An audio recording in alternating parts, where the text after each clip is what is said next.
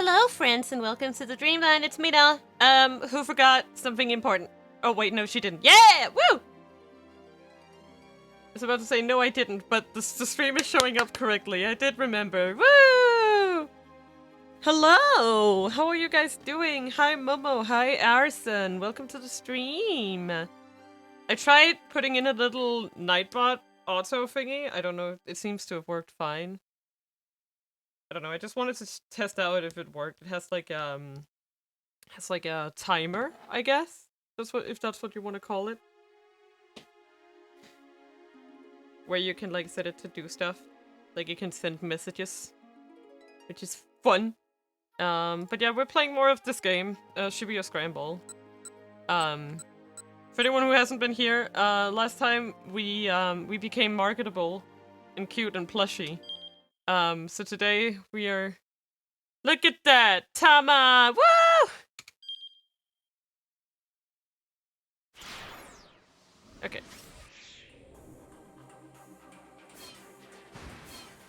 Right, we got to the new time slot. That's correct. I remember now. So we can pick whatever. So let's be a marketable plushie today. Hello, hello. In 1 hour, the Burning Hammer sales demo will begin. And the next episode of what was I doing again?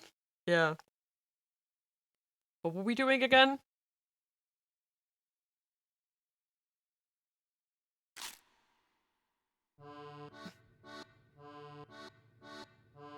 Chidi is laying out the assortment of snacks that we'll have on hand. Hey Tama, you hungry? Why yes I am. I mean, that should be pretty obvious at this point. No! That was not me! I'm not eating chips. Not me. Not me. Nope. Also, is it a little too loud? I feel like the music is a little loud. Wait. I would never eat chips. Never. Never. Ever. Especially not on... Oh my god. Argo just has so much dirt on me, I swear to god. Mina's cancelled for eating chips on Discord calls.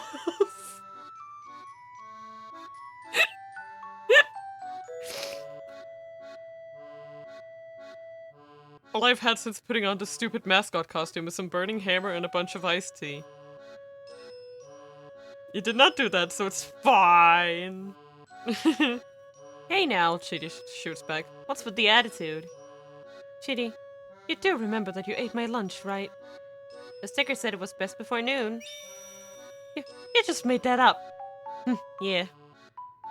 Yeah, this is a weird, Momo, I would recommend sticking around, because this game is so much fun. Like, it is weird AF, but like in the best way. Chidi chortles merrily and chucks some more iced tea. Okay, folks, Mr. Yanagishita calls out as he slips into the room. Lunch break's over. Back to work. I don't feel like I've had much of a break. If anything, I'm even more mentally exhausted than I was before. It truly feels like someone who made the Yakuza games did a VN. Yeah, it's like the same kind of energy for sure. There's a box full of Anagachi toys in the storeroom on the third floor. Mind bringing them down? Anagachi, I ask. What's that? The name makes it sound like some kind of product Naga? That's hilarious. Yeah, that's okay, have fun. Have fun playing. Mr. Yanagishita's face widens in surprise. You've never heard of him? You know, Anagachi, it's a digital pet game where you raise an eel that lives in Tokyo Bay. A portable electronic game in which you raise a conger eel, Anago, feeding it daily and clearing away feces. Depending on how you raise your eel, it can wind up developing into various forms, from normal eel to ultimate eel sushi. You can also use the infrared communication feature to bring over friends for your eel from another nearby Anagachi device. There's also a sister product, Trout Watch.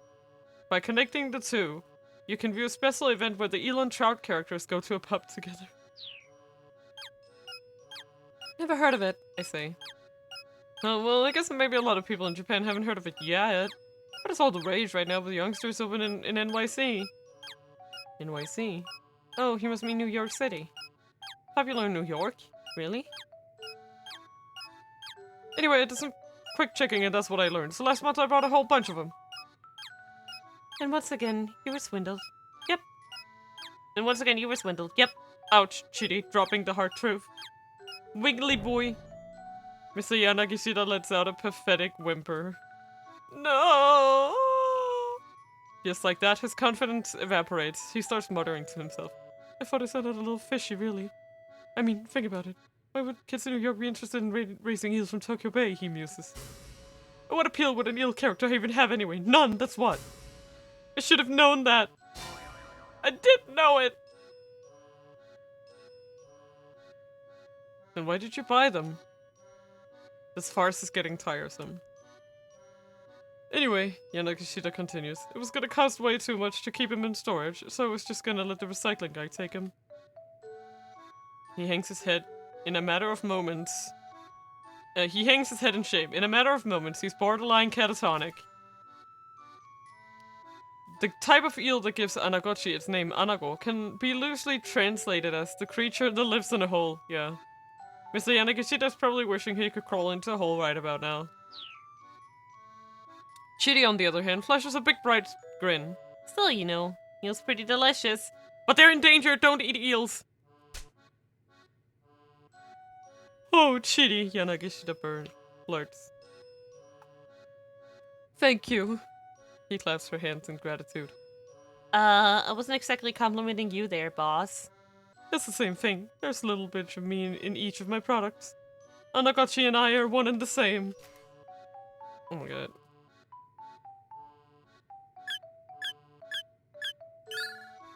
Grub.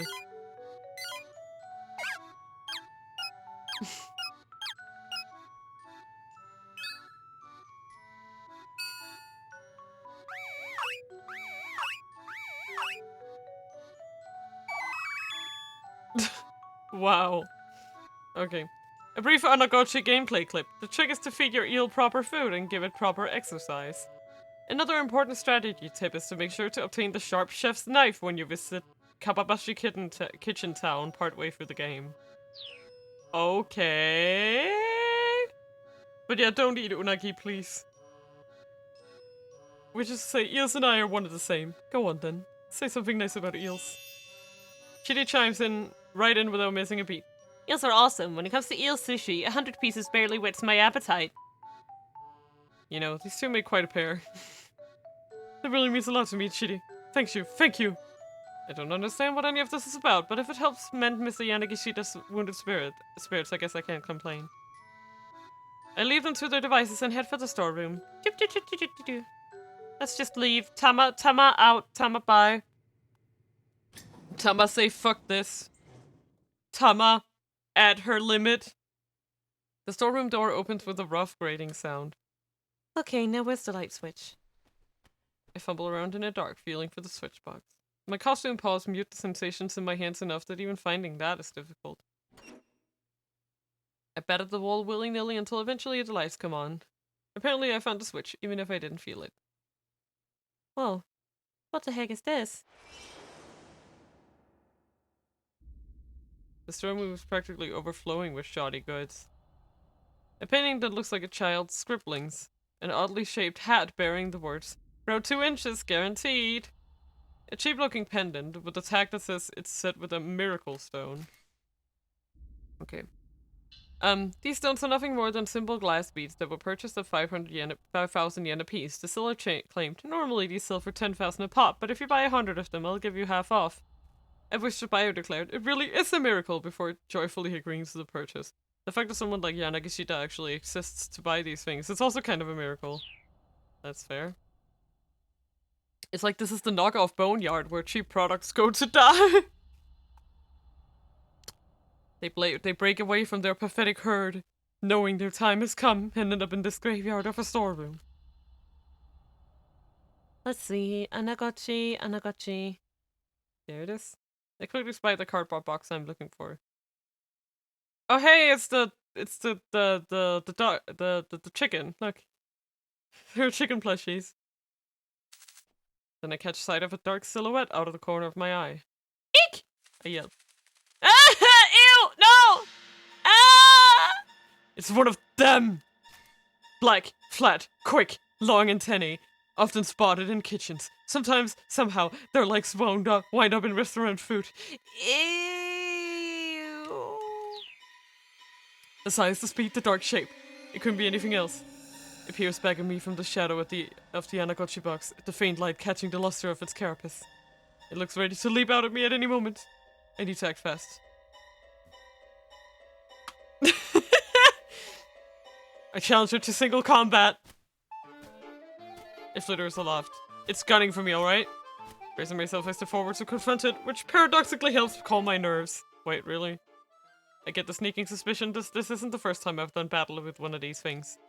It's like I've trained myself to protect someone who's even more scared of them than I am. As I mull that over, the thing hovering in the air presses its attack against me. Now's my chance! I snatch up a nearby piece of cardboard and swat at the creature, hard. It sails out the window in a graceful arc, then flitters away into the world beyond. It actually worked! I just picked the funniest option, oh my god. At least we parted on mutually acceptable terms. I didn't have to squash it or blast it with pesticide. Hefting the box labeled Anagotchi, I scurry away from the graveyard of schlock merchandise. Bye! Goodbye, my good boy. Whew, I made it. When I get back to the break room, Mr. Yanagishida still clutching Chidi's hands. And eel's super tasty when you sell broilie, too. Thank you. But tempura style's probably the best. Thank you! Well, Mr. Yanagishida spirits have certainly been turned around. Okay, got it. I hold out the big cardboard box. Excellent, thank you. Your girls look gracious, Yanagishida shouts. His voice resounds with gratitude. Hey, that's it! I just got an amazing idea. Why don't the three of us start our own company? I'll pass. Chidi and I respond in unison. Boo boo! No thanks. Iya desu. Man, you two shut that down quick. Oh well, for today let's just focus on selling Burning Hammer. By the way, I ask, where is the Burning Hammer? There wasn't any in the storeroom, and I don't see any here either. Oh, that's right. It's up back in the loading dock. We should probably go bring it in. Oh, and bring the Anagotchis with you too. The recycling guy's gonna be showing up soon. Come on, let's go! Shiri and I follow Mr. Yanagishida out to the loading deck. Okay, let's see. But the loading dock, it turns out, is empty. What is this game? We're gonna do a sales pitch and become marketable plushies. That is what this No! There's no sign of the Burning Hammer anywhere. It's gone, Mr. Yanagishida murmurs. Then his voice rises to a shout. It's gone! All gone! The Burning Hammer, it's all gone! It's a serious crime drama. Yeah, that's who. Flying into a panic, he searches frantically from one end of the dock to the other, leaping into the air, even peering down into the cracks. But no matter where he looks, there's nothing for him to find. It was right there a little while ago, like right here. Right here! I hear the sound of an engine revving outside. Mr. Yanagishida cries out in alarm. We can see a truck starting to pull away. Its bed is piled high with cardboard boxes and other assorted trash. Hey boss, is that... There it is! Mr. Yanagishida begins racing us with the truck. My burning hammer! His voice cracks as he cries out. Give that back! Give it back! But he's no match for a speeding truck, and the boxes of burning hammer vanish before his eyes. Burning hammer! Come back!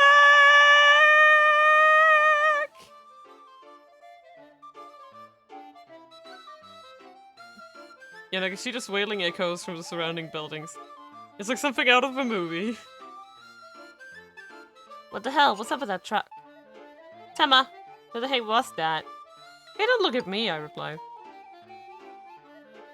With all those piles of stuff, it looked just like the recycling guy. As soon as with all this, the revelation dawned on his face. The recycling guy? I can see the color draining from his face. The words recycling guy give me an idea. If it was him, maybe he thought he was picking up the Anagotchis by mistake. We have to find it! We have to find that truck! The man is absolutely beside himself. Chidi, Tama! You two split up and try to track it down. Wait, why do we have to look for it? Again, Chidi and I speak in chorus. If there's no sales demo, there's no money to pay you. And then all the work you've done will be for nothing. Right. When he puts it that way, I guess there isn't much of a choice. Somehow or another, we'll have to find that truck.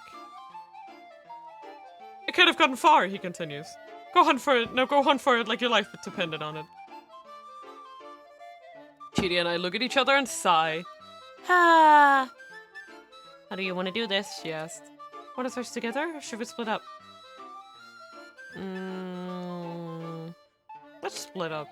We should split up. Chidi and I go separate ways, searching for a truck full of junk. Serious business. I make my way to Sentakai. I'm so focused on searching all over as I walk that I lose track of where I'm going, and I wind up bumping right into a man who's hurrying along with his daughter. Yeah, it's Toyama! I was about to say I recognize you. Teruo and Hana Toyama. They came to Sentakai to eat lunch. Before that, they were at Heaven Publishing in Shibuya ENVtuber. While wandering around distractedly looking for somewhere cheap and tasty, Mr. Toyama bumped right into Tama. Oh, pardon me. I hop back onto my feet and go to both the man an apology. Ow! That's a funny, like, in-character fact. He both at the same time and we managed to bonk our heads together. Sorry! As her dad drops on his knees, clutching his head, the girl begins to wander off. Hana's just like, I'm out of here! Oh my god, Hana is a savage. I love her. Hana's just like, no. Actually, no. Like, her dad is just like, please help me! And she just stands there like... No.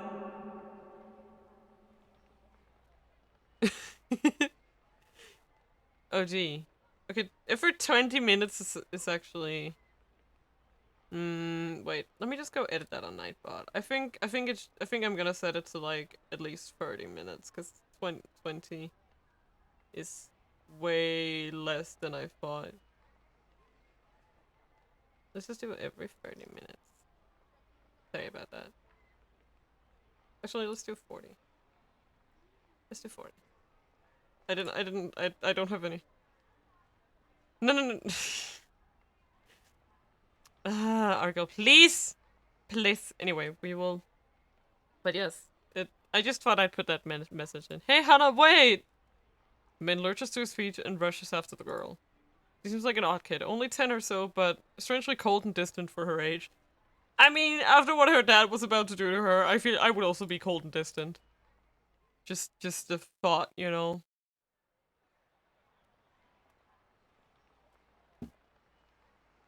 Nursing my own sore head, I make it all the way to Shibuya Station, but there's no sign of the truck. I'll probably never find it just by wandering around randomly. That's a big clock. It's already 12:35. The sales demo starts in 25 minutes. There's serious doubts I'll be able to find a truck by then. What should I do? Boo boo! Fuck you! Guess we'll need help from another character. That's a big hand watch. It is. Well, I guess we're screwed. Where do I want to go in? Do I want to go with Minorikawa? I want to see what he's up to. Yeah, let's go with Minorikawa. Pointy man. Minorikawa stood on the sidewalk, weighing his options. Chiaki's phone call had thrown him for a loop. He had expected her to be anxious about doing interviews, but wow, she was a real basket case. Still, that didn't change the fact that he had a schedule of his own to keep. The surveillance camera story had to be his top priority. Chiaki would just have to find some way to fumble through things on her end. Your Mina might have forgotten something. And it's not to tweet. Never.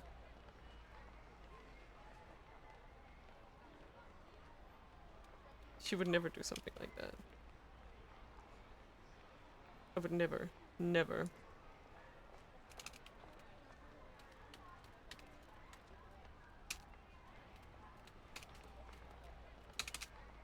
I would never do something like that. I'm not that kind of person.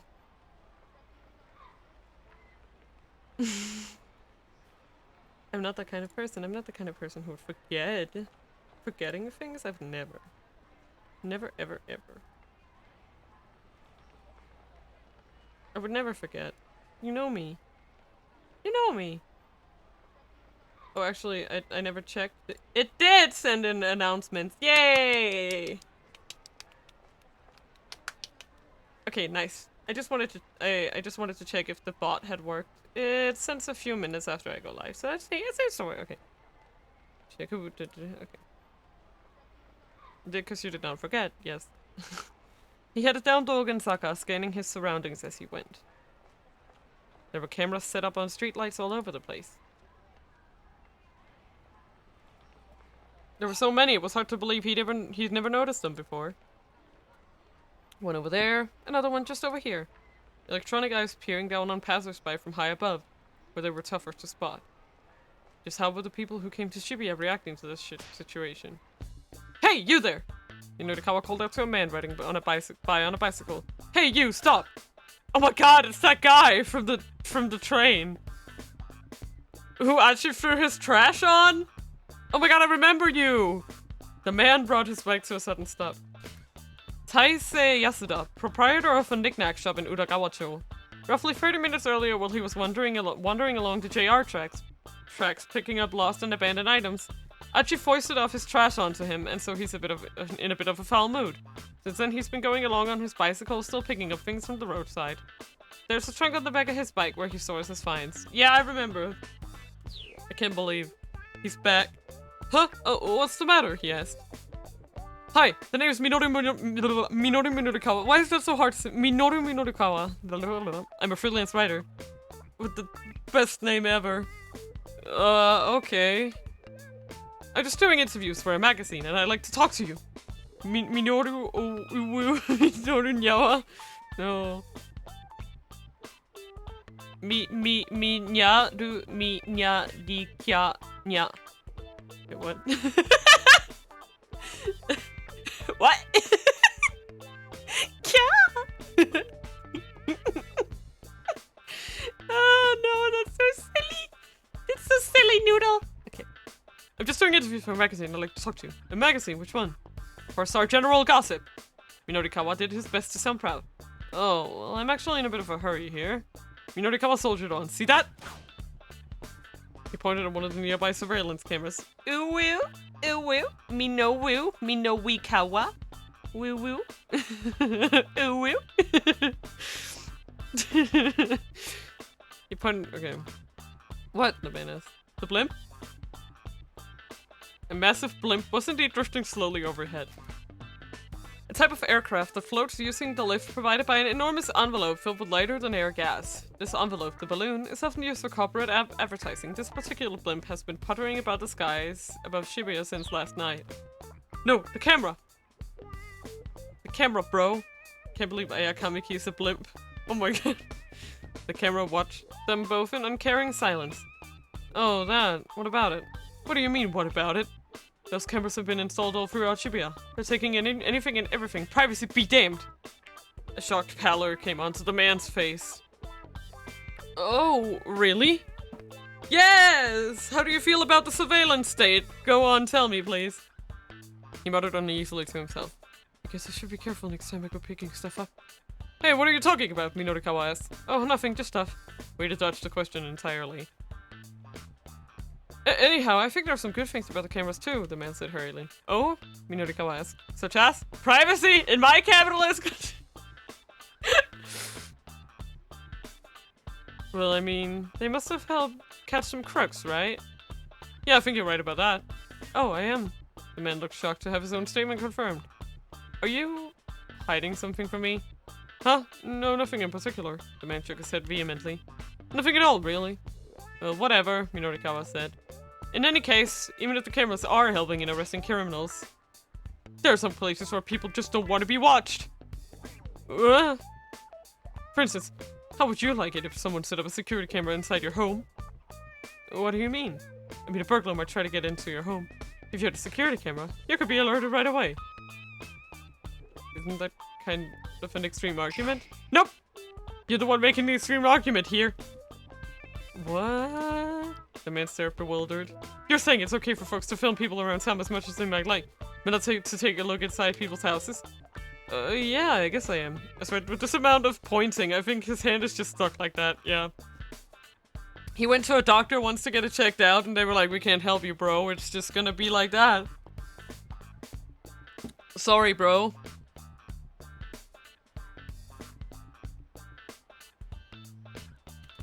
Minotikawa snorted. You don't think too deeply about things, do you? He mocked. The man huffed in indignation. I don't see the problem, he said. I mean, it's a normal enough opinion. You want to bring down crime, but also to protect privacy? Well, yeah, so if they're just gonna set up cameras around town, I'm okay with that. Minotikawa grinned inwardly. You're being naive, he said. Way too naive. Naive about what? I know the man was getting worked up. Once you start letting people watch you some of the time, you'll eventually let them do it more and more. That's how the world works. A simple change in camera angles all it'll take to steal the last traces of your privacy away. That's kind of funny coming from you. Doesn't 4-star general gossip get all its scuttlebutt by invading the privacy of others? Since when are you people concerned with personal privacy? Meaning what exactly? Minotikawa asked. You know damn well what I mean. Have you no shame? I've got nothing to be ashamed about, Minotikawa exclaimed. If some celebrity scandal breaks, I write it up in the form of top-class, socially conscious expose. That's the Minotikawa seal of quality. The man rolled his eyes. Please, as if anyone's ever heard of that. Your everyday freelance reporter would say something about how security firms have no right to use cameras to disrupt personal privacy. But not me, oh no. I'm the only guy who'd write a first-class piece on the subject. And you want to know why? The man's only response was a doubtful look. Because privacy only exists for me to utterly demolish it! Minotikawa finished with a prideful grin. I don't know about this guy! That's nothing but journalistic arrogance, the man railed. Oh yeah? Yeah, I'd rather have surveillance cameras any days, if the alternative is some weird gossip piece. This time Minotikawa didn't have a handy retort. An awkward silence descended over the pair. Right, I see. Yeah, it really is a scrum debate, like what the hell? Minotikawa muttered to himself as he busily scribbled in his notepad. The man was visibly taken aback. Thank you for your cooperation, Minotikawa said at last. He gave you some good stuff. He held up a hand to forestall an angry retort. I realize I probably got you a bit riled up. You'll have to forgive me. The man peered up at Minotikawa in disbelief. That's just my interview style. Sorry, I know it's a little unorthodox. Buddy, you're a weirdo, you know that, the man said. Yeah, I hear that a lot, Minotikawa laughed. So can I go now? Sure, I'll quote you as passersby A in my article. Sure, whatever, the man muttered. He quickly sped off on his bicycle. Okay, so, I mean, I can see how that would make for interesting reporting, right? Because you're just putting people on the spot. Like, I don't think that's necessarily a bad style. Because he's like being like, okay, like, say, like, he's kind of getting people riled up, and that kind of, it kind of makes them say what they're thinking. Like, and I think that's kind of cool. You know? Yeah. But yeah, it's definitely, it's like, it's useful because it makes people kind of speak their minds, right? Because they're like so focused on, like, oh shit, he's confronting me. I better fucking give him a piece of my mind, right? That kind of guy. Like, oh, now he's done it, right? Minotikawa now has some material for his surveillance camera piece. He wanted to organize what he'd managed to put together so far. He decided to head toward his next interview location, keeping an eye out for a cafe where he could stop to work on his copy. He used a map included in the project proposal to guide him. It was hard to read the words and make out the details, but it looked like the Nokane building, where the Burning Hammer demo was being held, was just down Centra Guy. There's no indication of which floor the event would be held on, however. That made him a little anxious, but he'd probably be able to find someone to point him in the right direction once he got to the building. He spotted a cafe up ahead. Coffee, please, he shouted as he strode inside. He slumped down in an open chair. Hopefully he'd been able to hole up in here until 1 o'clock, working on his article. If he couldn't have it done by then, finishing the whole issue by the end of the day would be a tall order. He pulled a cigarette from his overcoat as he waited for his computer to boot up. Having a smoke was Minorikawa's little trigger for going into writing mode. The state of being in a mood to write some text. As Minorikawa goes about his job, he switches between writing mode, interview mode, food mode, and sleep mode. When busy, he'll sometimes go into writing mode and food mode at the same time, sometimes even straying into sleep mode in the midst of a food mode. When he's even busier, he'll eat and write mid-interview while nodding off. This is known as ultimate mode. Rip. He stuck the cigarette in his mouth and lit it up. How can you eat and have a cigarette at the same time? Can someone tell me if that's, like, is that bad? That sounds really bad. With the first heavy draw of smoke, he felt his mind focus. The rough idea for his article came to his head nearly fully formed. All he needed to do now was get it all written down. Ultimate mode, yeah. Finally, his laptop finished booting up. Took you long enough, pal, he muttered to the computer. His hands leapt to the keyboard like a predator pouncing on his prey. In a matter of moments, he had hit his stride. His fingers clicked away. One by one, lines of text filled up his screen.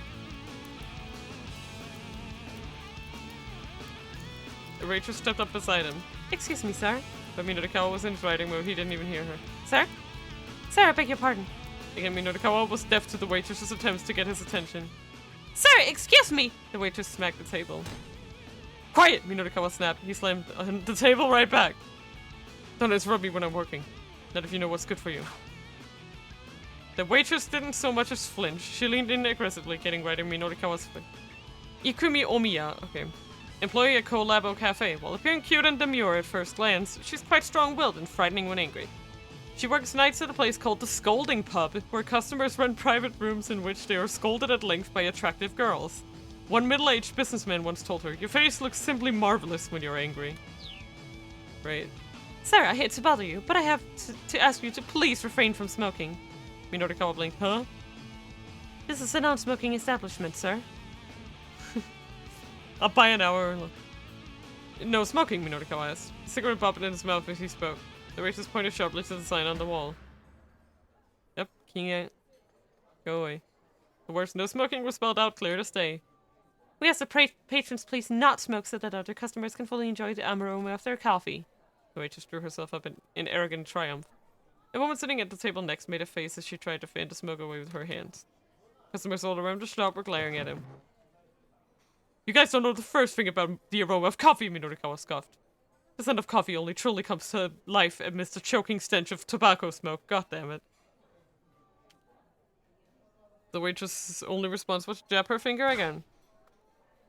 But this time she didn't point at the sign, she pointed to the door. Sir, if you're gonna smoke, then please take it outside.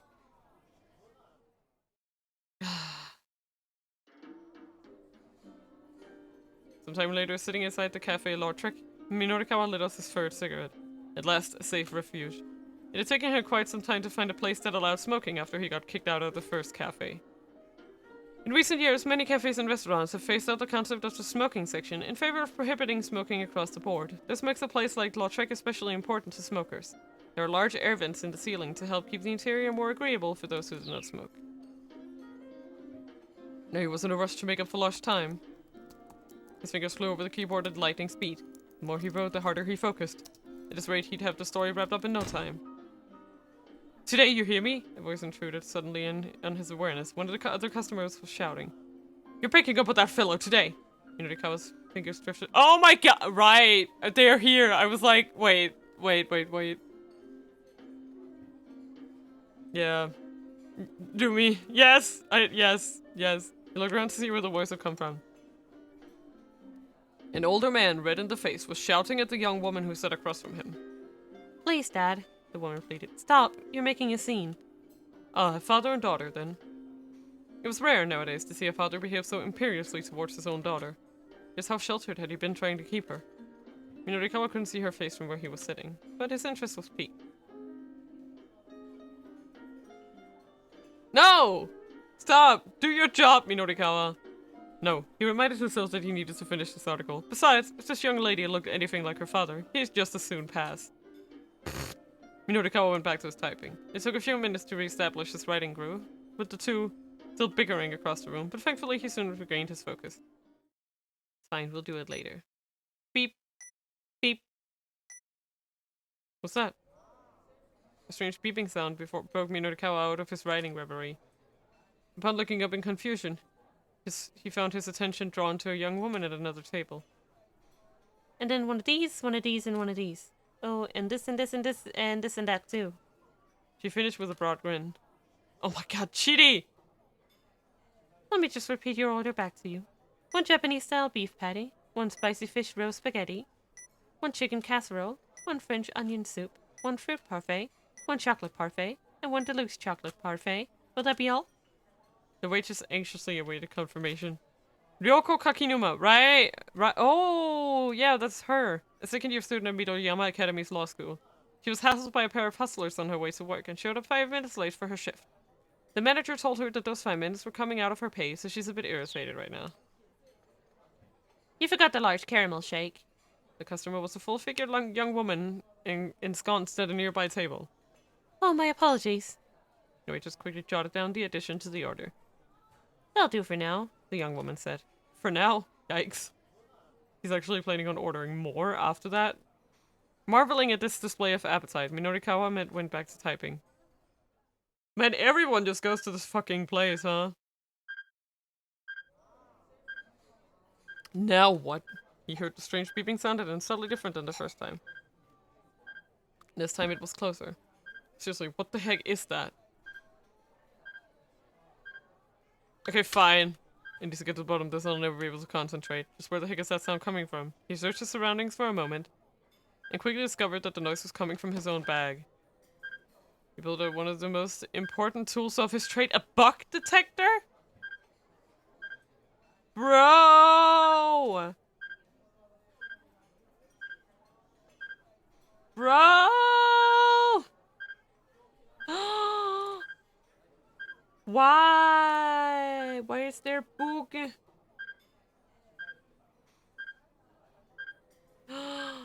That's so scary. Ooh. Oh shit. Oh shit! Okay. It's been bugging me. An instrument for fighting listening devices. Since wireless listening devices emit radio signals, buck detectors are designed to use wide area receivers to reveal their presence. Using a detector to find something in this fashion is known as fox hunting. We are Yagamiing this shit. It was on, and it had picked up a signal. To a reporter, information was live. That made owning a bug detector a sensible precaution in his line of work.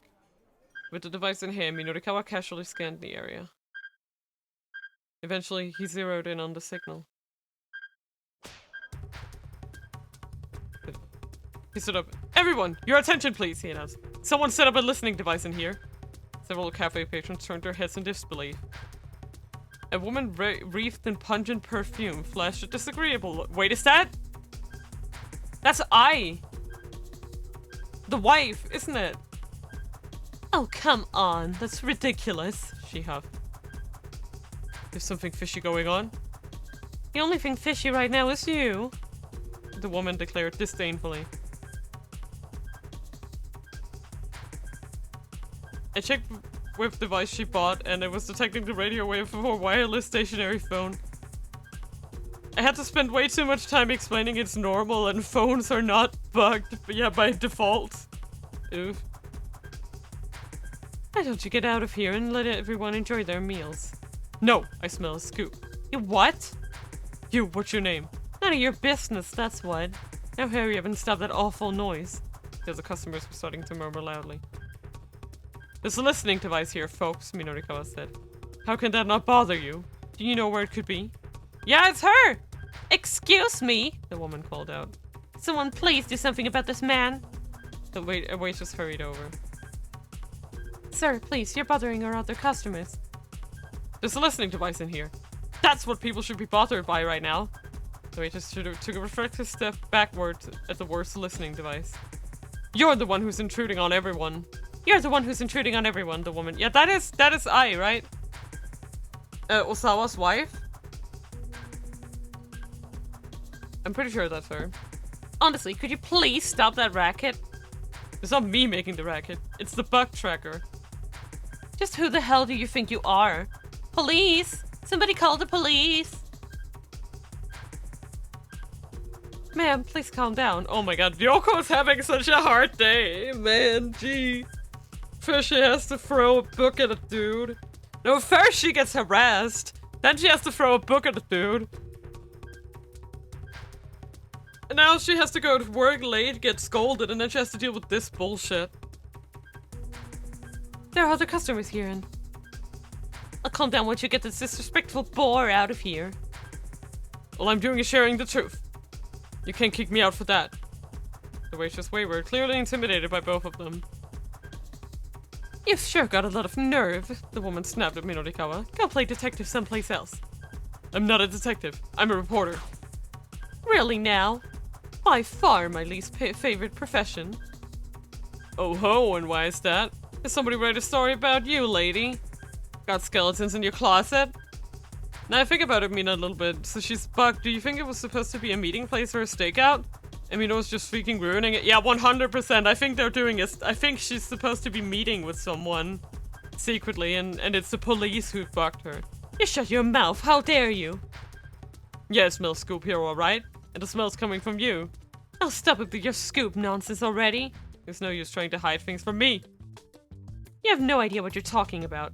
Oh, yes I do, lady! Go to hell! After you! Blah blah blah blah blah blah blah blah blah blah blah. As they shouted over each other, their words blurred together until there were barely words anymore. The onlookers could only hear indistinct, meaningless raving.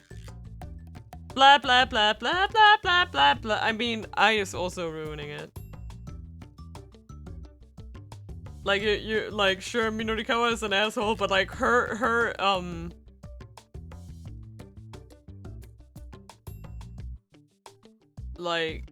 like, how to explain it?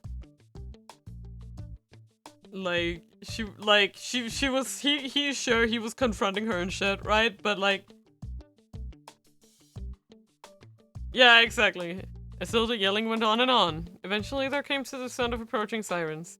But even when a police cruiser pulled up outside the cafe, the two didn't slow their bickering.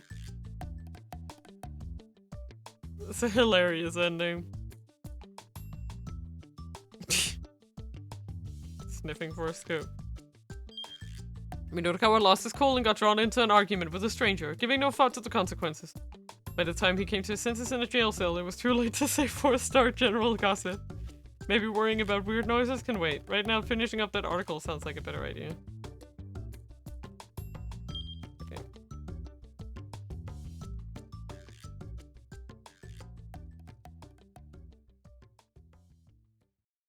Number 22, boys.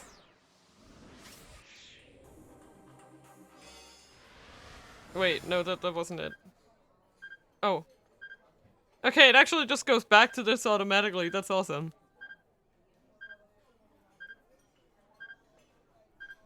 Oh no, I need to focus on the stupid article. Minorikawa immersed himself in his writing again. Before long, he stopped worrying about the curious sound.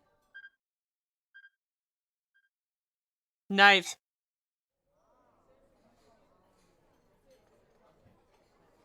The plump young woman set about devouring all the food she'd ordered, despite the strange looks she was getting. Now that was an appetite to be reckoned with.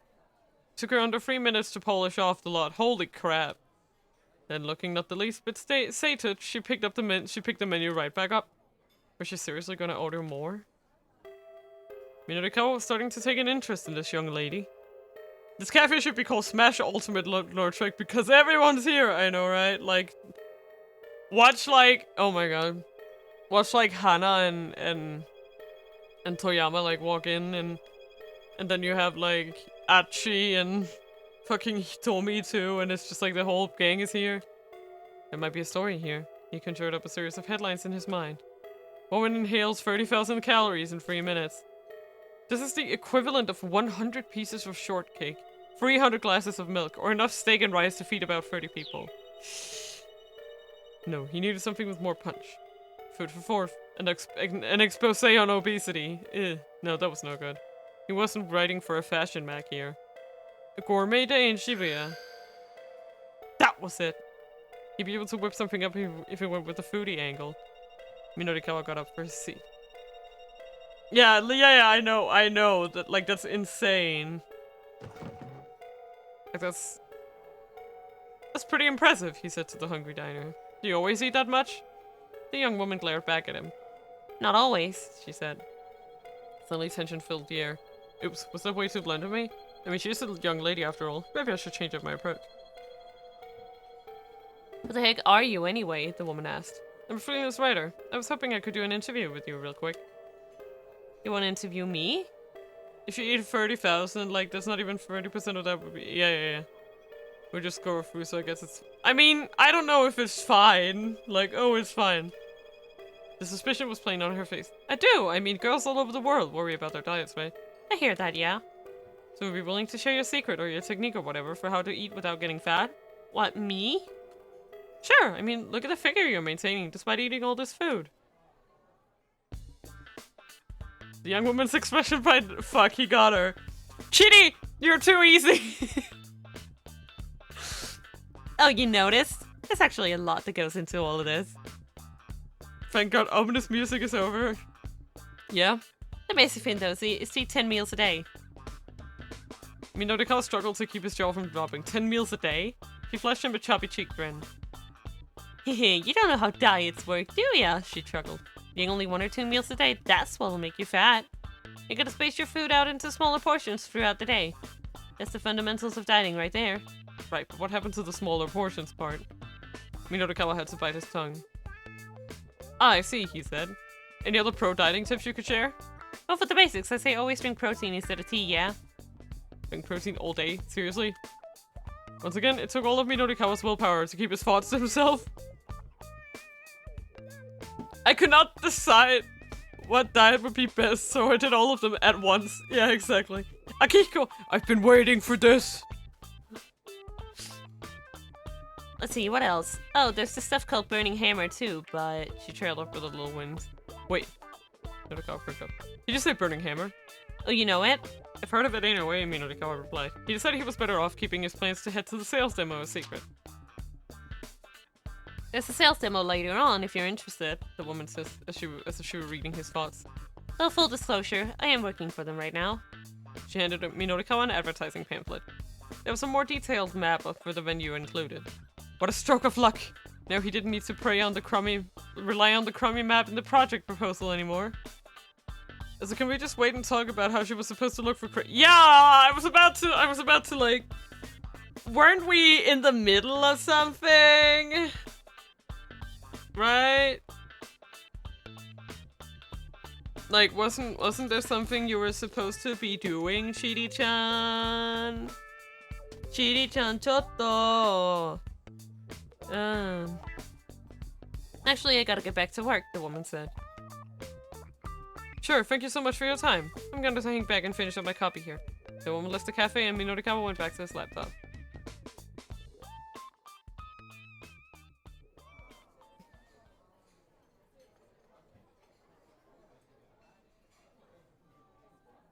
It doesn't even have a control. Oh, there's the control button. Why is it all the way up there? That's so confusing. Why is his PC so confusing looking? I hate it. He gotten in some new info on Burning Hammer sales demo, but he's also lost some more time. Mina's out of control! Yeah. Look, it has the control button as the third one instead. So like the caps lock and control or flip for some reason. Yeah, this entire keyboard layout is giving me... Wait, what the fuck is with the... No, the keys look fine, but... Like, the placement of them is killing me. The spacebar is tiny. God damn it.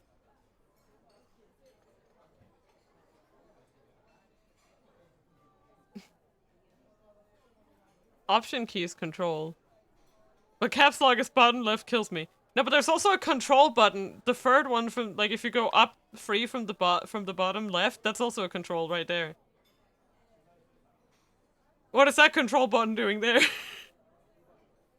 Kill me now. Also, isn't the option button an alt button? That's what it says. Alt option.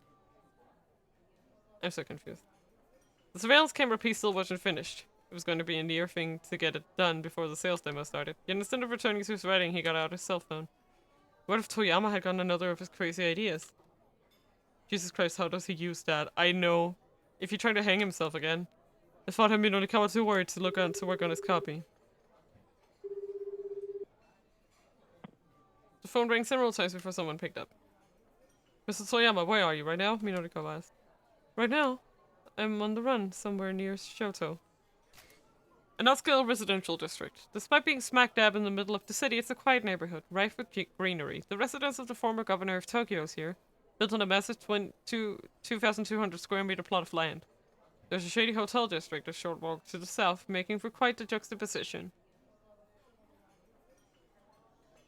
So why the heck is different language keyboard so messed up with special characters? It's always in places you don't expect. Yep. Toyama was speaking in an oddly hushed tone. Shoto. After you left the office, some guys came by to collect on my desk, so I made a run for it. Okay, so he wasn't dead, but the situation is still pretty bad. Look, we'll get you through this somehow, Minonikawa said, hoping it was true.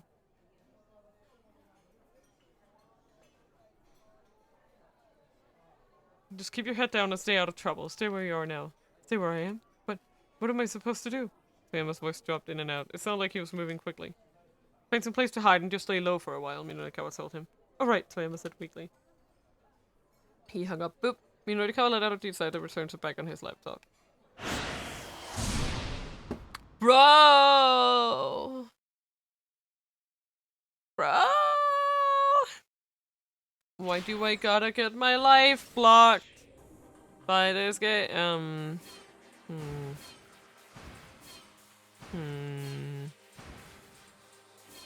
Yeah, let's see what Osawa was getting up to. I'm definitely interested to see what the hell he's been doing. The rain won't let up. Alright, no matter how much time passes, it just won't stop. Ever since that day, the sound of raindrops has been burned into my mind. Such an awful, heart-rending sound, driving me to strip my life down to shadows. And yet, no matter what else I abandon, nothing will make the sound of the rain stop.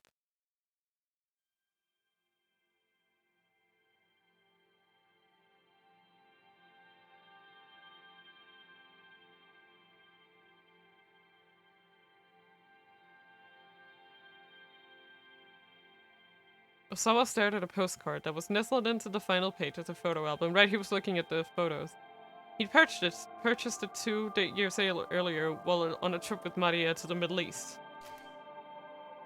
Originally used to indicate Iran, Afghanistan, and the region surrounding them, in modern times, the term refers to a part of southwestern Asia, excluding India and Afghanistan, and a section of northeastern Africa along the Mediterranean coast.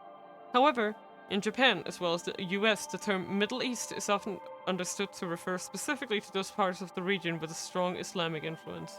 Okay. That's very confusing. I love that. Words that mean 10 different things depending on who you fucking ask. He'd mentioned that he was being sent there on business, and Maria had just blurted out, I want to go with you. She'd recently developed an interest in the Middle East conflict, and apparently she had been yearning to see the area firsthand. The ongoing friction in the Palestine region between the Jewish people who founded the nation of Israel and the Arabs who had been living there previously, the religious and historical context of this cultural clash was well beyond the scope of what could be elucidated here. Yeah. Let's not. I am not smart enough to speak on that. His daughter's newfound curiosity had taken him aback. She had always tended to be quiet and self-contained. The clumsy conversations aboard the airplane, the meals eaten together in awkward silence, it all felt like such a distant memory to Osawa now. Is that why she was... Ma'am, I'm afraid I can't let you do that. He heard Kajiwara's voice outside the door. Oh, Kajiwara, my boy. Why ever not? I'm just going out for a bit. The detective was arguing with I. Great.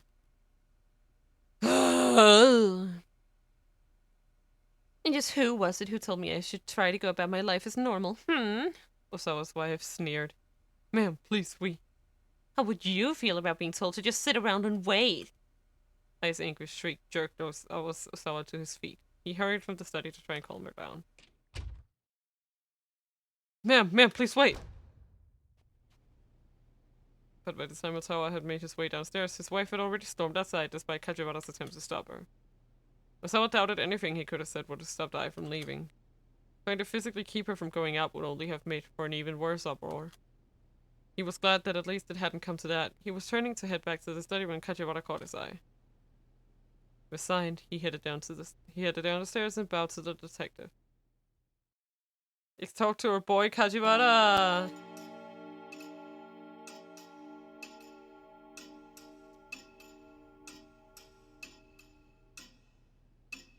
Any idea where she's going? Kajiwara asked. I mean, at a time like this? So I shook his head. I wouldn't know. I didn't think so. You know, your wife really is something else. Osawa arched an eyebrow. That's one way to describe her. I really like the way that, like, they did this. Like, I don't know what the fuck they were thinking with the set for Osawa's house, but this place feels like... It's so strange. I love it. See you soon, Momo! That's one way to describe her. A rather rude way, as a matter of fact. Oh, no offense intended.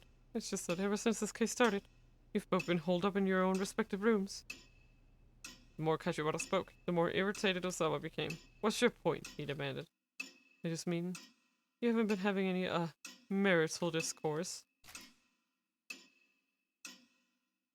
According to one survey, in roughly 6% of households, discourse between spouses is largely non-existent. Various reasons for this were offered by the couples in question. Many claimed that they were too tired to have the energy to talk, or stated we wind up fighting when we talk, or we have nothing to talk about. Mind your own business, so snapped. Kajiwara dropped his head deferentially. The two of us not talking isn't a new thing anyhow, Osawa added. I have a policy of not having pointless conversations. It is quite common for Kenji Osawa to make it through an entire day without having a single conversation. On many days he opens his mouth only to eat or brush his teeth. His current record is a streak of 14 consecutive days during which he didn't talk to anyone. In a weird way, that's a little relatable.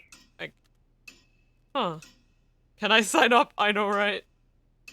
Where do I sign up to your policy?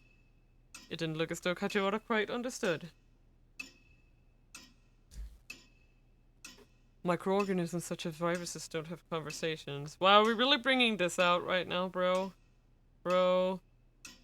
Are you for Maji Day right now? Bro! What the fuck? I guess this game, I swear to God.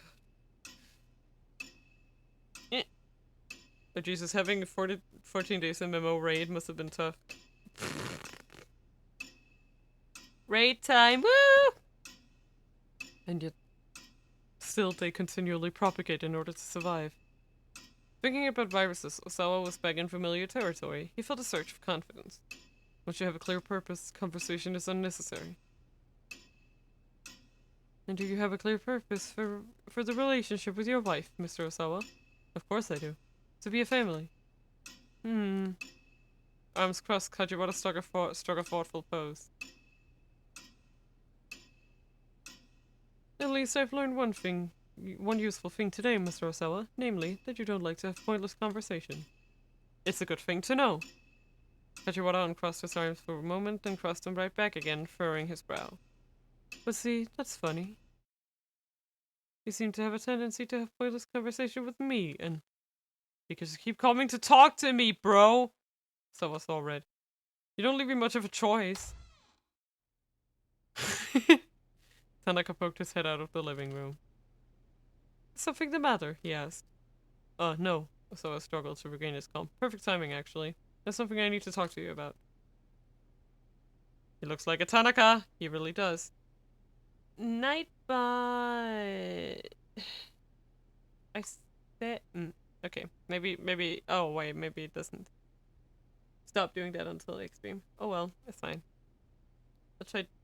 Wait. Let me just. Oh, yeah. No. I said. Let me just disable it. And then enable it again. Maybe it'll work then. No, it's fine. I just set it to do it every 20 minutes, and then I was like, this is too much. So I set it to do it like half the time, but now it just keeps going. Yeah. Yeah.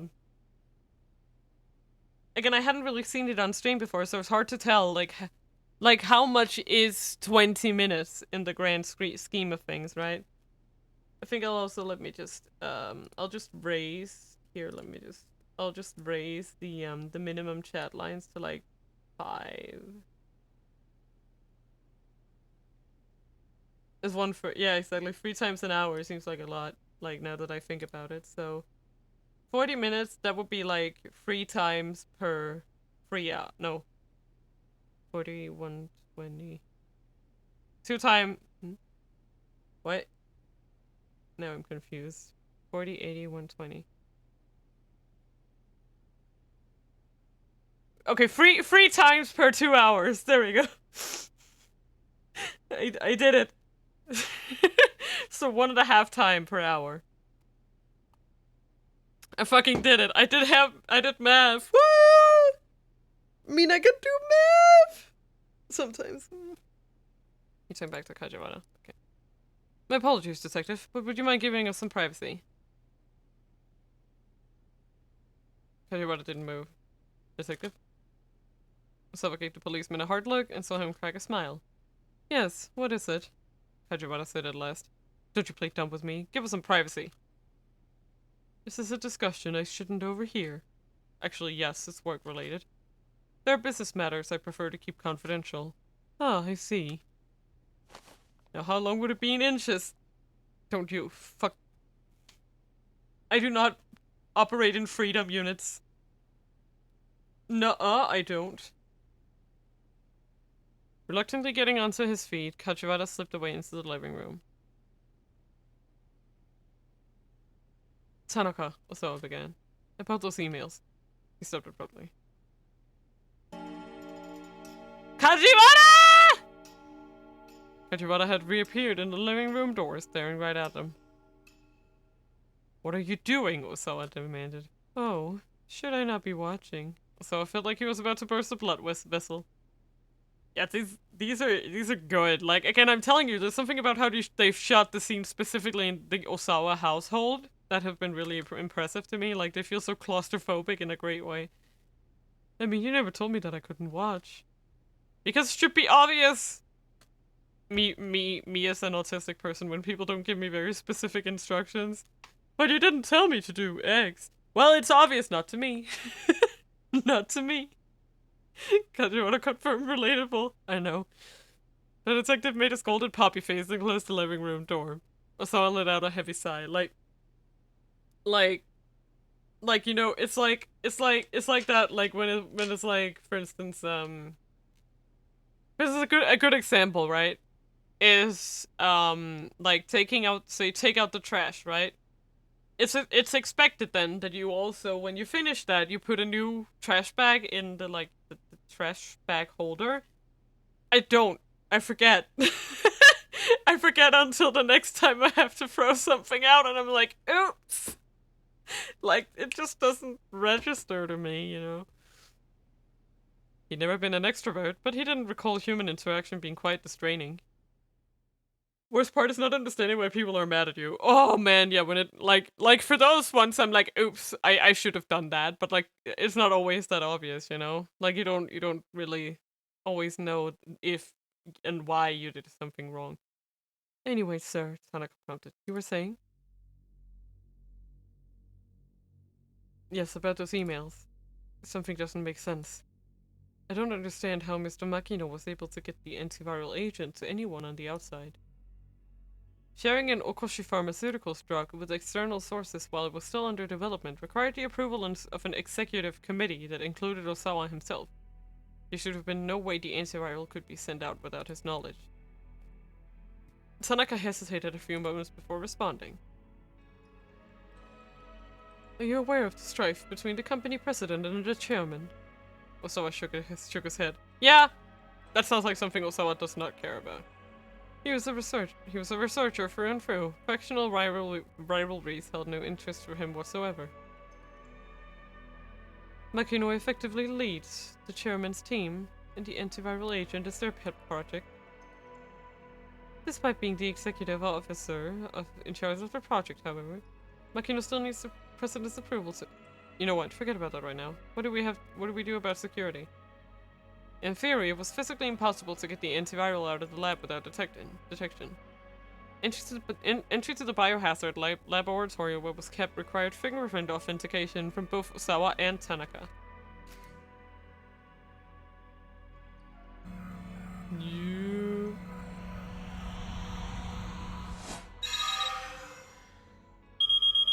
Look at that. Ta-da! Okay. Technology that allows an individual's identity to be verified by scanning the fingerprints. It is one element of biometrics, the measurement of physical characteristics to identify individuals. There are even devices that can identify people by checking the veins in the palms of their hands or the irises of their eyes. Yeah, but fingerprints are easy to get, you know? Like, I could understand if it was something like, you know, the eyes. Yeah, I could understand if it was the eyes, because, like, you basically just need the eye to do that. But for fingerprints, you touch, like, are you both wearing gloves all day? No. Then, boom, there you have it. They got your fingerprints, I'm 100% sure. Without the two of them there, nobody could even get into the storage facility.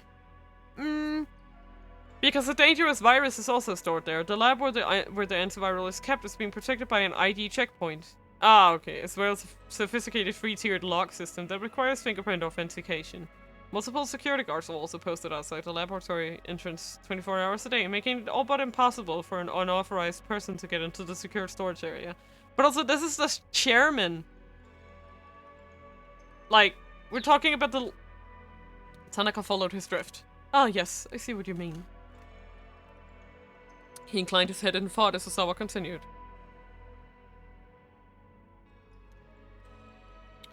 I don't want to ask him in person.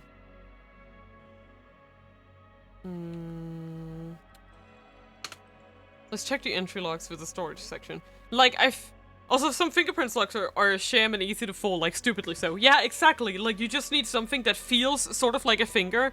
That has, like, you just need something that has the fingerprint embedded on it, because it just checks the ridges, right? Right. Oh my god, I remember it. I remember it. The big outage. Oh my god, Chopara! Welcome. Hello. How are you doing? Are you resting up? I hope you are resting up. You have to. Oh, Mina gun. Get rested. Get rest. Anyone who wanted to get inside had to present their ID card to the security guard on duty. It should be possible to check the computer logs to see if there had been any suspicious activity in the system. Hey, just chilling. That's good. I'm glad to see you. I hope you're chilling good. Tanaka shook his head. I already checked the logs, sir. There was no evidence of anything suspicious. You're welcome to check for yourself, though, if you're that worried. No, I believe you. Okay, I believe you. Yet the fact was that the antiviral had been used for clinical testing. Either Makino had taken it from the laboratory personally, or someone working on his orders had done so. But how? Was there really some way they could have bypassed lab security without anyone else knowing? So I couldn't think how it would be possible. Living room door open with a soft creak. Oh, Kajiwara, welcome back! It was Kajiwara, and he looked stiff and pale. Something terrible has happened, he said. Visions of tragedy flooded Osawa's mind. Maria. Is she... Kajiwara shook his head. No, it's not that. What is it then? Osawa asked, his voice trembling. Sir. I need you to stay calm. Osawa swallowed the lump in his throat. If his wife has been abducted too, I'm gonna be so angry. His eye gone too. You see? The toilet's gone.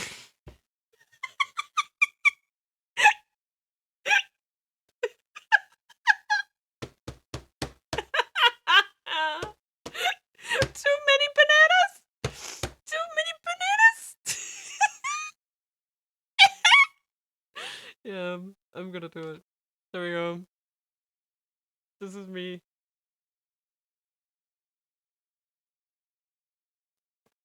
Oh my god. Oh my god. The toilet's clogged, bro. Ah! Kill me now.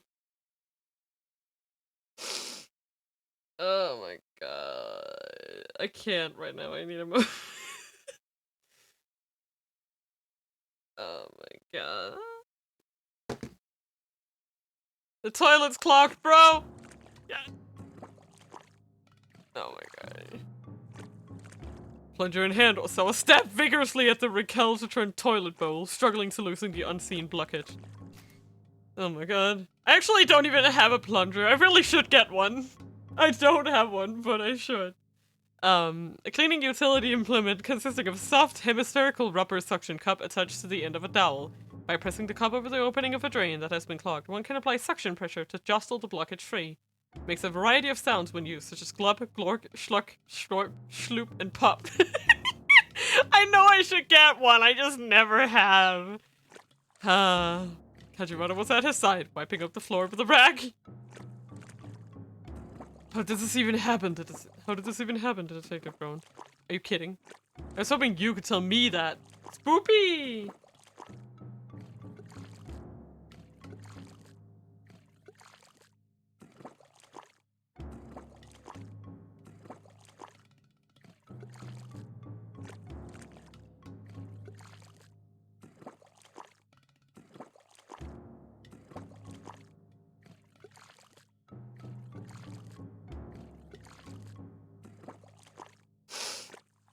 Oh my god. The plunger sucked and slurped at the porcelain basket. I can't deal with this! They sound like names that would give to a character. It sounds exactly like the name for your character in Zelda. What was it, Schleep or something? Like it sounds exactly like that. It was a first for Osawa. He'd never tried to unclog a toilet before in his life. Sleep. Yeah, exactly. That. Think of it as a blessing in disguise, Mr. Osawa. What the hell are you talking about?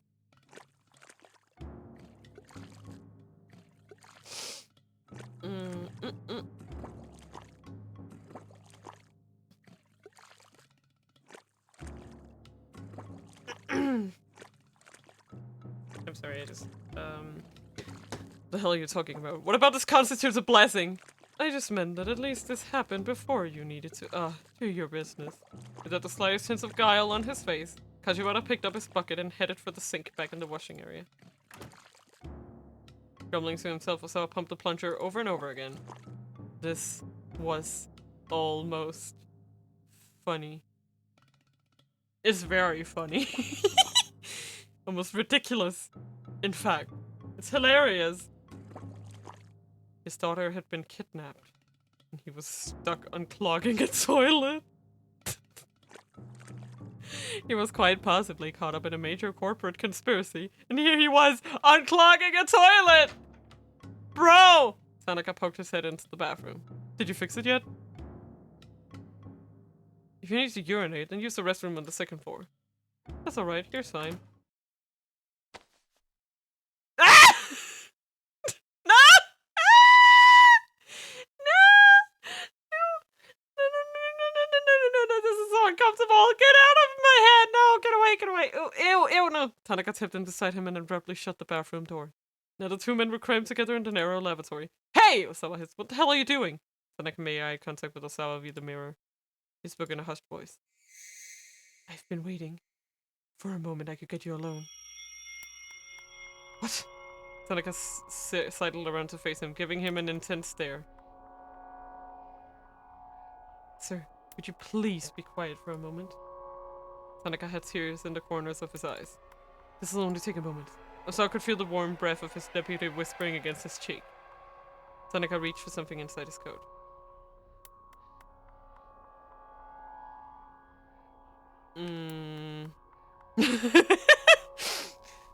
Plunge him to death? Should we plunge him to death? Hiya! Hiya! What do you think? Would that be funny? Slurp him to death! Let's go! Hey, come on, knock it off! So I lifted the plunger like a woman. Quiet! Tanaka chided again, taking out a cell phone. Here, take a look at this. Huh? So I could never have anticipated what he saw on the LCD screen. Ooh! Kinky. Ooh. No! Blocked. Murdered. No! That was like the most interesting thing I've seen all week. And I have to wait! Oh my god. You know what? Let's see what our little boy Kano is up to.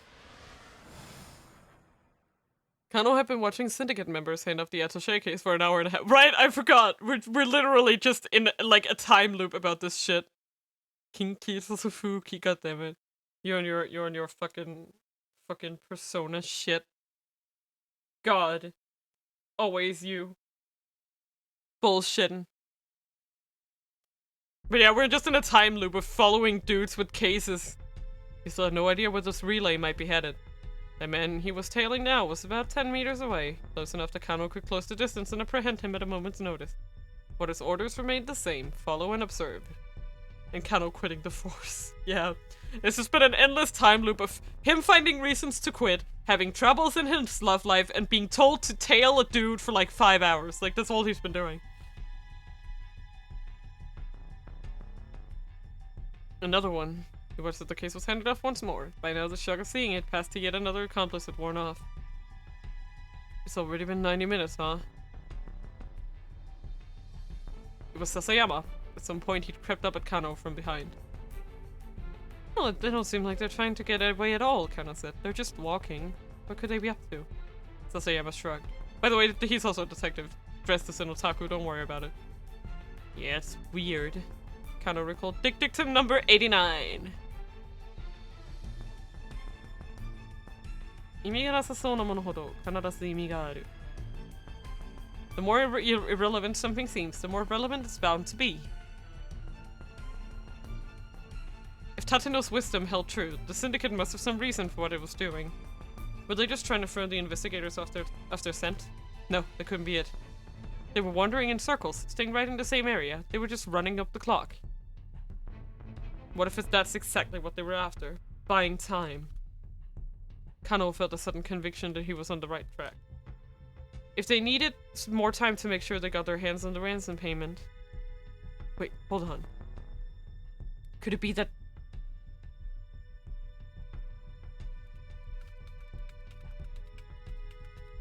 I think either of these are... Like, I think either of these are equally possible. But I think this one is easier. I think this one is easier to do. I don't see that they would necessarily have had the time to, like, take the money out. So I think that the real case is gone. Like, long gone. Or if the real ransom money is the paper of Kano quitting we saw all along the way? Probably. Could it be that the real case had already been switched out? It made a certain amount of sense. By handing the case off to one accomplice after another, they were leading the detectives to pay more attention to the individuals than the case itself. They could enable them to swap the case while the focus was elsewhere. Kano shared his hunch with Sasayama. I see. I mean, it is a possibility. Yeah, we might be following the wrong case. There was palpable tension in the air now. Kano, Sasayama said. You gotta report in Tsukuse. On it. Kano sent flashed his wireless. Yes? What is it, dear? What is it? Do you think we will see Sasayama's t-shirt fully? I sure fucking hope not. I do not want that, please. I do not want to see what that Animu girl looks like. But Kusei was dismissive. No, that's the case, I assure you. No offense, sir, but how can you be so sure? Kusei sighed. Because it's my job. There's an ID tag in that case that allows us to keep tabs on it. There's no way these crooks could have whipped up a duplicate. Then I think the money was switched out, for sure, 100%. ID tag? What ID tag? Wait, no, that's right. Kano had forgotten all about that detail in the wake of his all-nighter. Oh, right. Don't you oh-right me. Clearly you weren't hired for your brains. Focus on what you're good at. Kusei ended the call. Still, Kano couldn't shake his conviction that something was off. The man with the attaché case made his way back to Shibuya Station. The heck? Sasayama grumbled. It's right back where we started. Kano felt his frustration growing. It honestly looked like the syndicate was just randomly locking the case around town. Near Shibuya Station, a girl approached the suspect. She was Japanese and entirely unlike any of the other criminal's accomplices. She spoke to the man while showing him something on a notepad. He glanced at the pad but did not slow down. Within moments, he had left her behind. Yeah, who the hell is this girl? It looked like she just passed him a message. Well, that's sure fishy, Sasayama muttered. What, the girl? Asked Kano. Yeah. Wanna go hit her up? Sasayama could only mean one thing, questioning her. I wanna see. Yeah, let's go see what she knows. Sasayama and Kano hurried over to the girl. Excuse me, miss, we'd like to ask you a few. Are you happy with your life? The young woman shouted. She thrust her notepad in Kano's face. Tell me this. Are you happy with your life right now? Huh? Looking at the notepad, Kano saw the same question written there in bold letters. The girl's eye widened with surprise, as she hadn't expected two men to actually stop and listen. Right now, sir, she continued, more quietly. Are you happy? If so, if you could please take this survey about, about your life. Are you happy? Oh, it's Chiaki! Oh! Oh! It's Chiaki! Oh! It just hit me! The more she spoke, the more flustered she became. Sasayama stepped in. Hey, I need to know, did you speak with that Western fellow just now? Uh-huh? No, that isn't what I'm asking. Sarah, are you happy with your life right now? Are you happy with your life right now? Kano got a sinking feeling in his stomach. This kid was looking for a religious converse or something.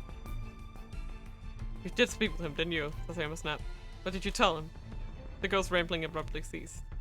Her already ruddy face went even redder, and tears welled up in her eyes. Poor kid, Kano thought. She's just out there trying to get people to listen to her survey questions. There's no way she's part of this kidnapping plot. Look, miss, he said. For the time being, it would be a good idea for you to leave the area. Afraid I'm not at liberty to explain. The girl's only response was to start stopping upright. I can't do this anymore. I wanna go home.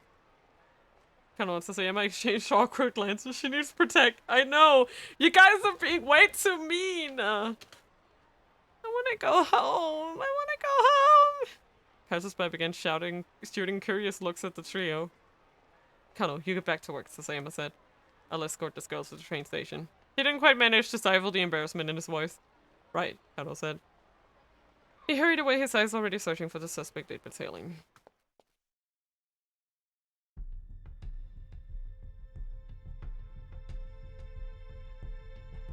It didn't take long to find him.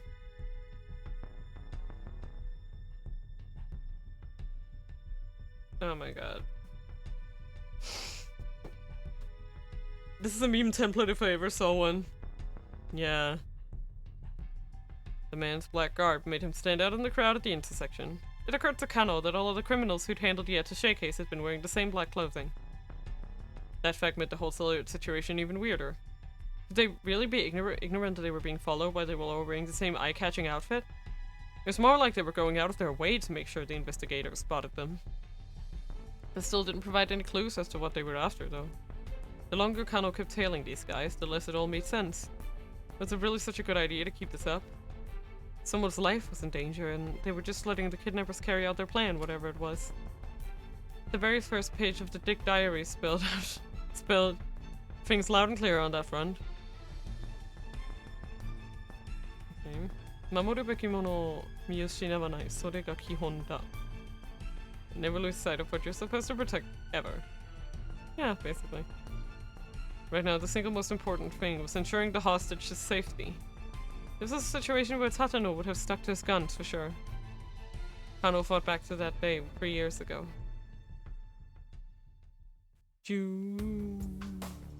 Baby Kano. A burglar had shot himself inside a financial office and doused their place in gasoline.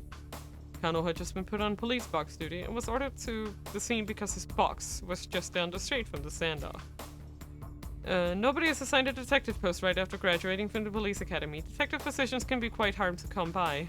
Candidates are selected for detective training only after accumulating enough experience working at the local police box, a very small type of neighborhood station manned by only a handful of officers. Oh look, Kano when he didn't want to quit the force, I know right? Kano when he didn't feel like death. Several officers had surrounded the building, keeping close tabs on the situation. The suspect was shouting nonsense through the entrance on the first floor. Things were getting heated. A crowd of alarmed onlookers had started to form as well. Step aside, a voice said suddenly from amidst the throng. A middle-aged man in a rumpled business suit had approached Kano as he hovered nervously at the edge of the scene. I'm sorry, sir, Kano said. You have to stay back for your own safety. He attempted to usher the man back into the crowd. A no-nonsense look crossed the newcomer's face. He spoke in a low voice. I'm Detective Tatsuno from the Shibuya precinct. What's the situation? Oh, sir, I'm so sorry. Yes, of course. But yeah, no joke. Back then, Kano quitting was a low-key meme. Because it's hard not to meme on how he almost always quit. Yeah. It's like half of, like, almost all of his bad end so far has been, I'm quitting my job! And the other half has been him getting killed or knocked out. Like, it's one of those two. Kano stammered, then quickly explained. He hasn't taken anyone hostage, but there are still people on the upper floors of the building. Giving only a slight nod, Tatsuno marched straight up to the building. The plastic container of gasoline the suspect had used was on the ground out front. Tatsuno picked it up and dumped the remaining contents out over his head. Kano was at a loss for words. He couldn't believe what he was seeing.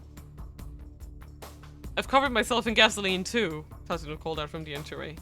The tension in the air ratcheted itself up several notches. Hey, what the hell do you think you're doing? Kano heard the burglar shouting from inside. If you're gonna do it, Tatsuno called out. We can die together. And he walked into the building. All Kano could do was watch things unfold through the plate glass window. Tatsuno was talking to the burglar, but Kano couldn't make out the words. The crook was clutching a lighter, his hand trembling. His expression was like that of a frightened child. Yep, what a guy. What a guy. Tatsuno slowly approached him and took firm hold of his shaking hand. The onlookers erupted into cheers and applause. Tatsuno handed the now docile suspect over to the detectives, then wearily sat down against the planter out front. It was like something ripped straight out of a police drama. Hydration.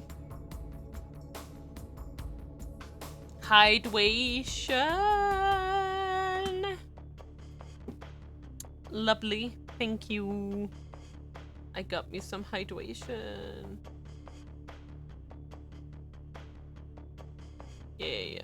Don't worry.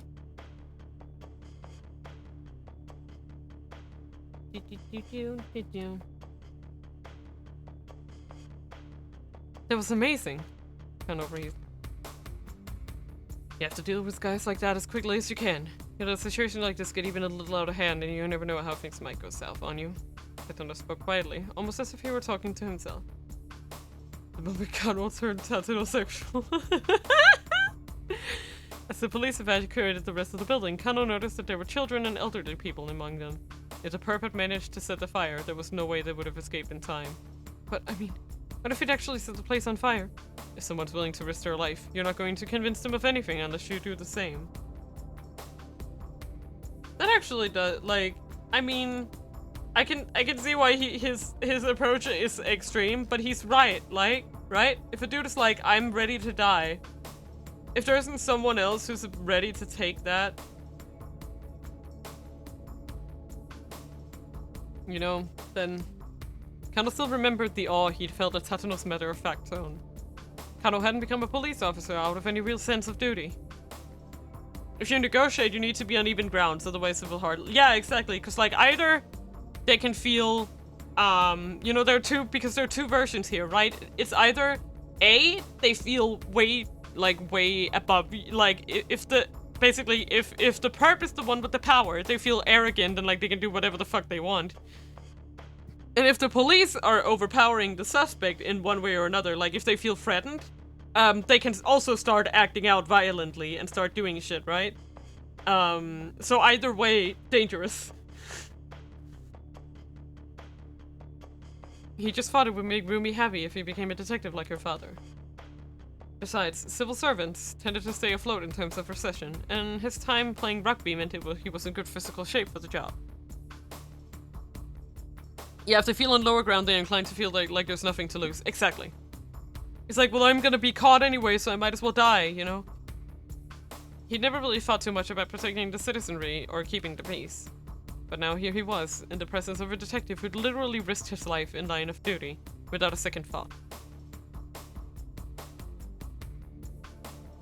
A police officer never loses sight of what he's supposed to protect, ever. Getting back up to his feet, Tatsuno tucked off his gasoline-drenched coat and walked away. Kano wrote the words in the notebook he just purchased. Thus the Dick Diary was born. He wrote it himself? Oh my god, that's so cute. Is Kano doing the face? He's doing the face. He's doing a face. Oh. Thinking back to the way Tatsuno has put his life on the line to rescue a bunch of strangers made Kano feel all the more raw about just tailing these syndicate members. Letting the crooks just wander around wasn't going to bring Maria Osawa back to safety. Of that, Kano was now certain. Shoot, it's bleeding pretty bad, he heard someone say behind him. He turned and saw two young men carrying another one along. There was a towel wrapped tightly around the third's head. Hey, what happened here? Kano asked. Shut your mouth, Kano blanched. Candy attitude. He's trying to help, another voice cut in. Oh, hey, Sasayama. Hey, babe. Had you finished dealing with the girl by the station, then? What happened to your friend? Out of my way, man. I ain't afraid to kick your ass. Look, cut the crap and let me take a quick look. Sasayama unwrapped the towel from around the young man's head. Ooh, that's nasty. The young guy was a little more than a kid. His head was soaked red with blood. He appeared to be unconscious.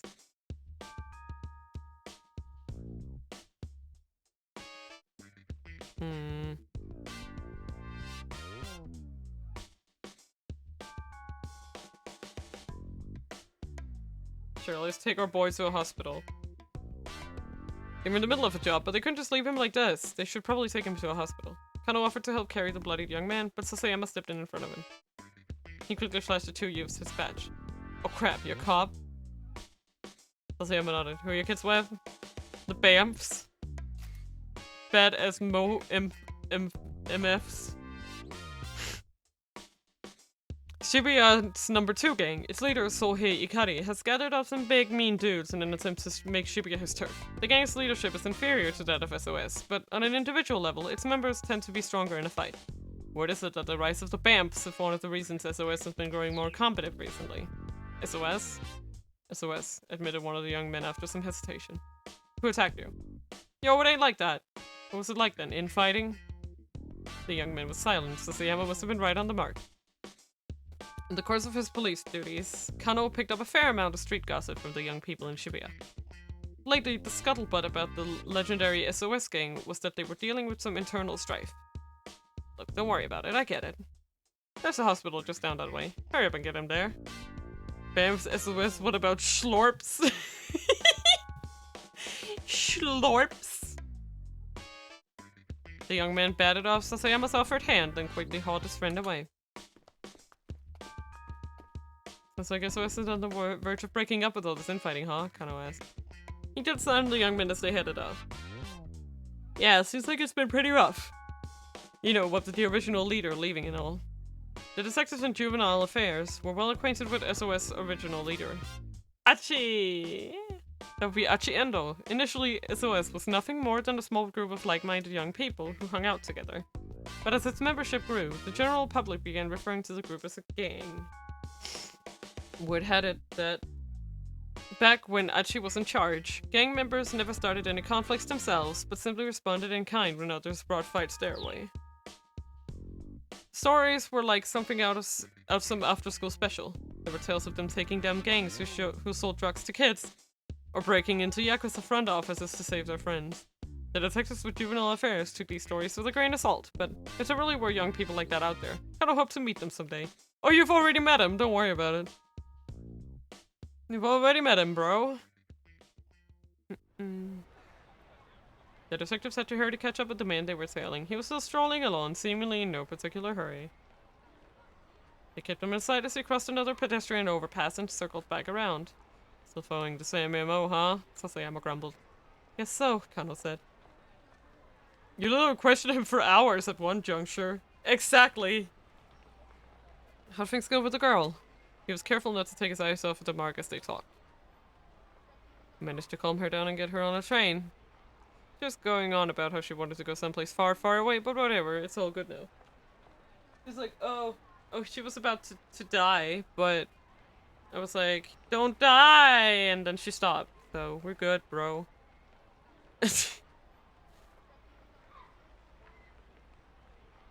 I don't even know I don't even know anymore. Doop, doop, doop, doop, doop. I feel kind of bad about the whole thing, Kano said. Well, she's not pertinent to the case anyhow. Guess it's back to Dog and this guy. Sasayama nodded toward the suspect, looking none too pleased.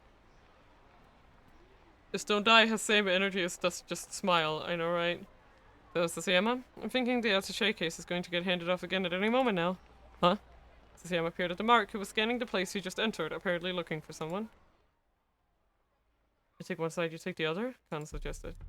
Sasayama's eyes went wide. Say what now? The way we apprehend both perps involved with the handoff. Sasayama didn't reply. Look. HQ isn't thinking about the hostage safety, Kano said, but that needs to take priority here. Sasayama's face took a rare solemnity. Disobeying a direct order is not something to do lightly. A detective's behavior is governed by the Local Public Service Act.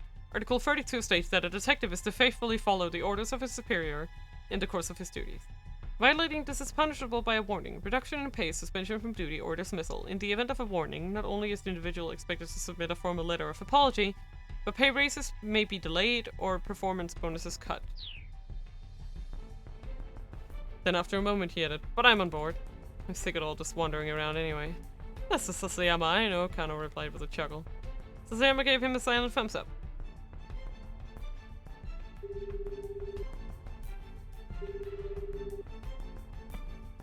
The two detectives took up position opposite sides of the plaza. Kano called up Sasayama on his cell phone. You ready? He asked. Just get the word. The only two non-Japanese people in the nearby crowd, both were eyeing their surroundings anxiously. Kano was certain the handoff was about to take place. And then... Well, well, well. If it isn't Mr. Toyama! Kano's ears perked up at the sound of an aggressive greeting, the voice dripping it with faint cheer. He whirled around to see two rough-looking young men confronting a father and his daughter. Oh no! The other man looked pained. Please, just hold on, he said placatingly. Before we agree on 4 o'clock? The young man snarled. Don't you try and play dumb with us, buddy. Nothing like that, I swear. My girl was just hungry, so I just stepped up to... Yeah? How come you just didn't just order a delivery, huh? Yes, right. I suppose that would work too. Don't you ah-ha-ha me, man. Kinda watched the argument uneasily. The stranger's altercation put him in a bit of a spot. The crook he was tailing probably wouldn't risk handing off the case with an uproar like this going on. What's going on over there? Sasayama asked. I'm not sure, Kano replied. Looks like some kind of argument. The suspect are gonna get away very on us. It's gonna screw up the whole handoff. Yeah, I know. So do something about it and get over here, Sasayama said. What? There's a way to shut them up and then get over here. Oh, well, sure, alright. Kano headed toward the argument. Hey, stop! Shut up! He was only halfway there when Sasayama called again. He sounded panicked. Hey, Kano! He made a run for it! Huh? Oh, crap. The man they'd been tailing had vanished from the brief time Kano had taken his eyes off of him. Wait up! Kano shouted. Sasayama was racing after the suspect and Kano rushed to join him. The man was surprisingly quick, however, and neither the detective managed to catch up. In fact, they soon lost sight of him amidst the teeming crowds. Frantically, they dashed through the streets as fast as hard as they could. Uh-oh! We lost him, Sasayama admitted at last. Damn it! He stamped his foot on the asphalt in disgust. directed Krusei. Kano grasped over the wireless. I'm sorry, but we lost the man with the attaché case. Dang nabbit! I know, right? There was a heavy sigh on the other end of the line. Kano braced himself. He wasn't going to be able to weasel out of this one with just an I'll do better next time. Sasayama, Kano, get your asses back to the precinct. Krusei out. With that, Krusei switched off the line. Back to the precinct. Kano knew full well what that meant. They were off the case. There was a gnawing in his gut. If those two punks hadn't showed up. No. His father and his daughter hadn't turned up. He might have been able to apprehend the suspect. Oh my god, Minorikawa!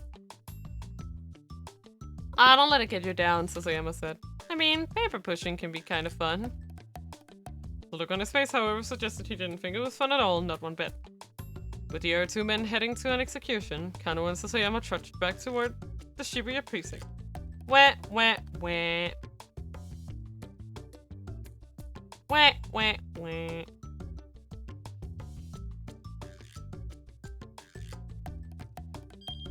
Kano was taken off the case because he lost track of his suspect thanks to a random altercation nearby, and his glum conclusion was correct. If that father-daughter duo hadn't shown up, this wouldn't have happened. A certain someone needs to give those two some better advice, and a certain other someone needs to meet up with them outside his or her house. Both of those are key to changing poor Kano's fate.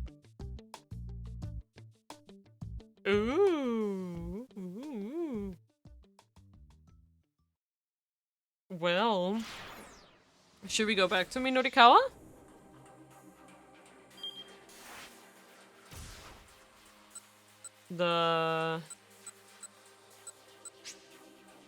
Oh. Yeah. Yeah.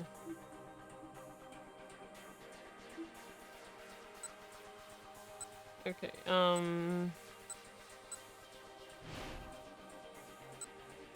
no, it's not this one. It's not this one either. Wait, when does he get... Is it here he gets the choice? It is, okay.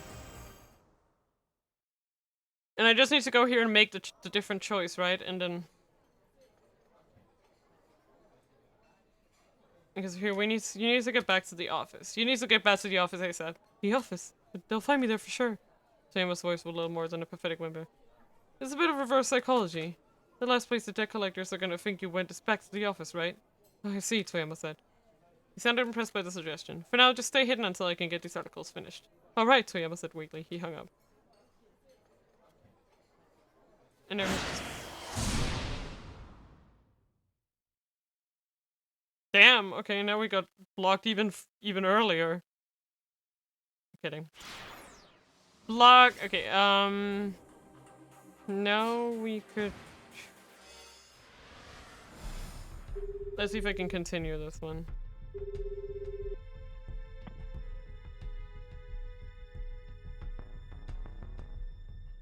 You ready? He asked. Please give the word. There are only 2 non-Japanese people. No. Wait, what? Did I... Okay, did I not? Did they... But how? Okay. So here, I've changed it. So I guess we're not done yet?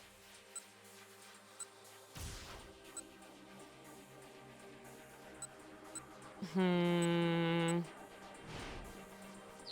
actually not sure. I guess we're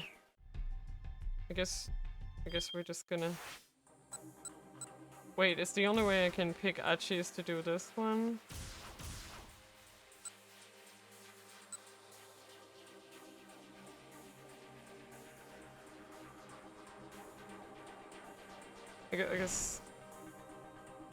I guess we'll do it like this. Okay, let's go. Let's go, friends.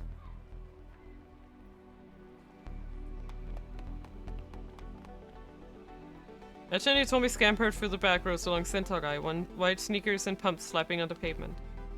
Achi kept his eyes peeled, continually checking ahead and behind as they darted through the gaps between the buildings.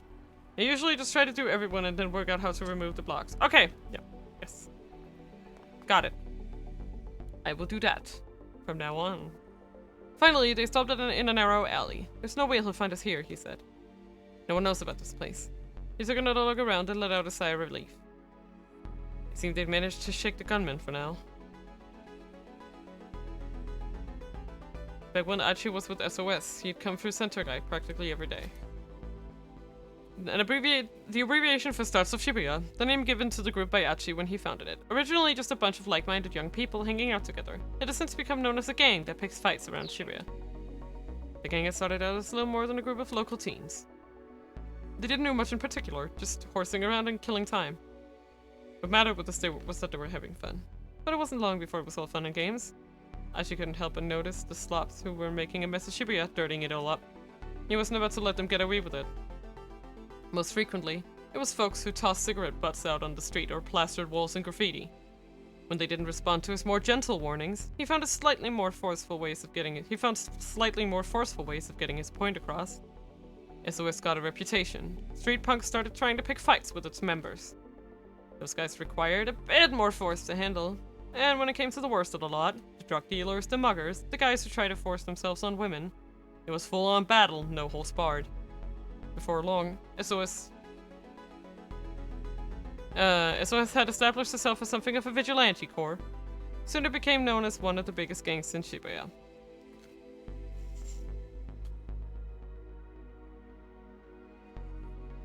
Let's lay down here for a bit and see what happens, Achi said. The alley where they hid was like a dimly lit chasm, obscuring them from view. The only problem now was figuring out what to do next. They needed to find that blue van again, which meant figuring out the best way to get back to Dogen Saka without the man in the cane catching them once more. Achi? Domi whispered. I think I can handle myself from here. She got to her feet and gave Achi a deep bow. Whoa, Achi held up a hand. We've been over this already. You're not gonna be okay. That guy has a gun. He has a gun. He has a gun. If he let her go up against that assassin alone, he might as well be the one to pull the trigger himself. Thank you so much for everything you've done for me, Hitomi continued as if she hadn't heard him. She started to shuffle out of the alleyway. Hey, what did I just say? Really, Achi, I appreciate your concern, but I can't in good conscience put you in danger anymore. But I mean... Achi tried to press the point, but Hitomi cut him off. There's no good reason for you to risk yourself to keep helping me. Her tone was resolute. No!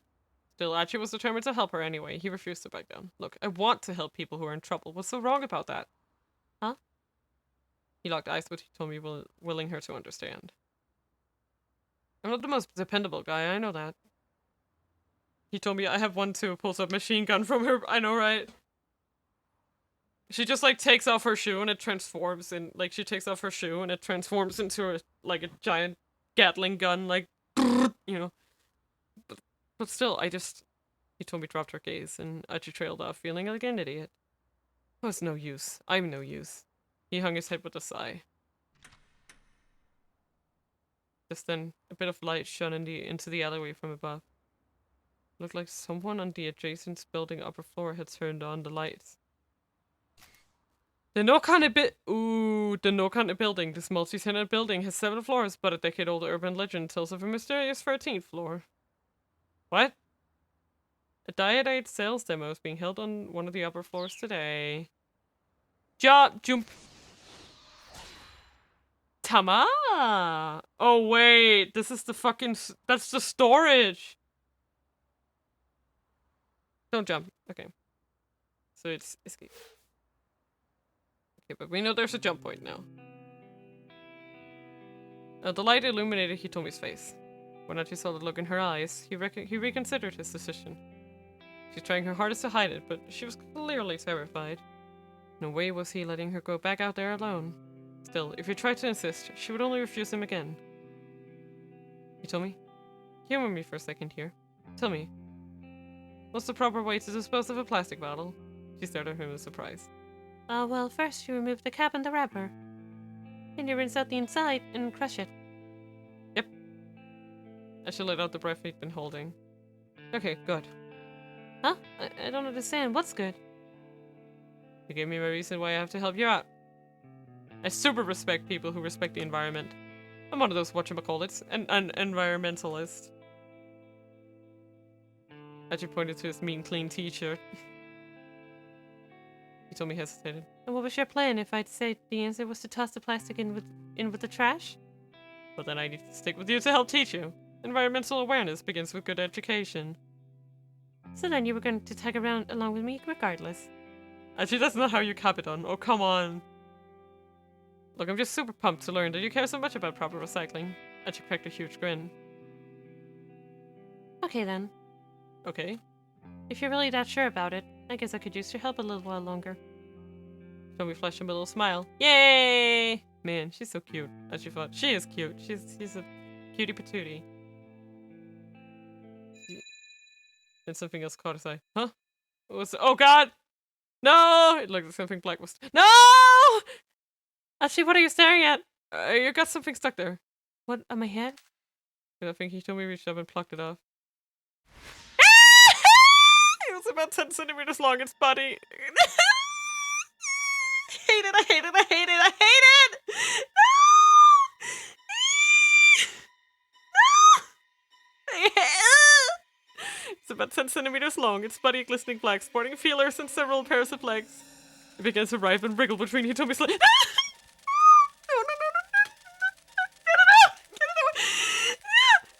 Yeah, a shield. It's a cockroach! He jumped backward, but Hitomi didn't so much as flinch. Ooh, sorry, that gave me a bit of a start, he continued. Guess it must have fallen from one of the windows up there? So Hitomi did not move. Hitomi? She didn't appear to hear him. Hello? Hitomi?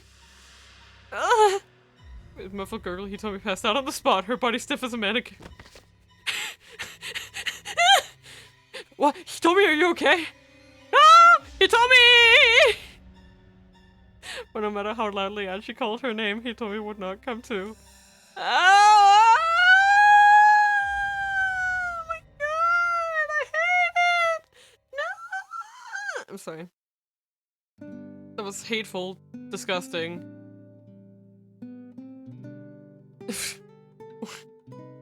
From that day onward, Achi devoted even more of his time and energy to collecting trash. It became his personal passion to see that his city was a clean one, devoid of cockroaches. She died! That was the mandate he had been handed. If nothing else, his atonement. I'm sorry, Hitomi. One of my favorite bad ends. I'm sorry! No! Hitomi! Hitomi passed out after a cockroach fell onto her head from out of nowhere. Well, not out of nowhere, exactly. Hitomi and Ashi were right underneath the Nokana building, where they're selling Burning Hammer.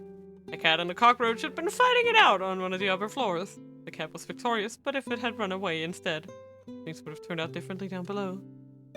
And all this because you took cockroach one-on-one.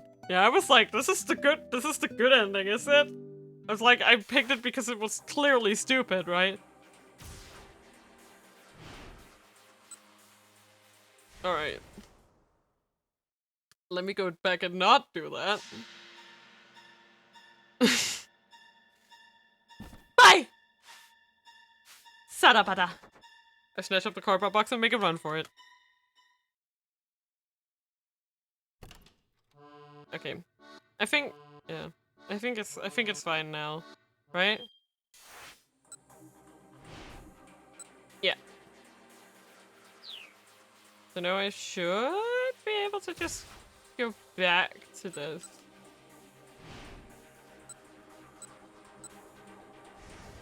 Can I go here and not make a jump? Because I just want to skip as far ahead as I can. Yeah, okay. Okay, let's just... Yeah, okay. Let's just get to the end of this.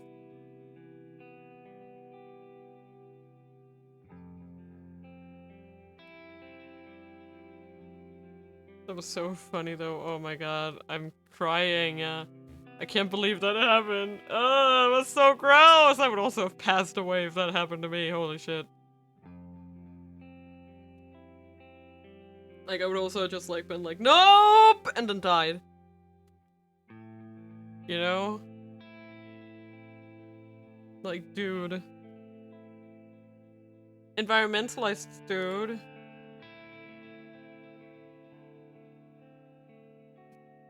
And burned the house down. Yeah, basically.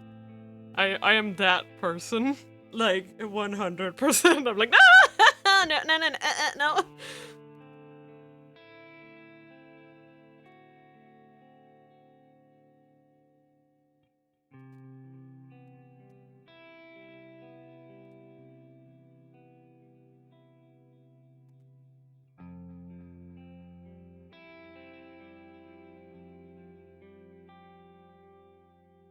And now she's not gonna die. Whew. Okay. Cockroach appears. Mina. Well, this house is forfeit. Bayonetta. Arson, bring up the heat, basically. Okay, there we go. Sneaking out from the alley, Achi and Hitomi began to make their way along the side streets back toward Dogensaka. It was a pretty big detour compared to taking the main thoroughfares, but that'd be worth it if it meant they avoided the man with the cane. Achi looked over at Hitomi as she walked alongside him. Her face was solemn. He could feel the intensity of her worry for her sister. I mean, that's the only yes, it is! No other options in life. Fuck that shit. I'm going. Bye! Sayonara. We'll never see you again. I hate this. Well, well, looks who's gotten himself a little cutie. The sudden call startled him. He spun around. Okay. Yo, mean clean over here. I just spotted a young man up ahead sneering at him. These bastards. I decided we're two others. It's just that you recognized a lot. Great, it's these guys who beat up like an hour ago. I find it funny how you all think some small house fire will kill a creature that can survive a nuclear bomb. Shut up! I will burn down the house if it means getting rid of it. I don't care. Bye. SOS. Yeah, okay. You told me let out a nervous squeak. Yeah, it's those guys from earlier. Achi? Don't worry about him. He let her on board, attempting to stride right past the trio. Oh, hey now, he's just gonna ignore me? It's pretty damn rude, especially coming from someone who used to be an old body. Afraid Tufts moved to bar Achi's path. Oh, she is hella fine. Come on, ain't you gonna introduce us? Extremely attractive. The etymology of hella is somewhat unclear, but its meaning is undisputed. Very, a lot of, totally, and the like. Potential synonyms for hella fine include mighty fine, fine as hell, and banging. This sounds so weird when I say it. So, it sounds so bad when I say it. Sorry, man, as she said, I'm in a bit of a hurry here. He gave them a tepid smile. A big hurry, huh? Where's who? Some love hotel in Maruyama-cho? Too rich, another chimed in. She a screamer, Achi? I hit, ew, no. Take a stereotypical way to poke fun at a would-be amorous couple, now take Achi's name. There you go. They burst out howling like a gang of monkeys. One of them cackled like a grinning idiot. I'm not gonna read that out loud. I don't care. I'm not gonna. I feel it. It's wrong. I can't read it. Like I can't. Gonna pay for read that out loud. No. Achi felt his anger boil. We're gonna leave. He told me we're leaving, but it was too much at stake. I don't care. Who's gonna have to suck it up and ignore them for the time being? Gritting his teeth, he tried to slip past them, but the largest of the three grabbed him by the collar. You ran out, man. Susumu is the one who runs this town now. You got no right to keep acting like you're the boss of us. He shoved Achi up against the wall. Says who? Achi asked. Susumu? Say what now? Susumu say I've got no right to act like the boss. Bitch, please. Susumu ain't got time to worry about your sorry ass. Ah, is that so? Achi's first fist flashed out, catching the man clean on the jaw. He dropped to the ground with a dull thud. So tell Susumu this. Everyone in Shibuya needs to just play nice and have fun. Achi kept his tone light and jovial, but he eyed the two other toughs like a hawk, eyeing its prey. That's what happened with him. Destroying the house is the fastest way to get the cockroach out of the house. Exactly. If there's no house, there's no cockroach in the house. Perfect! Is he gonna be alright? Hitomi murmured. She looked at the man Achi had laid out with some concern. Oh, he'll be fine. If that's all it took to knock him out, he's got no right to act all badass. Let's go! Achi, huh? I don't believe I've had the pleasure. Who the hell is this, bro? Taller man with an angry gleam in his eyes that appeared atop the steps nearby. He must have turned up during the commotion. He radiated a distinct aura of menace. That's me, Achi replied. And just who are you? For once it was someone he didn't recognize. The name's Yoshi Kiryu. That sounds I joined up with the SOS after you left. Now I'm Susumu's #2 guy. Used to roll with a gang from Ikebukuro until a few months ago. Known as the killer wave of Bukuro, he answered any and all resistance with his fists. His crazy antics led to him being kicked out of the gang, however, and lately he's been hanging around Shibuya.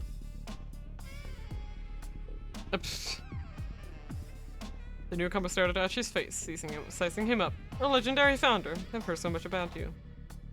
The founder. It had been a long time since anyone had called him that. There had been a bunch of arguing over who would take charge of the new group that was forming to set things straight in Shibuya.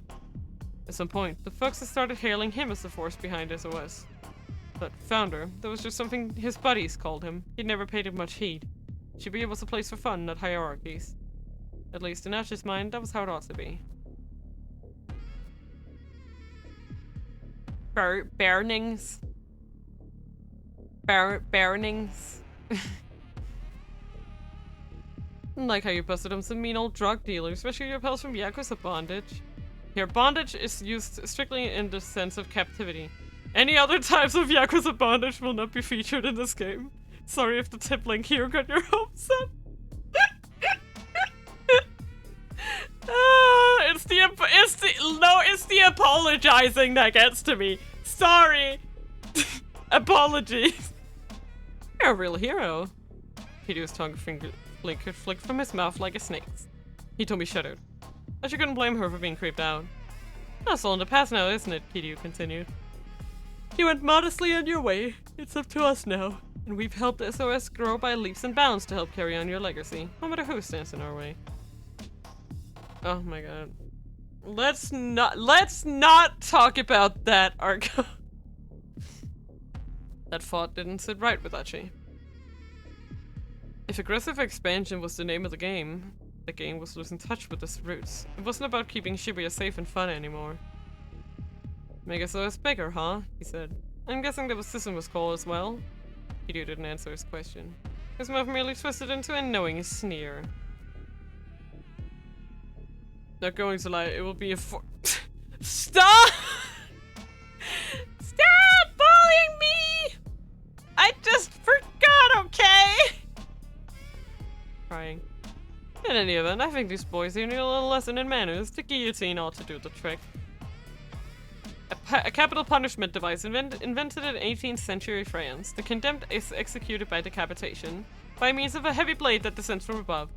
Named for physician Joseph Ignace Guillotine, who advocated its use to the National Assembly. Both King Louis the 16th and Marie Antoinette were executed by guillotine.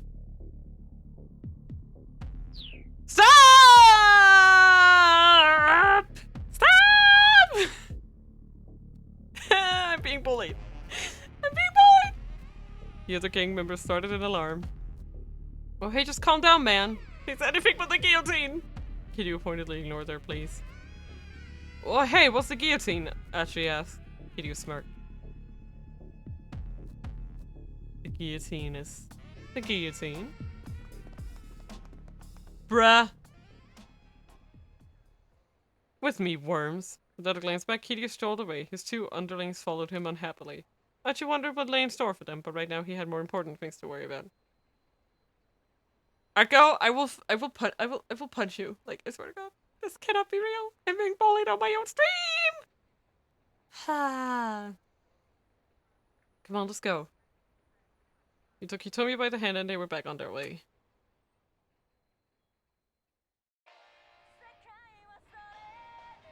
I swear to God, this song is haunting me.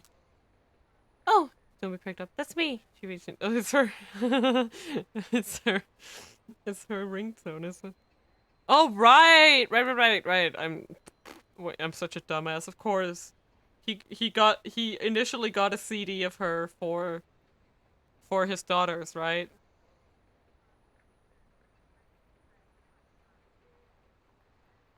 Yeah, no, it totally makes sense. I was like, of course. Like, she was a fan before her dad was, of course. She reached into her pocket and took out her cell phone. Also, don't worry, I ran out of unique pens. Oh my god. Huh? She started to scream with consternation. What is it? She asked. It's an email. From Mr. Tanaka. Who's Mr. Tanaka? He was with my father. I'm not sure what I should do. And she remembered that the criminal had warned her against contacting family or the police. She seemed reluctant to even open the message. "I was just fine to just read the email," he said. "And besides, he's not the police, and he's not your family." "Yeah, you're right." Hitomi scanned the message. Oh, wait, this is what he showed Osawa. Wait, I get it now. Hitomi scanned the message anxiously. "It sounds like he's worried about me," she said. "Then does he know about the kidnapping?" So she writes a reply. "Yes, I know my father trusts him. And he's always been so..." Hitomi cut herself short. Still, it was clear to Achi that she and this Tanaka person had some sort of close relationship. "I wonder if it's safe for me to let him know what the situation is." "I think it should be," Achi told her.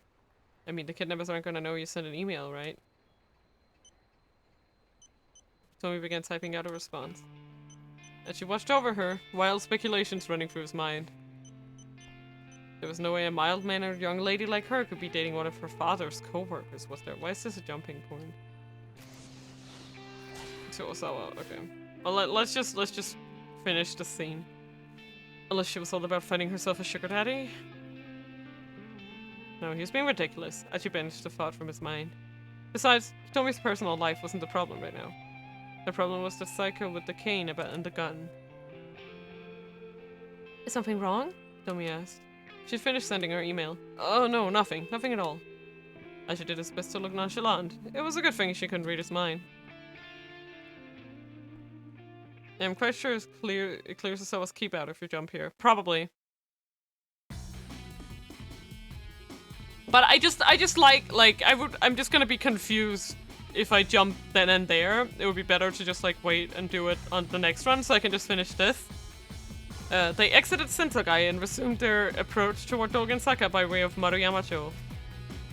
There are many hotels in Maruyama-cho. These are not ordinary establishments, but rather the sort of hotel where two people who are so inclined might... Redacted. A couple heading to this kind of place in the early afternoon would without a doubt be assumed to be bent on redacted. You might be wondering whether an option for these two to get up to mischief will appear as a selection prompt. Well, don't get your hopes up. This isn't that kind of game.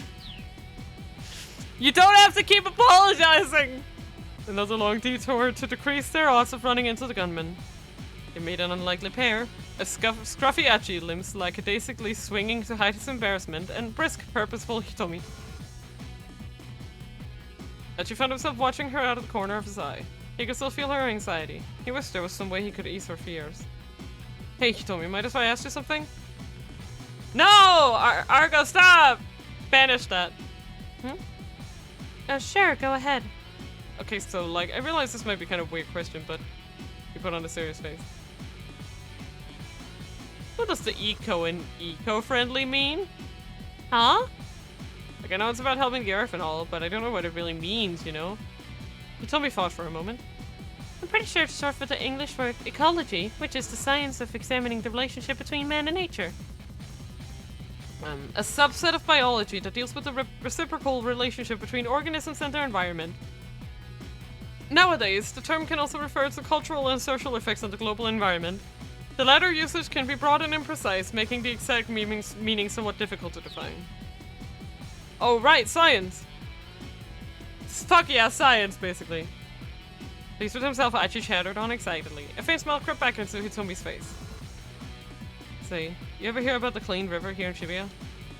The clean river? In Shibuya? Really? Ask 100 youngsters outside Shibuya Station the same question, and you'll probably get the same answer 100 times. Yeah, the Shibuya River. You know, that drainage channel we saw earlier? Wait, that's the clean river you're talking about? By no reasonable definition was the Shibuya River what anyone would call clean. That's the one! Achi grinned at her confusedly. See, the river used to be clean a long time ago. I read about it in this old book called Science Strikes Back. Okay, Science Strikes Back, a popular monthly magazine, abbreviated SSB. The series has been running for 29 years now, but the Strike Back appendix is still immensely popular with children. The woman who handles the home deliveries is known as the SSB lady, and children wait excitedly on the 25th of each month for her to make her rounds. I used to have that book, Hitomi chirped, her eyes wide with excitement. You're talking about that bit with the river that got turned into a song, right? Okay. The famous 1912 song Haru no Ogawa, The Spring Brook, with lyrics by Tatsuyuki Takano and music by Teiichi Okano. It is said that the song was inspired by the view of the upper course of the Shibuya River during Takano's childhood. In the modern day, there is a stone monument bearing the song's lyrics along the Orakyu line between Yoyogi Hachiman and Sangubashi. Yeah, that's the one. You read it too? I did! Achi felt a giddy rush at this unexpected connection they shared. Imagine if there was still a clean, beautiful river here in Shibuya. It'd be the perfect place for taking a romantic stroll. Hitomi looked up at Achi. She seemed to share his joy in this idea. Wouldn't it be amazing, Achi said, if that dirty little channel could be cleaned like it used to be? It would! Maybe as amazing as the look on Hitomi's face right now, Achi thought. Hitomi, tell me something more, tell me some more ecology stuff. Hit me with whatever you got. She seemed happy to oblige, and so as they walked along, Hitomi explained the bits of knowledge she'd picked up over the years. Look at that! We're having friendship! I love it. Achi was quiet, hanging on her every word. This is great. I'm having a great time. This is amazing. Good time. The return to Dogen Saka became an impromptu environmentalism lecture. Hitomi continued until she'd exhausted her ready knowledge. Friendship! I know. I just don't get it, Achi grumbled when she paused at last. I mean, why is it a bad thing if the planet gets warmer? Wouldn't that make winter in places like Hokkaido way easier? No, you see, because the whole planet gets warmer, it'll cause the whole ecosystem to collapse. As she racked his brain. And the ecosystem is what again? Is that like a solar system? Images of the cosmos filled his imagination. No, not really, Hitomi said. So is it more like a sound system then? Not really. Oh, but anyway, you're saying the problem is the word. What is it again? Carbon, dioxide. Yeah, that stuff. I'm gonna have to cut down on that. Sure. That sells it, Achi declared. Proudly. No more soda for me! No! Achi! Soda? Hitomi asked. Yeah, it's carbonated, right? Hitomi burst out laughing. What? What? I'm serious! You don't think I can do it? I'm sorry, Hitomi said, catching her. It's just... Her face froze, her mirth abruptly vanishing. Oh no. Huh? I just stared at her face in alarm. What is it?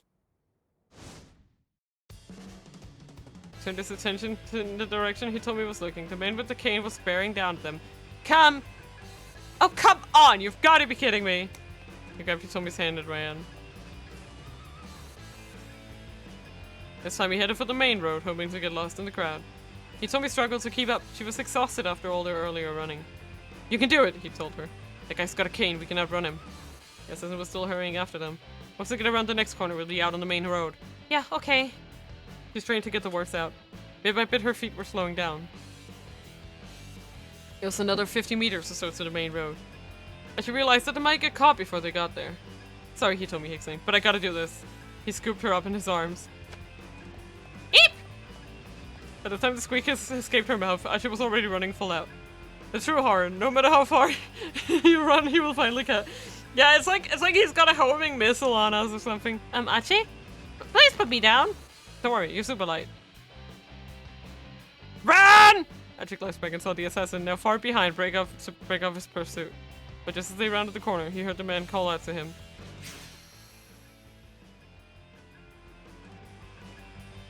Achi almost stopped on reflex.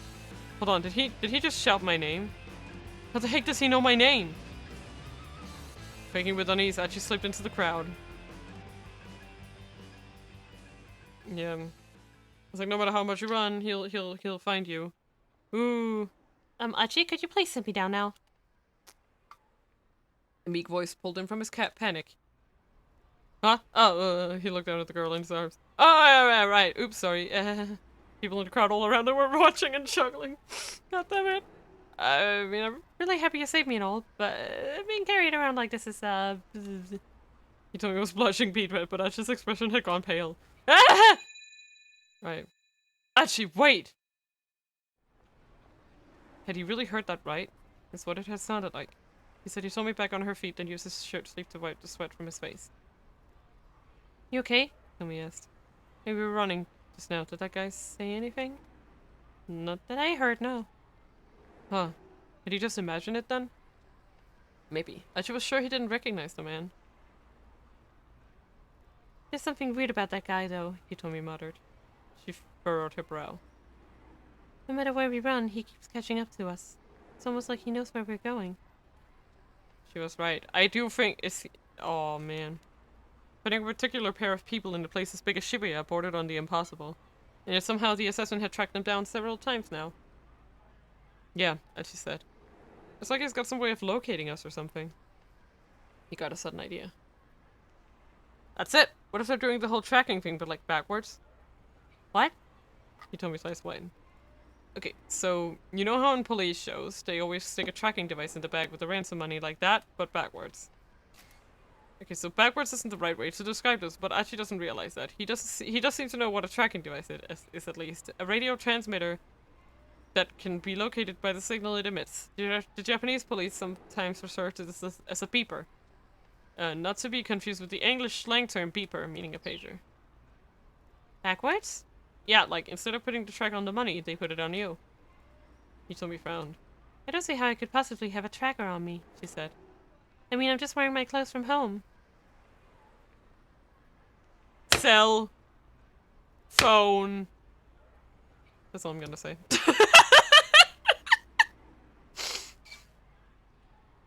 That's all I'm gonna say. It's a free tracking device right there. Boom! Oh, how? Well, then how is he doing it then? Barely a moment passed from the moment he got the words out of his mouth.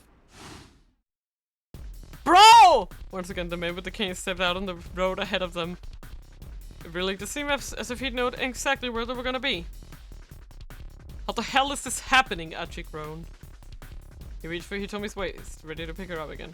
It's okay, I can run by myself. Achi took her by the hand instead and they raced into another alley. I'm telling you, I think it's her phone. This guy just will not give up. At the far end of the alley, he could see a forklift parked beside— FORKLIFT! FORKLIFT!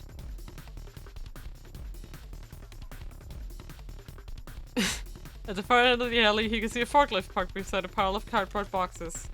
And she decided to... Ooh, do we? That'd be funny. I want to forklift him. Descends now! I should leapt into the forklift and hit the ignition. The engine roared to life. He lowered the forks and stepped on the accelerator, picking up the pallet of cardboard boxes as he charged toward the man with the cane. Get forked! The tower of boxes struck the man with a thud. And she kept accelerating, driving him back a good 10 meters or so. Get fucking forked! The gunman let out a low grunt at the impact.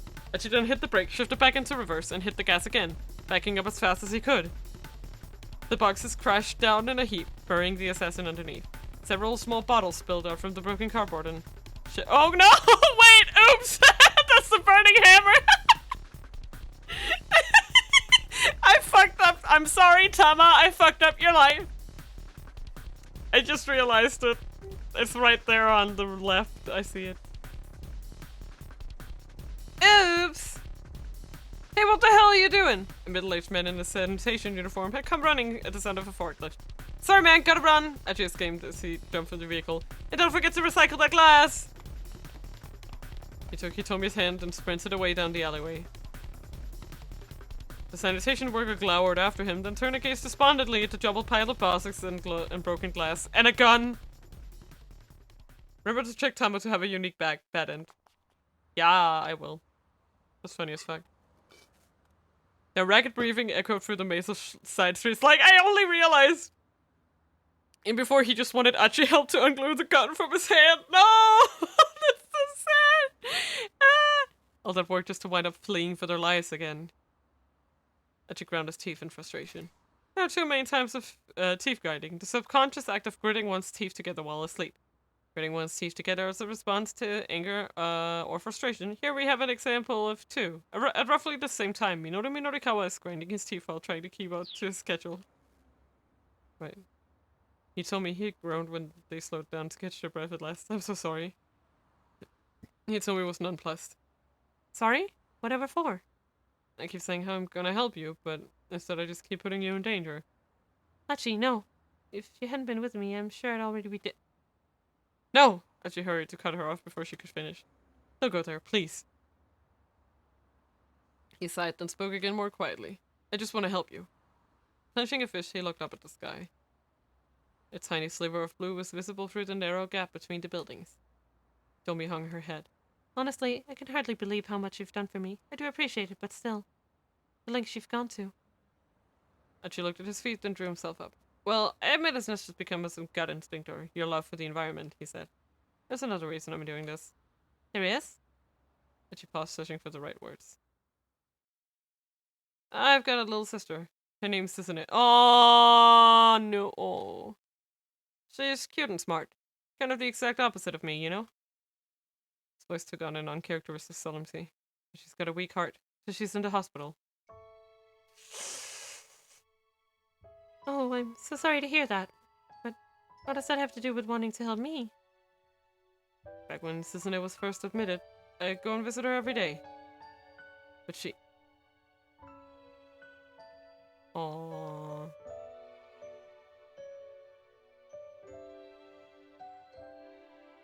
Achi, you don't need to come visit me every day, you know. The quiet hospital room made Susanne's voice sound all the more frail. What are you talking about? Achi said.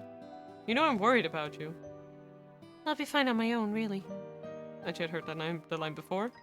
The more she insisted she was fine, though, the more reluctant he was to leave her. Besides, aren't you the amazing guy who helps hold Shibuya together? They need you out there. Achi didn't know how to respond to that. Much as it was flattering to think he played some important role, he was really just hanging out and goofing off with his pals. There certainly wasn't anything for his sister to be proud of. I'd rather you spent your energy helping people who need it more than me. What do you mean, people who need help more? Who could possibly need help right now more than you? Achi scratched his head in confusion, and his sister gave him a weak, tiny smile. You'll figure it out, she said. I'm sure they'll find you soon enough. But I'm gonna be here with you. No, you aren't! I'll be fine. Susanne's face was pale, but her tone was firm. My big brother's gonna be out there, doing his best to help people. That's what makes me happy. That's what keeps me going. Her voice was clear and unwavering, as if to head off his rebuttal. Alright, Achi said with a reluctant sigh. So then I guess, like, let's just go out there and help people who are in trouble? Yeah, it is pretty sad. Satisfied, Susanne smiled. Thank you. And can you promise me one more thing? Of course. Anything you like. He thumped himself on the chest. If you're gonna help someone, make sure you see it all the way through to the end, okay? Okay. No calling it quits partway through, yeah? You got it. I just worry, Susanne said. I know you have a tendency to lose interest in things. Look, don't sweat it. I swear I won't give up on this. Achi stuck out his pinky finger. But I want you to promise me something in return. Promise me you won't let this thing beat you. Susanne hooked her little finger around her brother's, her set smile fragile as glass. Aww. And they're struggling financially too. Man, that just hurt. And so there you have it, Achi said. Kind of a rubbish story, I know, not very funny. So your sister's heart condition, it's pretty bad? Achi nodded. You know, she called me amazing. There's nothing amazing about me. Susanne, she's the amazing one. She's been in the hospital so long, in so much pain, but she never complains. All I do is hang out and goof off with my friends. He gave a shrug. But I just kept thinking about how happy she'd be if I really did help people. It had turned out that finding people in need hadn't been all that simple. The only helpful thing I had been able to think of was going around picking up trash. And that's why Susanne's idiot brother left SOS to be Shibuya's garbage man. Did your friends know? Tomi asked. About your sister? I didn't tell him. I didn't want to pin this all on her being sick. Oh, I see. At least now he told me he understood what the fight with the local toughs had been about. Aw, but he's such a good boy, I'm telling you. The sound of approaching footsteps jerked him back to the person. Oh my god! When will you stop? Who are you, Eggman? God, leave me alone. The man with the cane appeared at the end of the alley. He raised his gun. There was no time to flee. Achi quickly stepped in front of Hitomi. If you shoot us here, people are gonna come running, he said. I'm guessing you don't want to get pegged for murder? The assassin didn't flinch.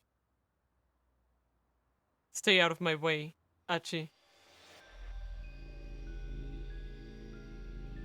This time there was no doubt. The gunman had spoken Achi's name loud and clear. How do you know who I am? The man stared at him through the sights of his gun. She has to die, Achi. It's for your own good. What? What does he mean? Hitomi whispered. Achi, what is he talking about? Achi's mind was a whirl. Things were coming at him too fast for him to process. I don't know this guy. Hitomi, please, you have to believe me. But... Hitomi took a doubtful step away from Achi. The assassin didn't miss his opening. He quickly aimed at her. Cut the crap, man! What do you mean killing her is for my own good? When she's dead, you'll understand. Oh dear. The gunman's finger tightened on the trigger. Thank you, Cryptic Cane guy. I know, right? Thank you! Thank you, Cryptic Cane man. I'm so happy to have had this useful talk with you. I appreciate it. Okay, with that I actually ran out of drink, and this is we're gonna be yeah, you know what? I'm just gonna go get another drink. So just give me like a second, and I'll be right back.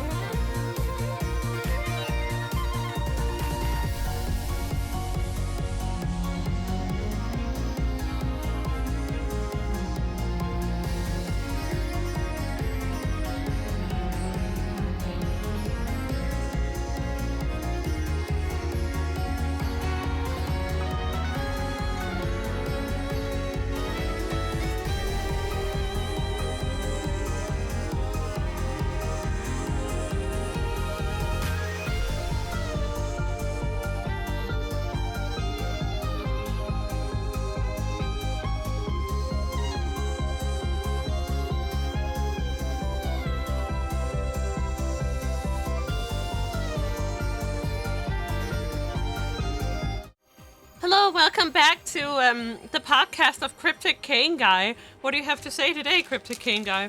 And he's just like, tragic will befall. Oh, that's so interesting. How's that gonna happen? Tragic will befall. Hello. I also had a granola bar. She needs to die. You'll understand when I kill her in front of you. Yeah, I'm alright. Okay.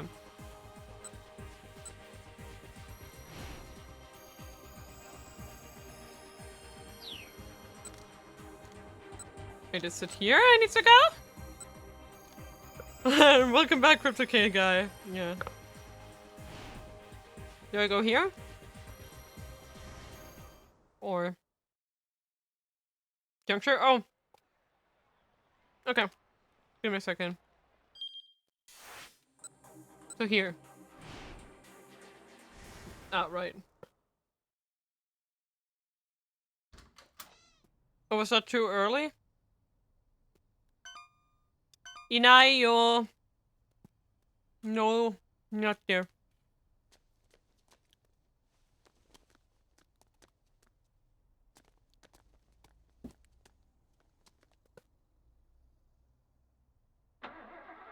Gone. Boo boo. Goodbye.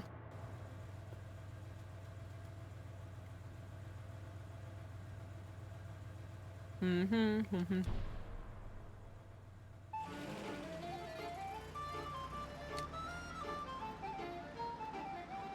There it was.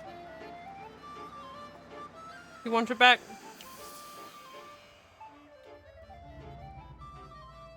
Hmm?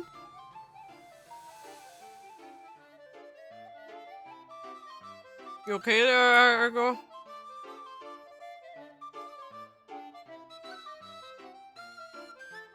Oh.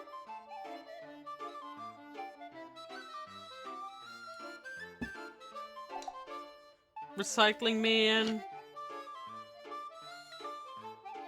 Okay. Wait, should I just go back? Okay, I'll try it. Okay, I'll do that. Let's do that. Okay. Um, that is actually right.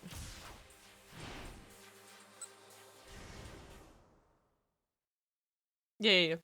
It's fine.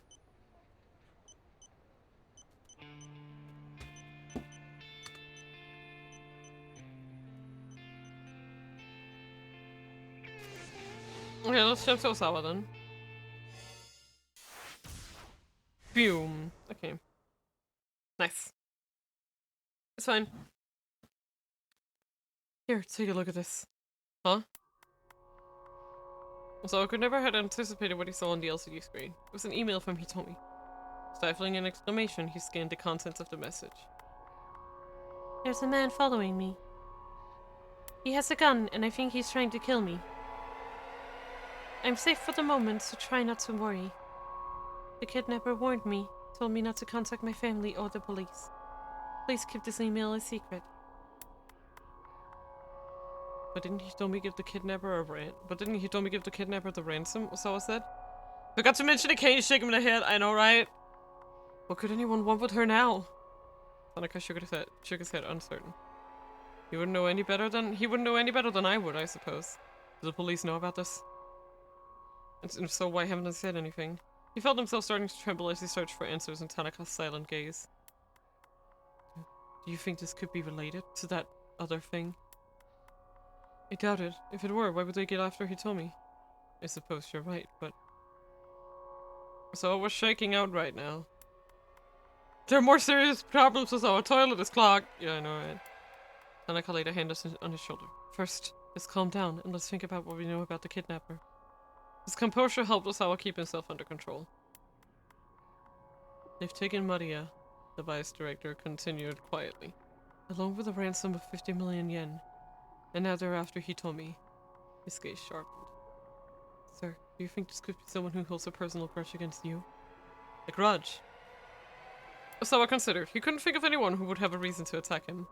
He had been caught up in virus research since his time in school to have formed any hostile rivalries. He didn't have any enemies that he knew of. Maybe someone was jealous that I became head of a laboratory? He suggested doubtfully. He had held his position for years at this point. Why would that spur someone into kidnapping his daughter now? Has anything happened recently? Tanaka asked. Anything strange since you got back from overseas? Since I got back? The emails, bro! So his heart skipped a beat and started pumping faster. The first thing that came to mind was the solicitation he'd gotten from the American laboratory. Right, that too! If he accepted the offer, it would put a kosher pharmaceutical in quite a bind. Possibly enough to warrant someone holding a grudge over it. But the only other person who knew about the potential transfer right now was his wife. Oh shit!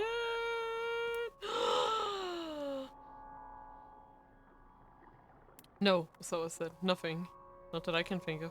He couldn't bring himself to discuss the transfer with Tanaka.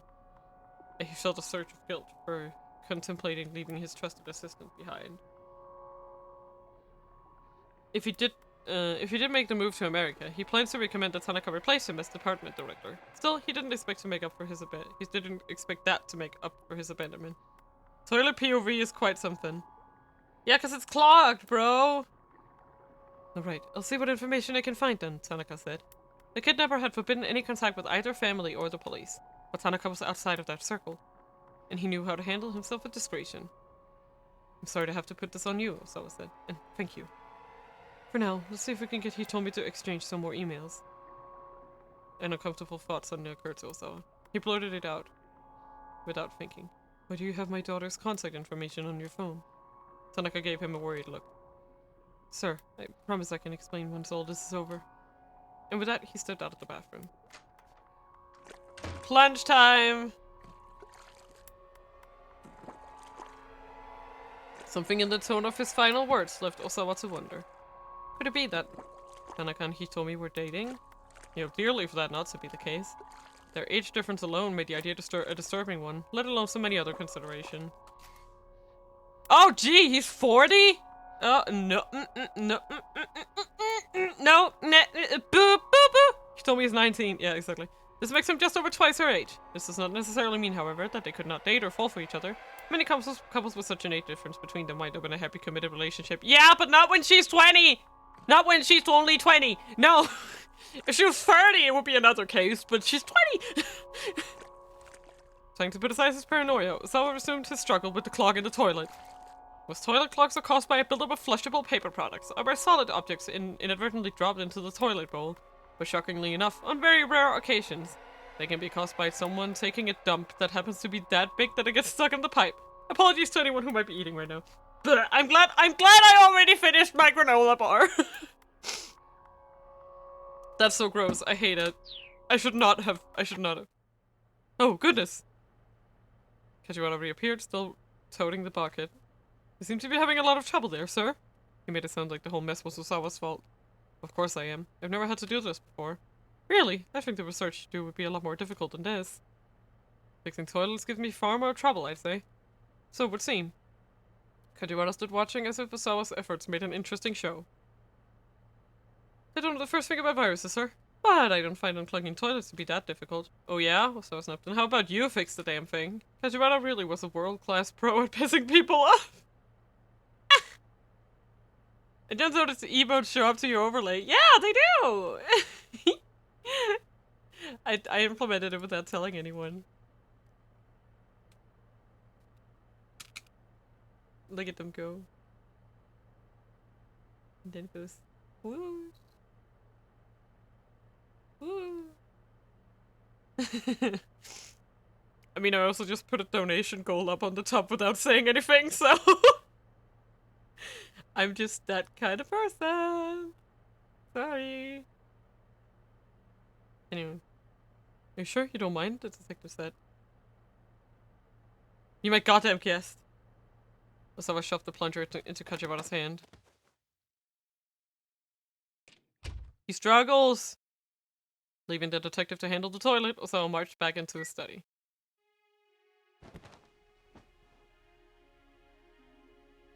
Yeah, this is the thing that plays in the beginning, I know. He turned on the CD player and lay back on the sofa, squeezing his eyes shut. He was seriously on edge. Kajiwara had totally broken his stride. What now? The door to the study slid slowly open. It's Detective Kajiwara, sir. Please don't come in here without asking. My apologies, Mr. Osawa. I just wanted to inform you that the toilet has been fixed. Right, fine. Osawa hardly cared. He just wanted this guy to give him a little peace. Oh my, is that really all you have to say, sir? Nary a compliment or encouraging word? Maybe a good job, Kajiwara, or you're getting a promotion, detective. Osawa blew out his breath in exasperation. How? How are you a detective? I'm not sure I get your meaning, sir. You are completely clueless. I'd like to ask your superiors to replace you with a detective who knows how to take his job seriously.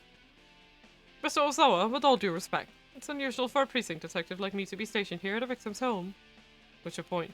Not to brag, sir, but I do happen to be an exceptional detective. Kajiwara beamed with pride. In fact, I made an excellent showing at the Superstar Detective contest we had on our police social media service. What? Okay. An online platform whose primary feature is allowing people to connect with one another. The police-exclusive social media network that Kajiwara belongs to, Poxy, is very strictly regulated, with any abusive language, slander, sexual content, or lame jokes deleted almost immediately. For a moment, Osawa thought the bolt of incredulous anger that shot through him was the onset of a stroke. How could a single person be so utterly infuriating? And you can't tell anyone about this, Kajiwara went on obliviously. But this summer, a new detective manga is starting up based on me. Okay. Planned for a serialization in the MPD's monthly PR magazine, the chapter titles have already been decided. Chapter 1, The Fabled Detective Kaji. Chapter 2, Kaji Howls at the Sun. Chapter 3, Kaji Rides the Rails. Chapter 4, Kaji at Daybreak. Chapter 5, Detective Kajak. Chapter 6, Kaji Queen of the Street. Chapter 7, Look Out, Kaji! Chapter 8, Kaji is on the edge. Chapter 9, Dance, Kaji, dance! Chapter 10, Space Detective Kaji, and so forth and so on. Where can I buy it? I know, right? So I spat out a peal of feigned laughter. A manga? I can tell you all about the plot, sir. Would you like to hear about it? I would not. It's about a telecommuting detective who solved major crimes using just his wits and his computer. Surely you'd like to hear about that, sir. I really wouldn't. I don't mean I'd look it, but I'm pretty handy with computers. As you were to say, switched over to Osawa's desktop. Ah! He's still wearing the glass! His hand just darted to the mouse. In a matter of moments, he cleared the screensaver and booted up a web browser. Hey! Osawa bagged. Don't touch that! But he was too late to stop the detective. The monitor showed the page for Ayanet, a fan page devoted to Ayakamiki. Osawa's imminent rage stroke was beginning to make his vision grow fuzzy. You come to this site regularly, sir? Regularly? Oh, well, I'm not sure I'd, So trailed off, feeling the heat of a blush flare on his cheek. There's a lot of stuff on this site. The star section you primarily spend time on. Well, I mean, for my part, I really only go to the fan forums for folks 40 and over. Aha! With a twinkle of curiosity inside, Kajiwara appeared at the computer screen. Having his privacy invaded to this degree was the ultimate disgrace. Alright! Osawa huffed. You're an amazing detective, Kajiwara. Just incredible. I see you in a new light now. Now would you please...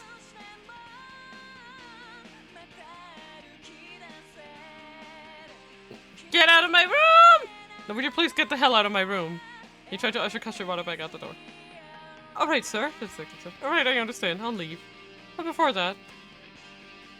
Kajiwara slipped his hand into his pocket. You don't need a damn banana. Not that, Mr. Osawa. I have something I think might be important to you. He held out a small plastic bag. Inside was a scrap of paper of some sort. What's that? Osawa asked. This is what was clogging the toilet, sir.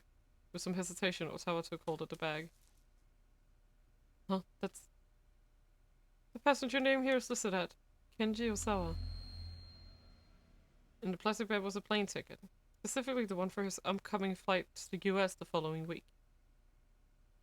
He'd left it out on his desk. How had it wound up getting flushed down the toilet? This looks like it's pretty important, sir, Kajiwara said. I must say, it was pretty careless of you to accidentally flush it. A wry sort of smile came to his face. Although, the detective added, I suppose the question of who flushed it is another matter entirely. I think it was I. I mean, who else? I mean, unless it was, of course, Tanaka, but I feel like I is more... Osawa was at a loss for words. Someone had tried to flush his plane ticket on purpose. He was sure of it. But why did they put it in a plastic bag? He knocked on the door to Ai's room, but there was no response. It didn't look like she'd gotten back home yet. So let himself in.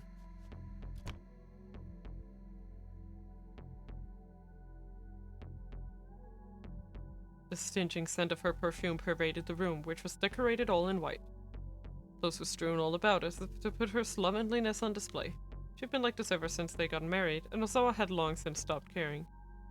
It must have been I who tried to flush the ticket. He knew she didn't want him going to America, but still, couldn't she have found a better way to get rid of it? Thanks to her, he'd been stuck hunched over the damn toilet fighting with the plunger. God damn it! I don't want to fight with the plunger. Osawa sat down on the bed amidst the brand-name clothing, then he spotted something down by his feet. It was a gold cigarette lighter. Just when had I picked up smoking? Osawa picked up the lighter and set it on the shelf next to the bed. He started out of the room, but stopped as he noticed a scrapbook on the bookshelf. The rest of the shelf was filled with fashion magazines, so the scrapbook definitely drew his eye. Curious, he took it down and opened it. The book was filled with articles and write-ups about the result of Osawa's research and the company's various achievements.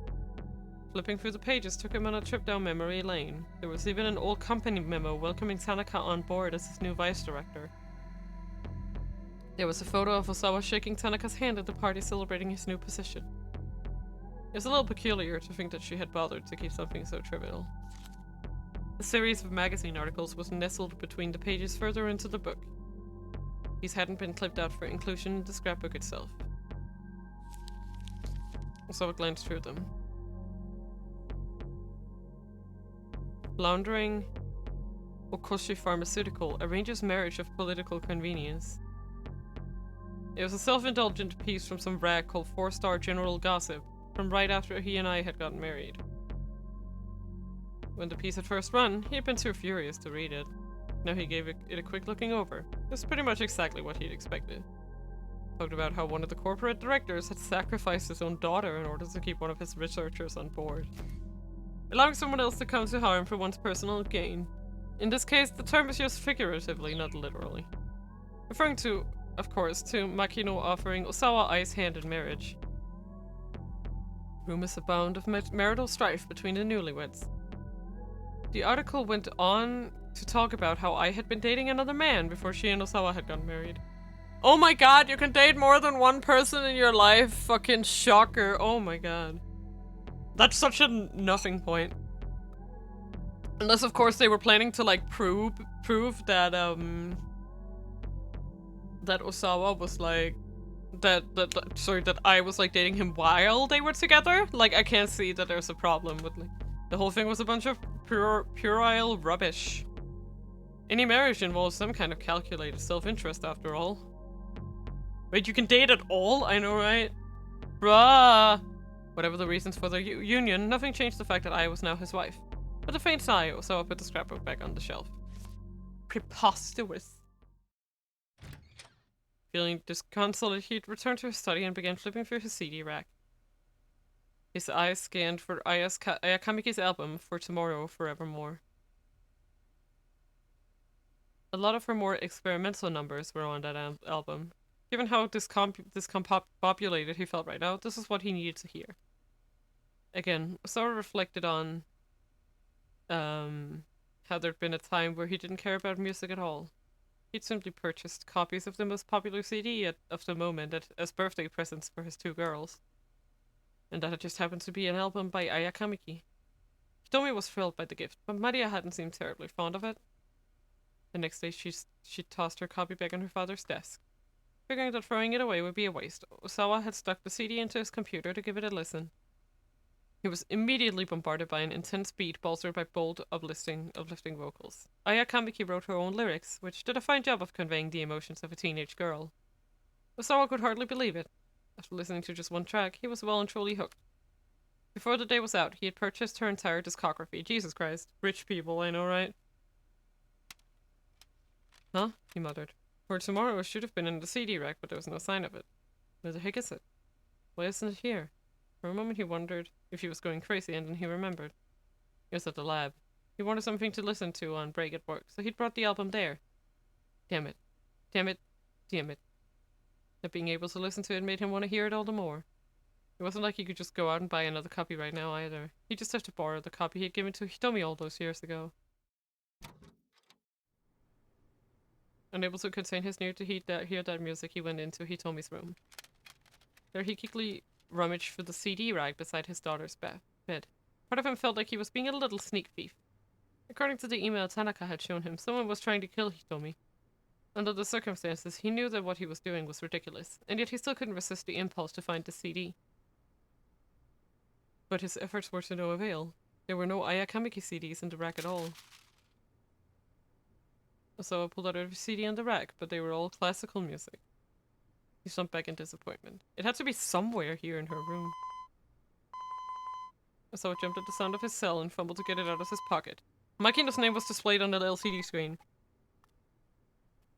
I'm out front. That was all Makino said before hanging up. Hurriedly, Osawa begins hiding up the CD rack. As he worked, he thought about what he was going to say to Makino. To think that someone had violated corporate policy to such unethical ends sullied his research. Osawa wasn't about to let anyone get away with it.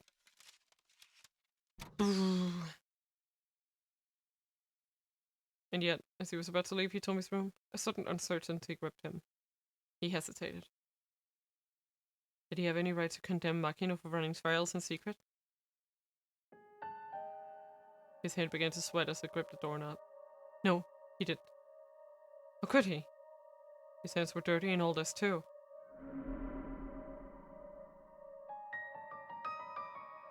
We need to keep this a secret, just between us. It'll be fine. We've already cleared animal testing.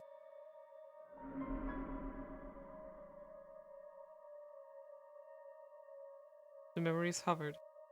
Osawa himself had already administered the antiviral to someone, hadn't he?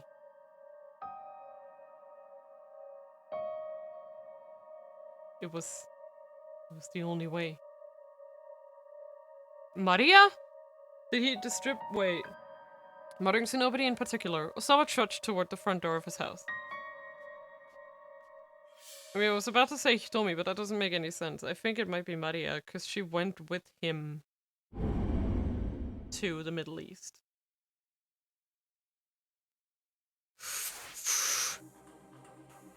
Oh, that's giving me big sauce!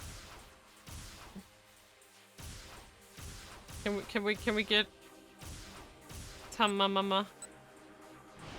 Should I just go here? Do you think I can do Tama yet? I'm not sure. Can I get my box's bad ending?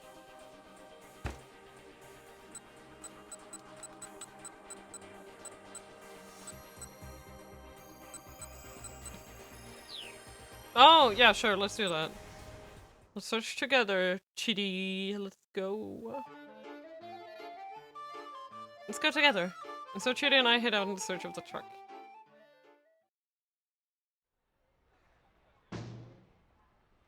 Great. Pardon me, bonky bonk. Ow! Hana, out!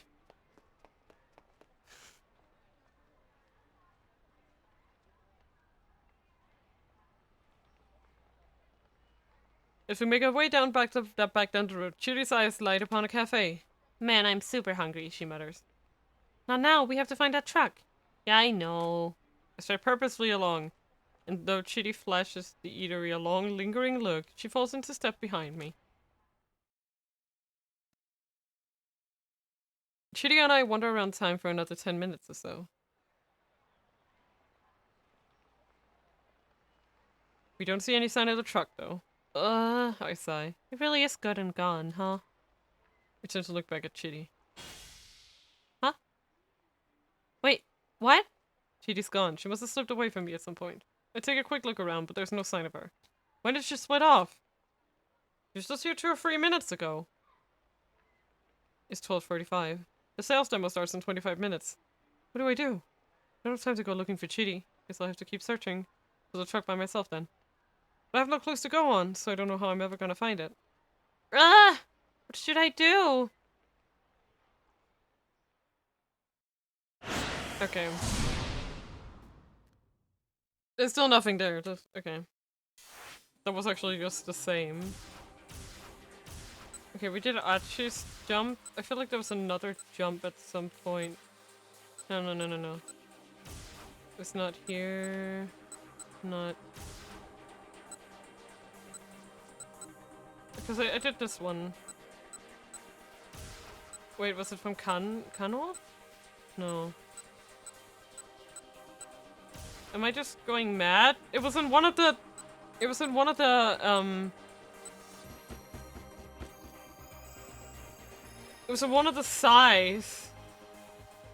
One of the, like, it was in one of the, like, one of the notes, but I forgot. Where was that? No, okay, so remember when there was like a jump one, but it was in one of the notes. There was a red one in one of the notes, but I totally forget.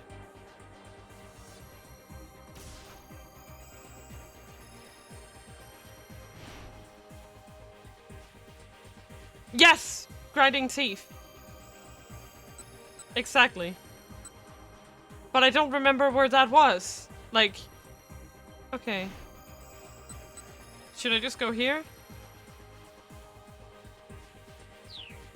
I guess I go here. Might as well bother them.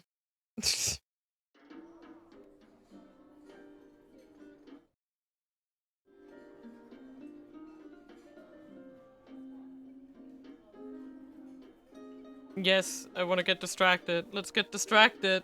Might as well. She moved to another seat where he could take a look. Gathering a laptop, Minutikawa switched to a different table.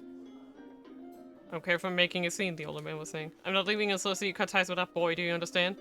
I understand that you're never happy unless you get your way. You're acting like a spoiled child. Don't you talk back to me? You don't understand your own situation. You're letting your emotion cloud your judgment with putting any thought into your future. No, Dad. You're the one who doesn't understand. The father-daughter argument was getting more and more heated. Dad was clearly furious. Minurikawa shifted closer, curious to see what might happen next. Then he saw the daughter's face and gasped out loud. Oh! Hey, I know you! Wait. You're on TV, right? The father scowled up at him. You must be mistaken, he said gruffly. No, I'm sure of it. Okay, she does just look like she just looks like a TV actress. That's hilarious.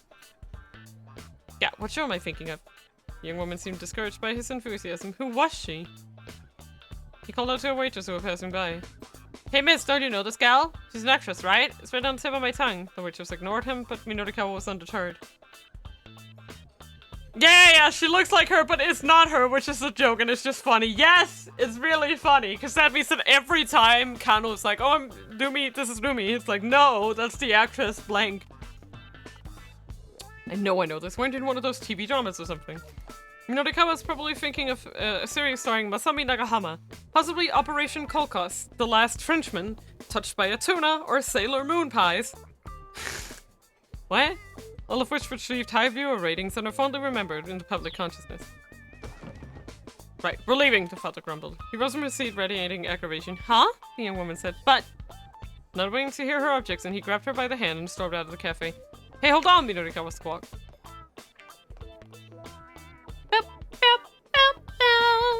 His plea fell on deaf ears. All he could do was watch them go, then shuffle back to his seat in disappointment. Damn it, what was her name? Should have asked for an autograph. Mumbling under his breath, Minurikawa went back to typing. Funny. Now we ruined Kano's life.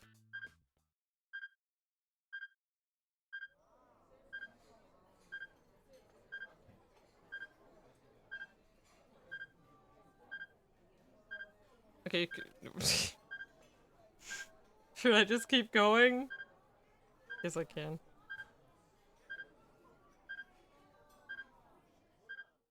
Nah, Kano's not salvageable anyway. Yeah! Time passed. Eventually, the pace of his writing slowed down a bit, and Minurikawa glanced at his watch. It was later than he'd thought. Pretty soon he was gonna have to head over to get an interview from the diet drink people. He reached into his bag for the project proposal to double-check the demo location. Huh? The proposal, it's gone. Crap, where the heck did it go? He checked all around the table, but he didn't see it anywhere. Maybe he left it at the other cafe, the non-smoking place? Well, he didn't have time to go back for it now. I see. His phone rang. What now? Minurikawa snapped at the answer. A tiny squeak came through the receiver. It was followed by the sound of sniffling stuff. I'm sorry. Chiaki? Was she done with her interviews, maybe? It's no use. People won't stop to talk no matter how hard I try. Her voice broke up into further sobs. Oh, come on! This again, really? I can't do it. Don't worry about paying me. Just please let me go home. Minurikawa was already operating on a too tight schedule. He didn't have time to worry about Chiaki on top of it all. Look, just slow down and take a breath. Try and keep it a little longer. He should have seen this coming when he first called her. Her shyness was practically pathological. But if he cut her loose now, all this frustration would be for nothing. But I can't do it! Chiaki whined again. Please, just forget you ever called me. She hung up before Minurikawa could get another word in. He tried calling her back, but she didn't pick up. Damn it, Chiaki. Did you dare bail on me? Leaving money for his coffee on the table, Minorikawa jumped up and bolted from the cafe. June, let's go. The plaza outside Shibuya Station was crowded as ever. Minorikawa looked around, but there was no sign of Chiaki. She bailed. Minorikawa dropped to his knees in despair. His last hope had up and left. There was no one else he could even ask. Damn it! Alright then, fine. I'll do it myself! He dragged himself back to his feet. Alright, listen up! He shouted at the passing crowd. I'm doing street interviews here starting now. You guys, shut up and help me! I mean, don't shut up, but help me!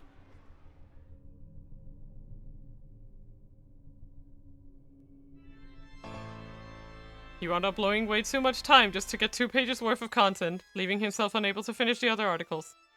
In the end, the issue of 4-star general gossip never made it to the newsstands, and Heaven Publishing went down for the count.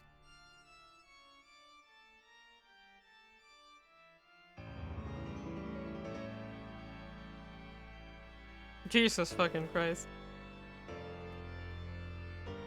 Yeah, I already know. Without Chiaki, Minorikawa just couldn't get the gossip finished in time. What made her run off, though? Chiaki shows up in Kano's story at 12:10. One of the decisions there is what ultimately put her over the edge. Yeah. I remember. I was like, as I was going through this, when he got the call, I was like, Kano! Shit!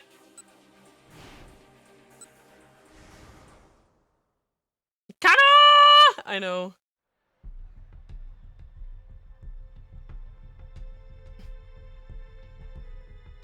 No. She can't be involved with this, can she? It's the same with flashed and a skeptical look. Don't let your preconceptions get the better of you. You'll get you killed. Fixed notions one has about something before the facts are known can be a hindrance to thinking freely. If you think about it too hard, you might fall victim to the preconception that preconceptions themselves are always bad. Ah! I know that, but still, she doesn't come across as involved to me. Kinda knew better than to judge people based on appearance, but he was still convinced the girl wasn't part of this gang.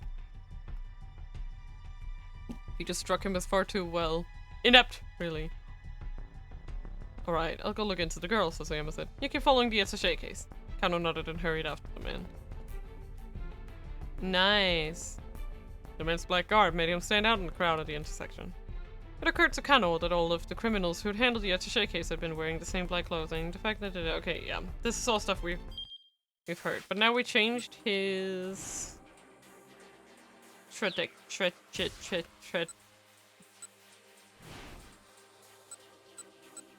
I guess we'll just keep going now.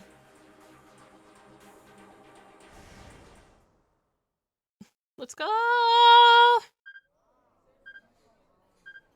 No.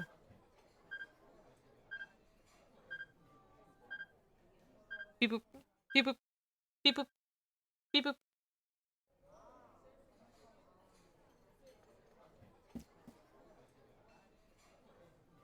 We are— come on.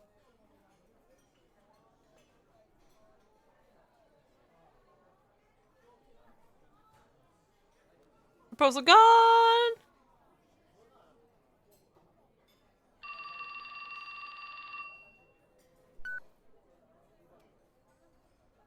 Okay. I guess it... is it... okay, this is... okay, this did not... change.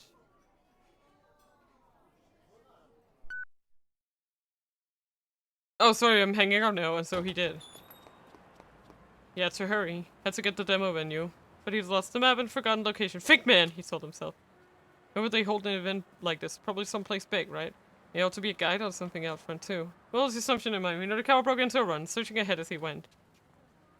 Except when he got sight of a particular multi-tenant office building. A whole stream of women were filing inside. Often looked a little heavy, too. Hey, dirt! This had to be the health food company's sales demo. He hurried into the building. The women were queued up down the hallway. This was definitely the place then. More confident by the moment, Minorikawa made his way up the stairs. Finally, he reached the front of the line. There was a notice posted outside the doorway ahead. Minorikawa read it out loud. Auditions from the starring role in Sun TV's Sumo Queen 2. Rip. A suspense drama about a string of murders that crop up while a group of female sumo wrestlers tour the country.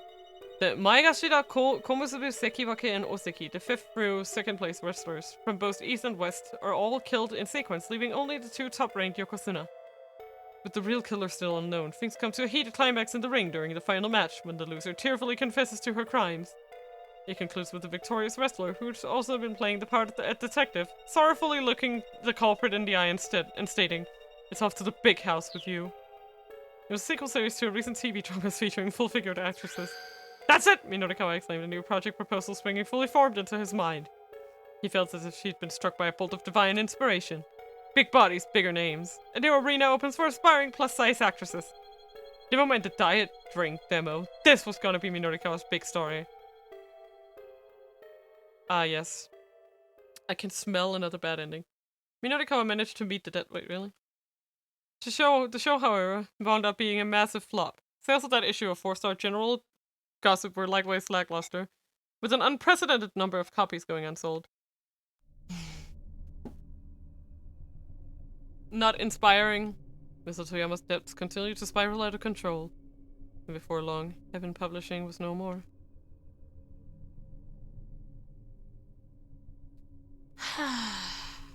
We're really bad at this. Honest. Like, we suck at this. Like, are you kidding me? Did it again. Sumo Show does a massive belly flop. Sorry. Minorikawa wound up going to the wrong venue entirely. His main problem was that he didn't have good detailed directions to the Burning Hammer demo. Someone can do something at 12:15 that causes Chidi to head to that cafe. And Chidi can help Minorikawa get to where he needs to go. I know. Yeah. I knew that I was gonna have to change that eventually. Yeah, okay. So let's just go and pick A here. Let's split up. That should be good enough, right?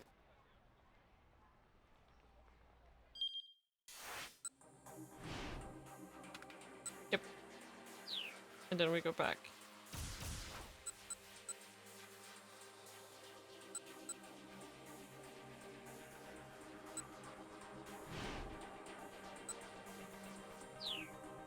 Okay, wait, what am I supposed to do here? Go back here? Or here? Yeah, just let me know. Let me know, Argo. I will... Okay. Yes! I am here. And ready to take instructions! Okay, so we finished Osawa and Achi. Yeah, that's about it.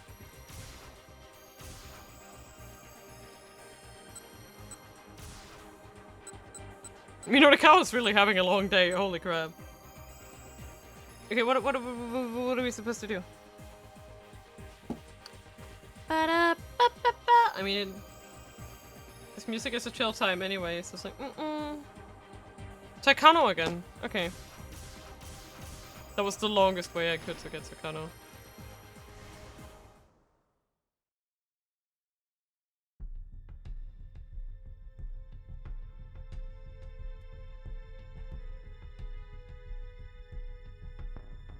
It's more like they were going out of their way to make sure investigators no clues.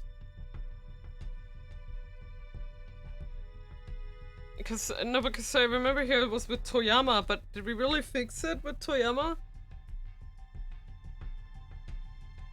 I'm not sure. Oh my god, and now we have to go through this whole thing again. Fine, we'll just skip. Skip.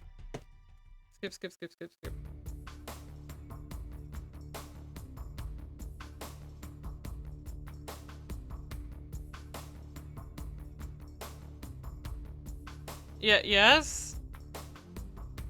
I know, and I need to find that note, and I have no goddamn idea where that note was. Okay, thank you for telling me that was Achi, because I had no goddamn idea. But where was it? Was it he? Oh, no, that was Is it this one? Is it this one? Yes. Okay, I just... We already... Right, and so here we check the note. Sorry, I misunderstood that for another one. I misunderstood that for a totally other jump. That was why I just went past it, because I think we jumped from Achi to Osawa as well, so I was just assuming that that was that jump, and I wasn't really checking the times, like...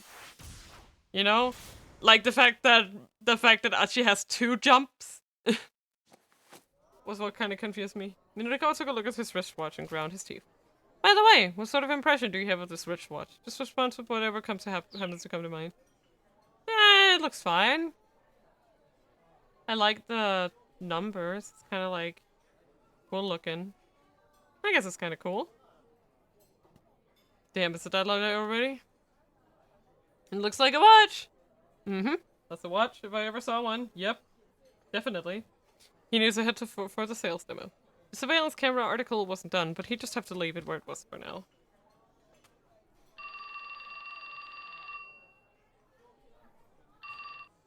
He was slipping his laptop back into and back, his cell phone rang. He looked at the screen and saw Chiaki's name listed in common caller. She's done with her interviews. Hurriedly he picked up. Chiaki, how's it going? Several wet sniffle came through the receiver. Hey, are you crying? It's no use. Chiaki's voice was indeed punctuated by sobs.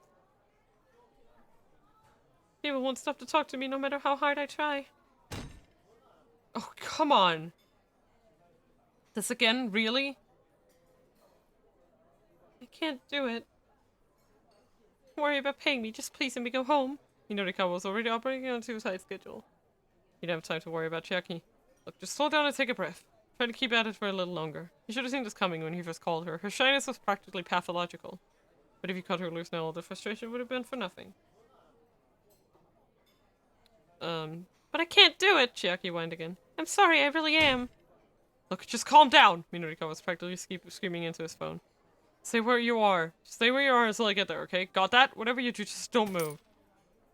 Leaving the money for his coffee on the table, he strode out of the cafe. Street interviews were tougher than they looked. Not many random passers-by were willing to stop and do a back and forth. Still, being able to talk to people on the street was a fundamental skill for a freelance reporter. All Minurikawa wanted was for Chiaki to put in a little effort and make it happen.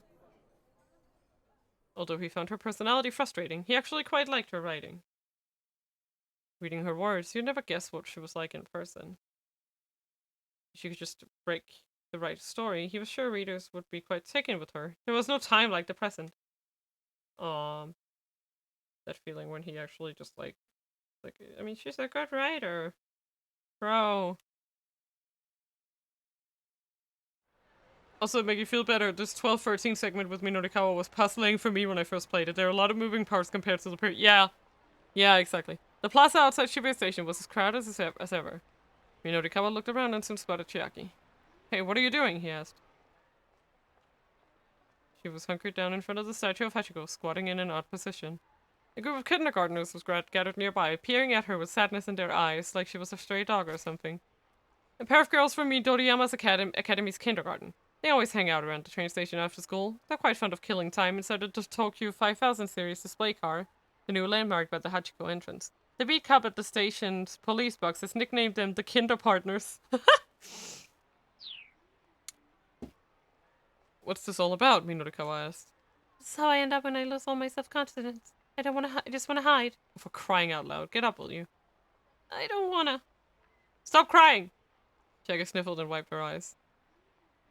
Let me ask you this. Minurikawa stared down at her. What was it that made you want to be a freelance writer? Well, I guess because I wanted to try my hand at writing. A tingling bit of mucus bobbed in and out of Chiaki's left nostril as she spoke. Okay. Minurikawa followed. And why is that? Well, I'm too embarrassed to say. Chiaki hid her face in her hand. Okay, never mind that then. Right now you have a task that's been handed to you. You can't just say you can't do it. Minurikawa tried to keep his tone calm. No magazine in the world is gonna let a novice writer just write about whatever they want. You have to prove yourself first. Get your fundamentals down. I already know all that. Minurikawa took the notebook from Chiaki's hands. Hey! She squeaked. Wait. You've only talked to one person so far? There sure wasn't gonna be a story in that. Yeah. Well, not a person exactly. Wait, what's this here? A cat? Fucking Nicole. No, I mean, yes, there was a person in a cat costume. I thought since I couldn't see their face, it'd be easier to ask them stuff. Fine, whatever. The girls! Now get back out there and get me some more. Yuriko steered Chiaki toward the passing crowd. What, now? Yes, now. We got no time to waste. I even stay by and watch for a minute. I get enough of the excuse to get out there. Yuriko looked on as Chiaki wandered through the crowd. Her anxious demeanor seemed to repel everyone around her. On the rare chance she did manage to flag someone down, the way she stammered for her initial questions made them take right off again. After a minute or two, she shuffled her way back, shoulders slumped. See, it's hopeless. Okay, some advice. First off, you aren't approaching the right people. Some people are clearly in a rush, you know? You're not gonna have much luck trying to flag down a businessman who's visibly in a hurry. Now, folks who are waiting on someone, couples, groups, they're gonna be less on their guard. But, I mean, if I do manage to nab someone, How do I keep the conversation going, Chiaki asked. That was indeed the tricky part. whenever I get an answer I'm not expecting, I get all flustered. Chiaki, have you ever played tennis? Tennis? Well, yeah, it was in my school's tennis club. She struck me Norikawa as being more the manga club type, but that was neither here nor there. Hello, Tally, welcome to the stream! If there's a jump point to use next, yay! I know, right? Okay, that'll make that simpler. What's more fun, rallying with an opponent or hitting the ball off a wall? Rallying with someone else, of course. Minorikawa gave a hearty nod. And why is that? Because when you hit the ball off a wall, you already know where it's going to come back to. Revelation dawned on Chiaki's face. Oh. It's the same with interviews, Minorikawa said. Don't get flustered. Enjoy the rally. But I don't think I'm composed enough to enjoy it. Don't overthink things. Just let yourself enjoy the small talk.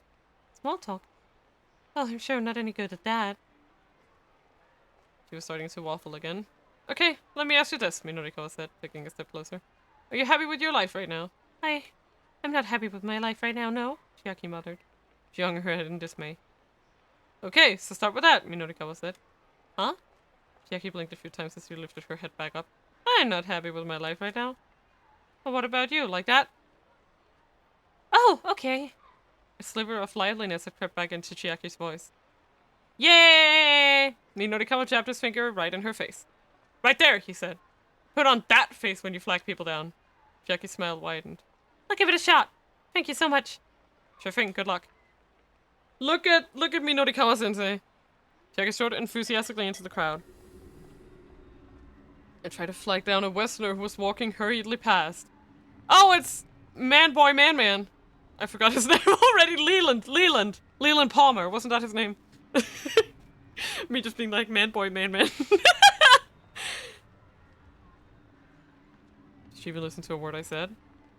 Norikawa felt his short-lived triumph melt away. Am I just gonna have to teach her everything again from scratch? No, it's Man. Or rather, Man. Then he paused in surprise. Hold on. Okay, good. Whoa. Chiaki snatched the man by the arm in an attempt to get him to stop. To Minorikawa's amazement, the gambit worked. Before long, it looked like the two were engaged in some kind of animated conversation. Maybe she would get an interview out of this after all. Heck, the look on her face was actually somewhat confident. Sometimes people could surprise you once you got past their surface issues. Now, Minorikawa could get to the Burning Hammer sales demo with a little more peace of mind. Speaking of which... Crap! What time is it?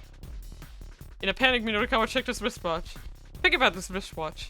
That will tell you how much you think about the opposite sex and whatnot. What? How does that... What? What? What? What?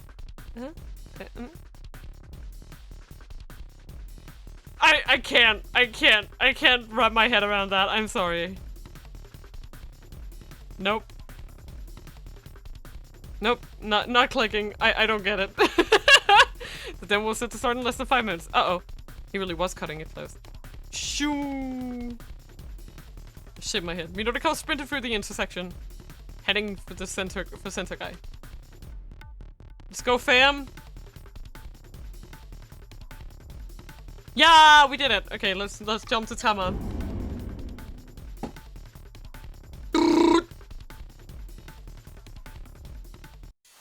Okay, now let's jump. I got some stuff in a package today, and I forgot I had ordered, like, some of the merch I had is like a cell phone stand. I find that's kind of cute.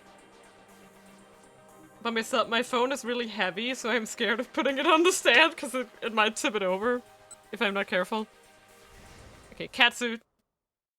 Meow meow. Meow meow. It's a kitty! It says bakeneko. What the hell? Nende fume. Okay, so this paper here is like, it has like neko circled and then like the drawing, and then this is nende fume. So it's like age unknown, and then namae is a name, is bakeneko, and I'm like, okay. Tama! What the fuck were you getting up to, Goral?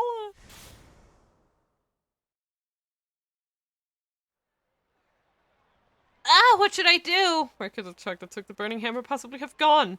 I was standing there racking my brain when I hear a voice call out from behind me. Excuse me. Are you, happy? With your life right now? I tend to see a woman holding a notebook. I love how she looks, by the way. Like, her accessories and everything is just, Huh? I mean, just... Sorry.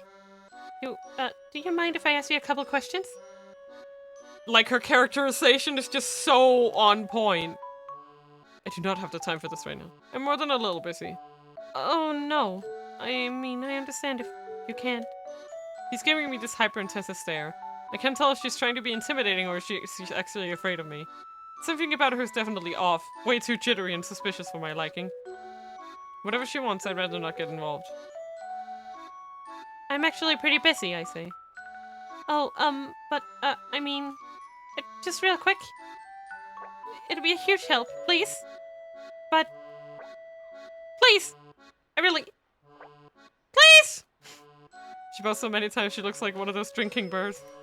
A toy bird that functions by means of a simple heat engine mechanism, causing it to continually dip its head into liquid and then rise back up. Sometimes falsely claims to be a type of perpetual motion device. Once a common sight in offices the world over. Fun.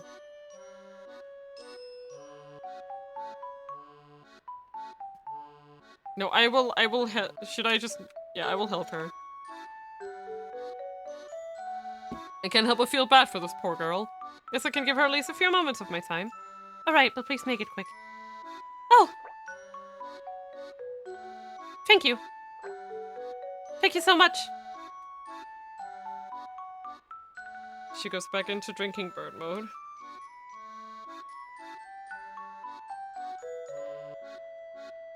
So, what was the question? Oh, right. So, are you, happy with your life right now? Well, right now, As you can see, I am a cat. 我が輩は猫である. I hope that's what they said. Oh, a cat. Yes, I see. A cat.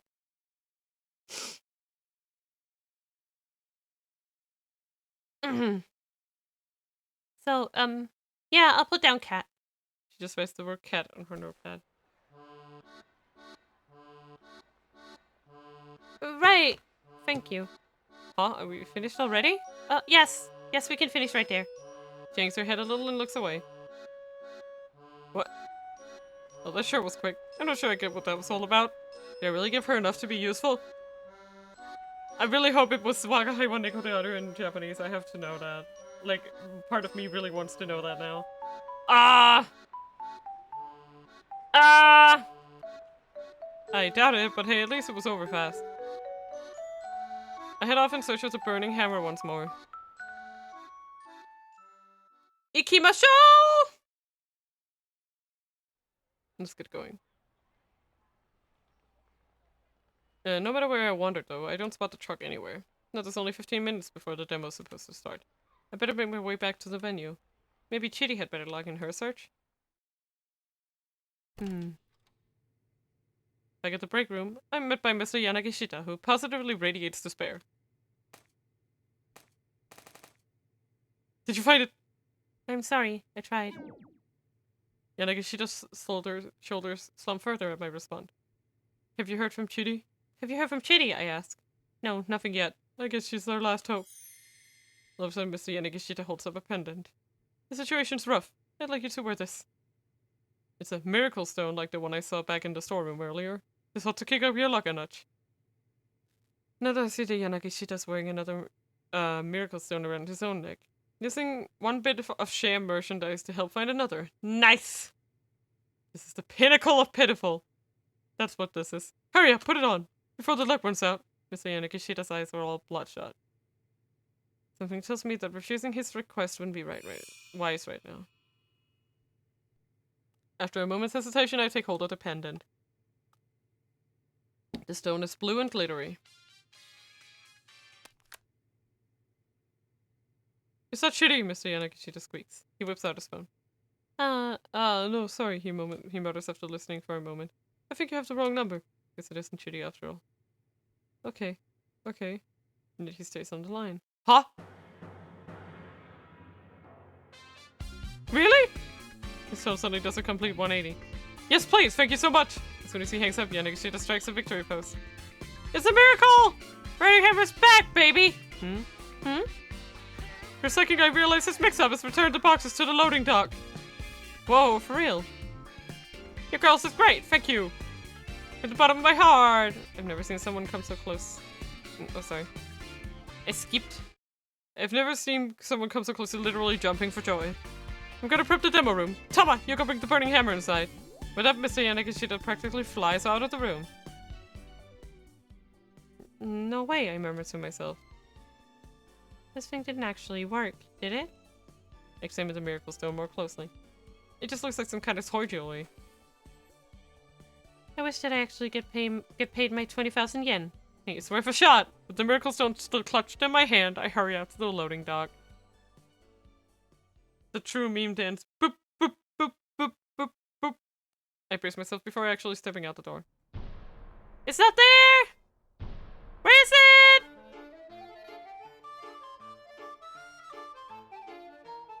I look and I look, but I see no sign whatsoever of any burning hammer. In panic, I call the recycling guy. Well, I definitely returned it to the loading dock, I can assure you of that. If you're telling me it's not there now, unfortunately that isn't my responsibility. I wonder what happened to it. The except didn't even sound like he cared. I look around a little more, but to no avail. Yeah, it's definitely not here. Someone else take it, maybe? As I hang my head in dismay, a middle-aged man in a sanitation uniform passes by, holding a big garbage bag.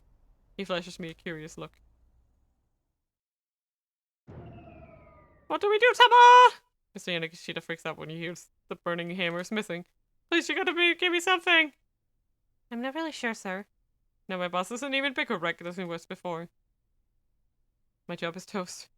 This job is toast. Any money I was gonna get paid is going up in smoke. It's like all my hopes and dreams at this point. I guess maybe we could try selling the Anagotchis or something? Not much of a suggestion, but it's all I've got. Mr. Yanagishita looks at me intently. Wait, what did you just say? Huh? What did you just say? Or something? No, before that. I guess maybe we could try selling the Anagotchis. You can almost see the wheels turning in his head and smiles slowly creeps onto his face. That's it. That's it! Oh god, that's so creepy. That's it! That's so creepy. I'm starting to see an actual gleam in his eyes. Right then. I guess that's our only real option. No, wait. This is a sign. That burning hammer didn't just vanish by coincidence. Oh no. He jumps to his feet, his eyes still positively aglow. Alright, see you later, Anagochis. We're about to kick you right out and knock you right out of the park. Amazing.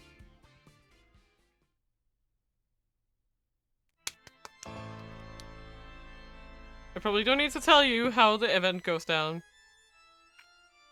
We don't manage to sell even a single Anagochi. Turns out, hey, people are really creeped out by eels, and our customers have no problem letting us know that. Very impolitely, I might add. as I storm away in a huff. But Chidi said she liked eel cell broiling in sushi. I hear Mr. Yanagishita mutter to himself as I get ready to leave. If only we hadn't lost the burning hammer, things would have gone so much differently. Or no, maybe they'd have gone pretty much the same. You know, I probably should have listened to my gut earlier. Agreeing to take on this job has brought me nothing but trouble. Stop! Hashtag stop eel hate! Oh my god, how dare they? Anagotchi. Nobody's gonna have any luck selling digital pets to customers who are looking for a health food demo. But why did the burning hammer disappear anyway? Well, that sanitation worker Tamasaw had found another pile of trash to dispose of. Sometime close to 12:40, someone winds up breaking the bottles, turning them into useless garbage. But who is that someone and what can they do differently? Oh no, it's not me! It wasn't me, I promise, officer. Oh my god, now I need to remember exactly where that was. Was it here? Yeah, here. No forking. No forking. But how does this... Okay. As she snatched off the nearest box, turned and threw it on the man with the cane. The box was filled with something heavy. This ought to do some damage! He watched with satisfaction as it struck the assassin in the face. The man staggered sideways. Here, have another! One by one out, she hurled every box in the pile. And one for the road!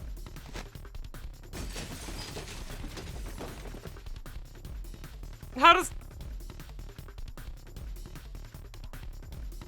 does that change anything? The assassin dropped to one knee, scrubbing at his face with his hand. Archie looked on in surprise. He couldn't possibly have hit the guy that hard. Peering at the man more closely, he saw that he was spattered in red liquid. Apparently the stuff in the bottles had gotten in his eyes. Now's a chance! Archie took off. He told me leaving their pursuer kneeling in the alley. Wait, but that was the only choice I could make, right? So, how is this better?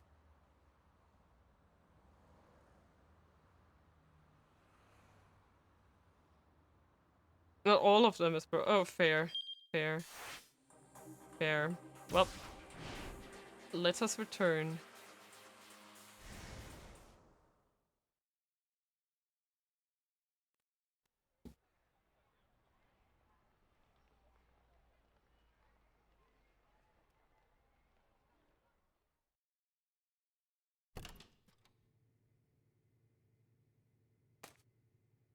Yeah, okay. We tried our best. Dum dum dum dum dum dum dum dum dum.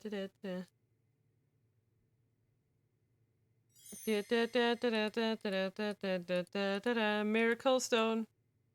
Miracle Stone. Miracle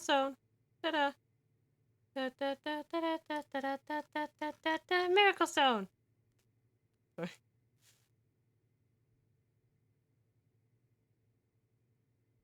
This life is so goddamn pitiful. My life is pitiful. Pitiful.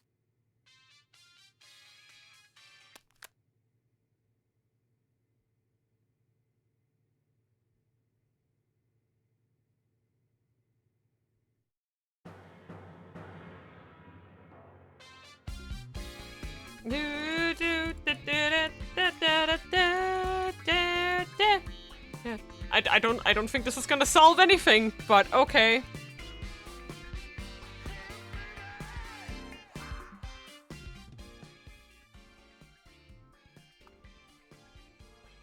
Did Miracle Stone really work?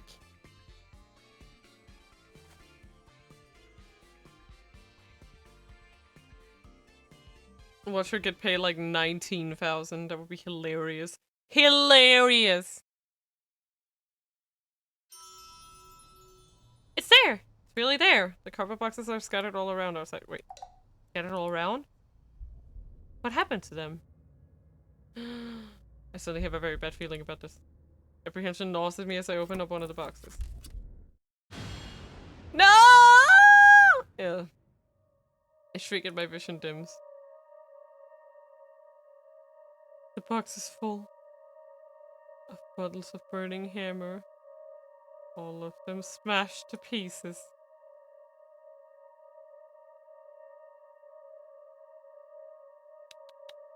I mean, not all of them is broken, signed Argo. Yes, they are! Yes, they are, Argo! They're all fucking broken!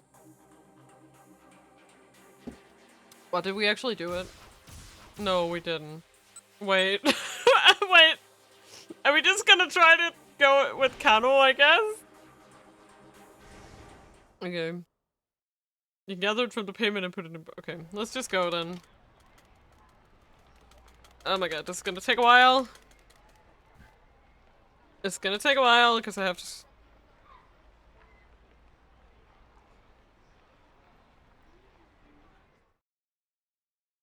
Oh. Well, you've lost sight of it completely. The voice said out of nowhere. What? Kano spun around. It was Shizuo! Rumi was with him. Sir? Kano stuttered. Weren't you supposed to be waiting at the cafe for? There was some lowlife there, so we left. Rumi's dad looked pretty mean under ordinary circumstances. Right now, he looked like a man possessed. Oh, I beg your pardon. I'm still on duty at the moment. I'm going back home, Shizuo offered.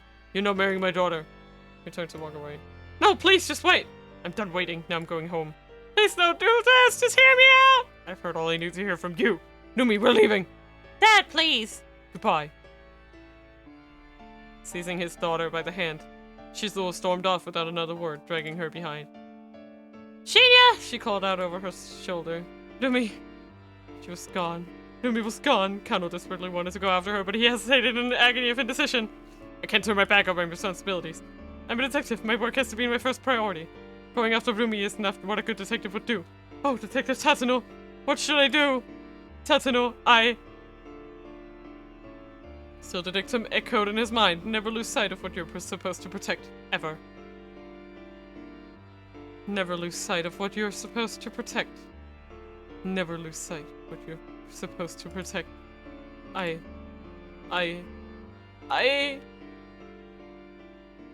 quit my job again!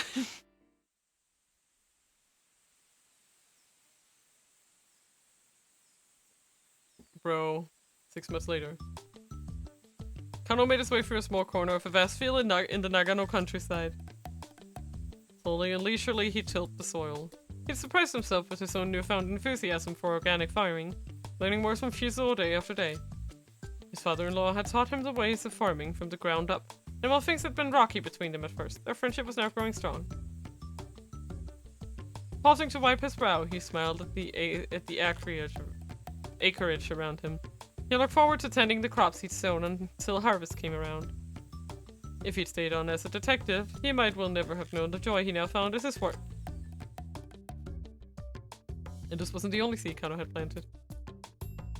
By the time harvest season came around, the new life growing within his dear Rumi's belly would be ready to celebrate it with them. That is a very disgusting analogy. Ew! Ew! That gives me the creep. We got married. How is this this isn't a bad ending. Kano went after Rumi and Shizuo, proving his devotion and earning her hand in marriage. Now he's a farmer in Nagano, and crime in Tokyo is someone else's problem. But hang on a sec. I remember Rumi and Shizuo were waiting at the cafe like they were supposed to be. Well, there's no way for Kano to know about how one man's bit of curiosity at that cafe had lifted a strange twist of face. Yeah, ugh! Like, could you tell when I was reading that I was just like, ugh. Minorikawa! No, not this one. The one before it. Yes. Yeah, I know. I know I would have. I knew I'd have to I knew I'd have to rectify this at some point, but also I was just like, well, I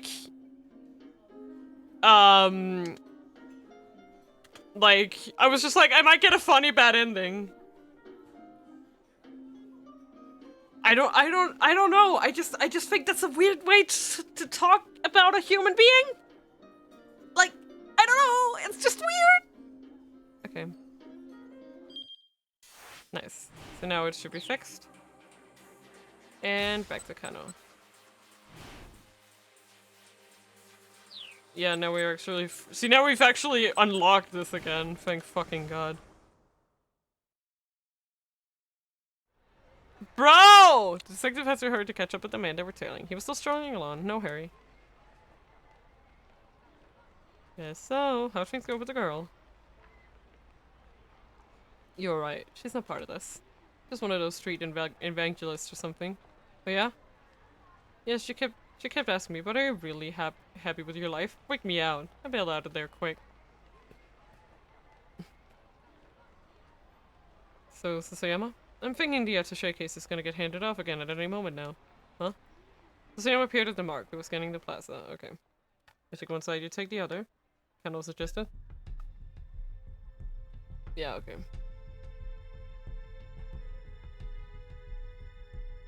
Yeah. This is all still good. All good, all good.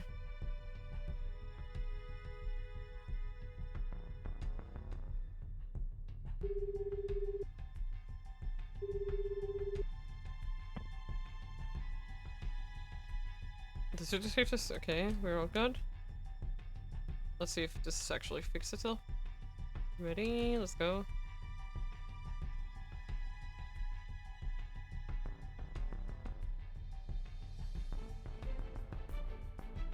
Okay. So this still happened, even though... I don't understand. What are we doing wrong?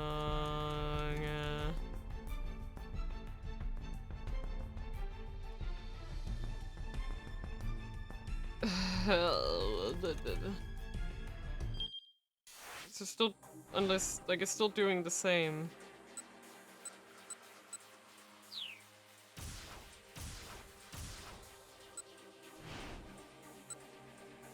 Did I not pick the right choice here? Did I... Yeah, no, I picked B. Get back to the office.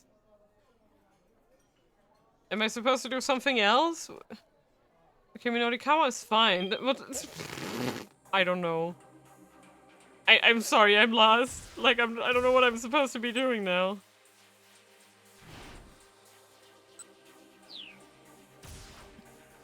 Like, it says someone is supposed to meet with him, but who? Who's supposed to meet with him?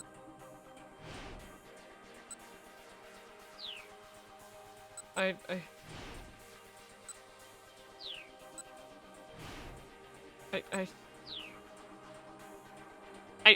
don't understand. Like, I'm lost. I'm sorry. I'm completely and utterly lost. Like, this is... no. Nope. I have zero brain about this. The only one I can think of is Osawa, but he has nothing to do with me, like, with Minorikawa's story at all. Like, going in here and fucking around with some of the choices. But I don't understand how that can change anything. Yes? Yes? What about him? Tell him to hide. And lay low. Okay. That was what we did first, and they were like, no. But see, that's what I don't understand, Argo, because I picked A first, and then they told me, no, that's wrong.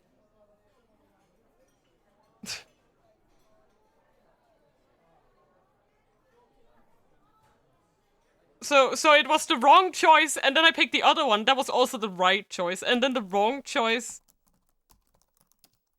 What? I don't understand. I'm sorry. I don't understand the logic behind that. Because they were like, that's the wrong choice. Because someone told him to hide. And I was like, what? Can you see how that confused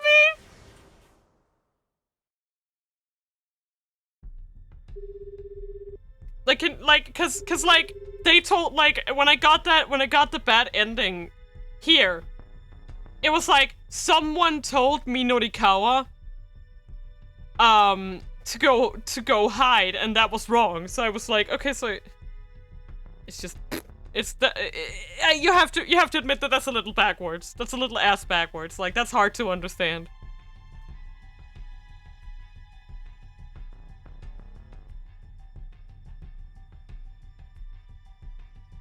No. So when I got the bad ending here the first time, it told me someone told Toyama to hide. And that's what got him into here. So I was like, okay, so the Minorikawa choice is wrong. That was what I thought when I read that. Because that's what you'd think. Okay, I made the wrong choice on the phone. And the choice I had made at that point was to tell him to hide. No, I didn't tell him to go to the office the first time. I told him to lay low. I did not tell him to go. I chose A the first time.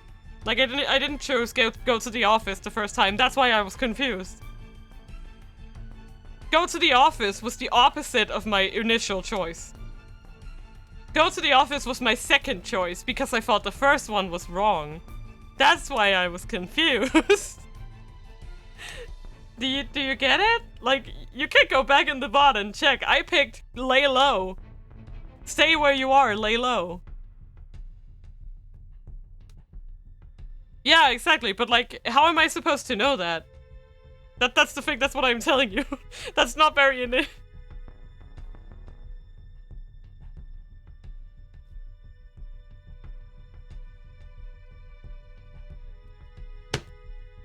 That is not Argo.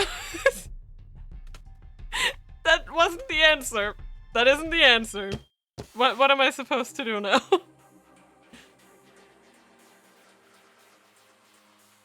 But that was the same. What? Wasn't that the same? This is the same scene we've had 4 times now. How is this changing anything? I don't understand. This is the same scene. Is the ending gonna change? But why? He's already been found. Okay, I guess I'll just keep going.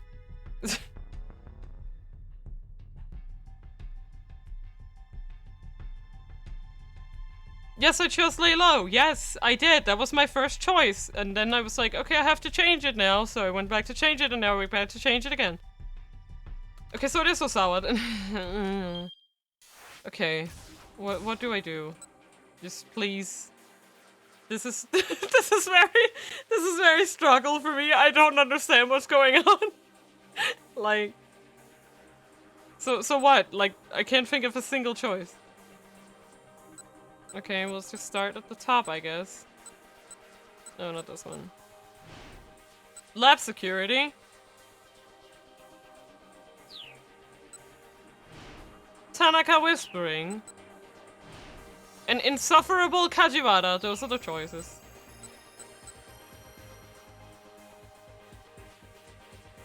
Those are everything.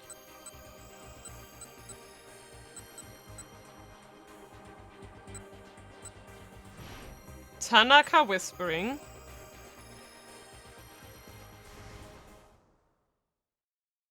It is throw the plunger at him, be like, okay, and shoving him out of the bathroom.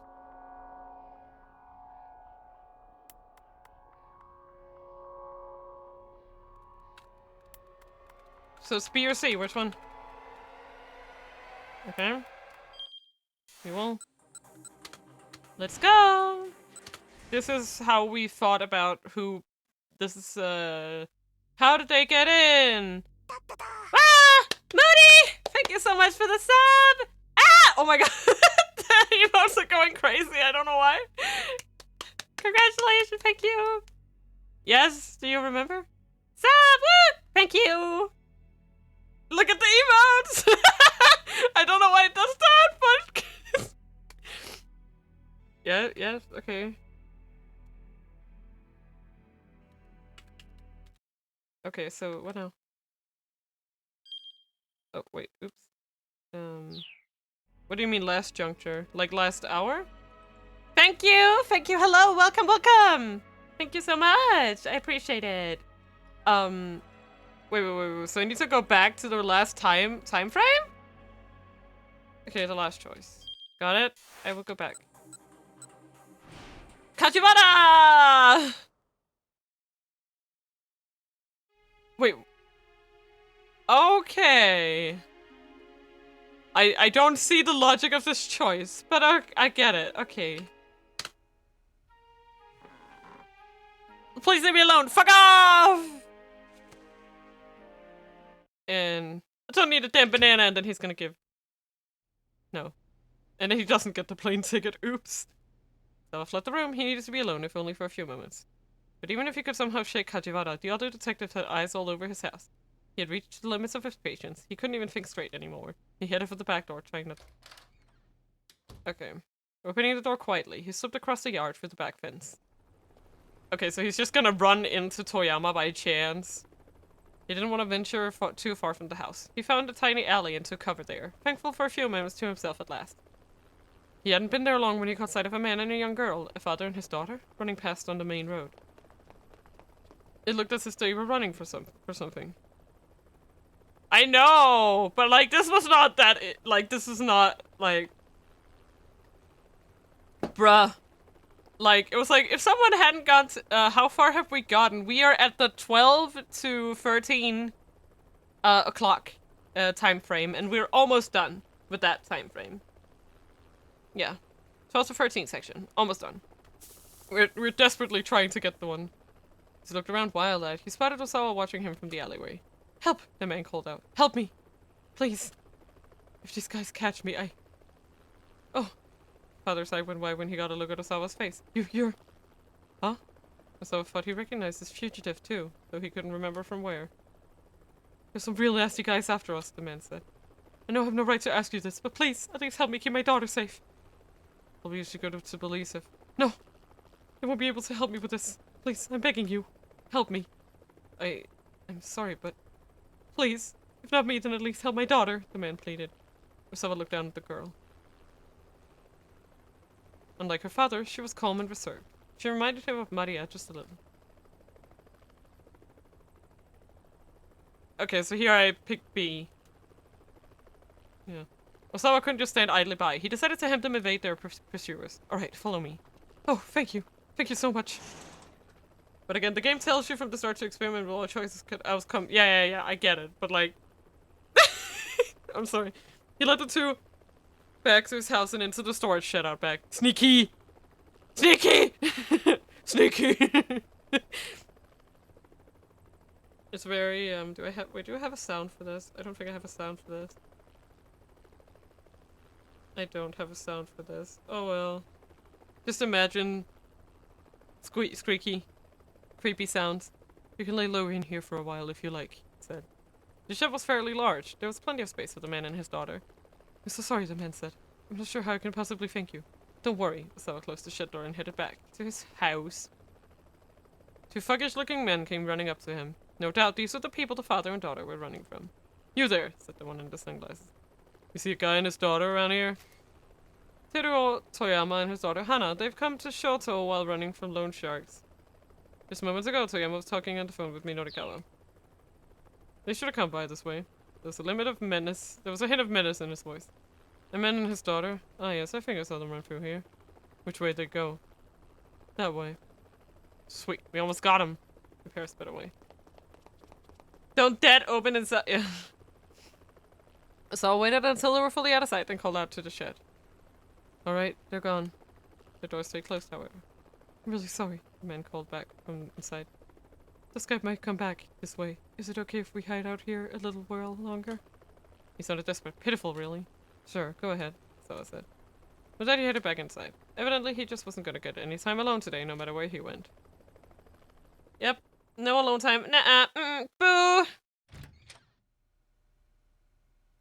Osawa groaned inwardly when he got back to his study. Still here? Yes, sir. I still have to keep my eyes on you after all. Believe me, it shows. What? Had Kajiwara realized he snuck out of the house? But more importantly... This!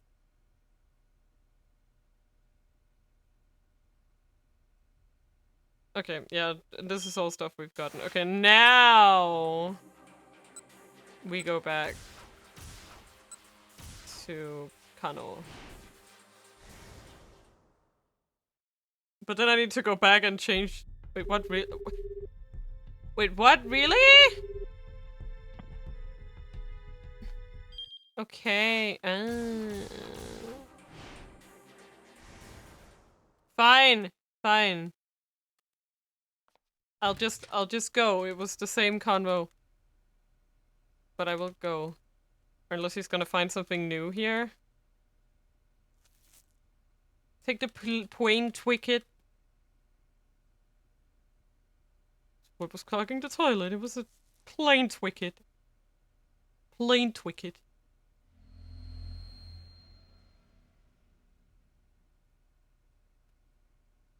Hello! Where do I start, Joe Barra? Where do I goddamn start? We threw burning hammer at the murder guy. A plane ticket was flushed. We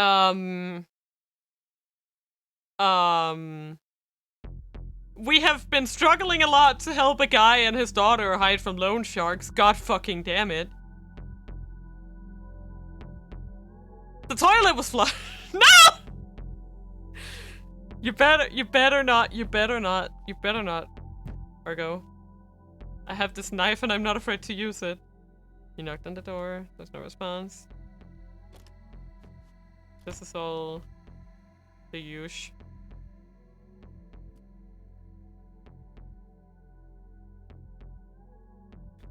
Lamau. Don't worry about it, Argo.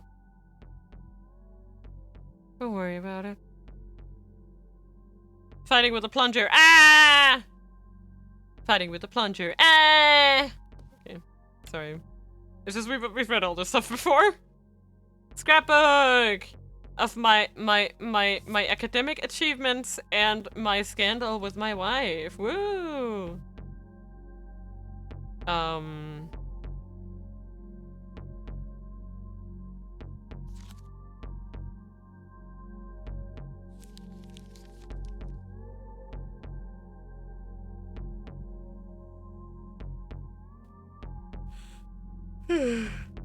But yeah, this is what I was talking about. That was making her angry before. She was so angry. Yeah, this game is so goddamn weird. Like, I mean that in the best way possible, but also this game is so fucking weird. Oh my god, we're already over 4 hours. I'm sorry, we'll finish this! I can't. Like, now I'm angry. Like, now I'm angry, now I have to finish. Now I have to finish this bitch, you know? Like, I can't. Yeet. Oh, how daddy loves CDs. We need a trailer for the next hour. Where's my CD? It's at the lab, you're idiot. You are idiot. Let's go. You are idiot.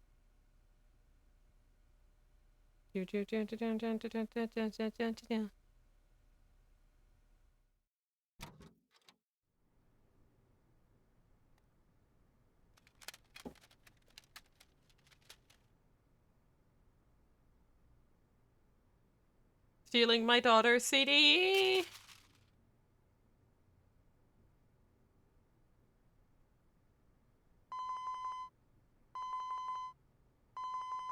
Mochi mochi. I'm outside. Signed Makino.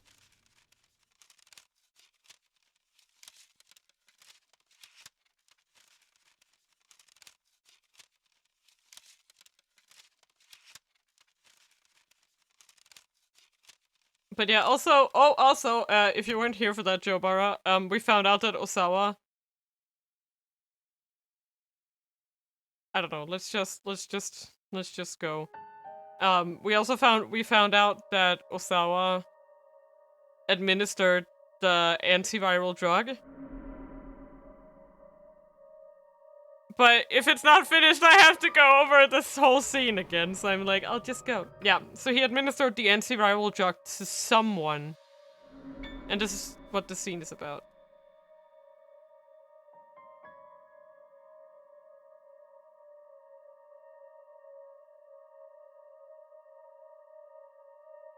It was all he could do.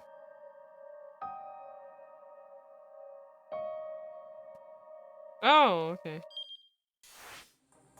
Okay. Fucking Kano, let's go. Sorry, I just... Yeah, let's go.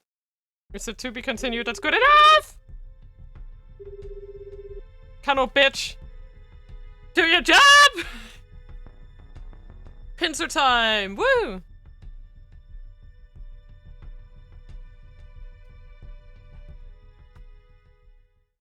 He looks kind of pleasant. I like him. Second man approached the one holding the attaché case. After exchanging a scant handful of words, he took the case and walked off. Sasayama? I handled the guy with the case. Got it. Sasayama broke into a run, chasing after the man who had taken the ransom. Kano hung up his phone and rushed to close the distance with the other man. Can't believe it denied Kano a farmer life. I know, right? Oh, right, Kano became a farmer. I forgot about that part. You, there's... Oh, right, and a cockroach attacked Hitomi and she passed away. That too. You there, stop where you are. The suspect turned and Kano recognized his face. He was indeed a member of the foreign crime syndicate that operated in Shibuya. Is the hostage safe? Kano demanded. The man's only response was an unsettling grin. Answer me! But though he repeated the question, the man remained silent.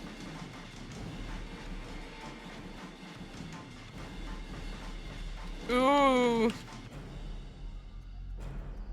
Argo! It's fine, I'll just... Handcuffs. Equipment used by... Nothing. Equipment used by police officers to shackle suspects. In Japan, the belt that makes up part of the officer's duty uniform has a storage pouch for a pair of handcuffs. Took out a pair of handcuffs and reached for the man pulled a knife from his breast pocket and swung it right in Kano's face. Kano managed to jerk away in time, but this momentum had carried him too far backward and he sprawled onto the pavement. Damn! I'm scared of police officers. Did they offer good time? The suspect was running, Suddenly a large car of foreign make skidded to a halt, blocking off the man's escape route. A tall Caucasian man jumped out. He wore sunglasses and a crisp suit. Now cornered, the fleeing suspect brandished his knife. Be careful! But Kano didn't even have time to finish shouting his warning. There was a metallic pwing. The knife went flying through the air. The man in the sunglasses had snapped his right foot up, sending the weapon flying. As the attacker's jaw dropped in astonishment, the newcomer proceeded to elbow him right in the face. The blow connected and the suspect went down hard. Ow! The fallen man turned his head to look at Kano. His mouth moved as he was attempting to say something. He never got it out. The man in the sunglasses kicked him in the face. With a groan, the perp slumped down, unconscious. Hey! Kano said, what the hell are you doing? He stormed over to the man with his sunglasses. Wait. The man nonchalantly dusted off his suit. You were ordered to watch and see where these guys went, right? He spoke fluent Japanese. Imagine that you are a Japanese person who has never been in a situation where you suddenly had to speak to a foreigner. You haven't used English in ages. Your tension grows. You think back to English class in school. But nothing you remember is helpful. You muster up the courage to choke out a statement. Do you? The foreigner responds fluently in your own language. Nihongo de daijoubu desu. It's alright. I speak Japanese.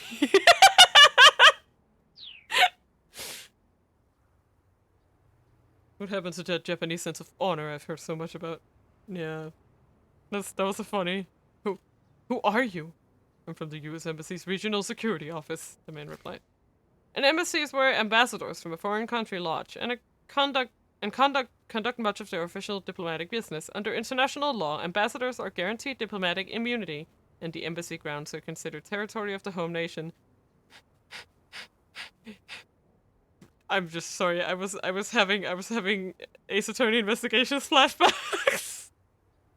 The U.S. Embassy's Regional Security Office is responsible for the security of American diplomatic facilities and personnel and provides American citizens in Japan with information and public order. It is located in Akasaka in the Minato ward of the Tokyo metropolis. Extraterritorial rights, Mina, do you speak it? He presented Kano with his ID. Jack Stanley. That's such an American name. Jack Stanley. His title was listed as Security Assistance Officer. Kano glanced at the car he'd showed up in. The license plate was blue with white lettering. The Ministry of Foreign Affairs? But the ministry wouldn't just send some diplomat to intervene in a police investigation. Jack John Wesley Stanley. Yeah, exactly! Kano pulled his phone out of his pocket. Sasayama's name was displayed across the LCD screen. How are things on your end, Kano? I have the suspect in custody. How about you? Sasayama hesitated. He got away from me. What about the attaché case? I'm sorry, but he's still gotta be around here somewhere. I'm gonna look around some more. Sasayama hung up. What's your name, detective? Jack Stanley asked. Oh, sorry, I keep clicking as Kano was processing this new information. Kano, from the Shibuya precincts.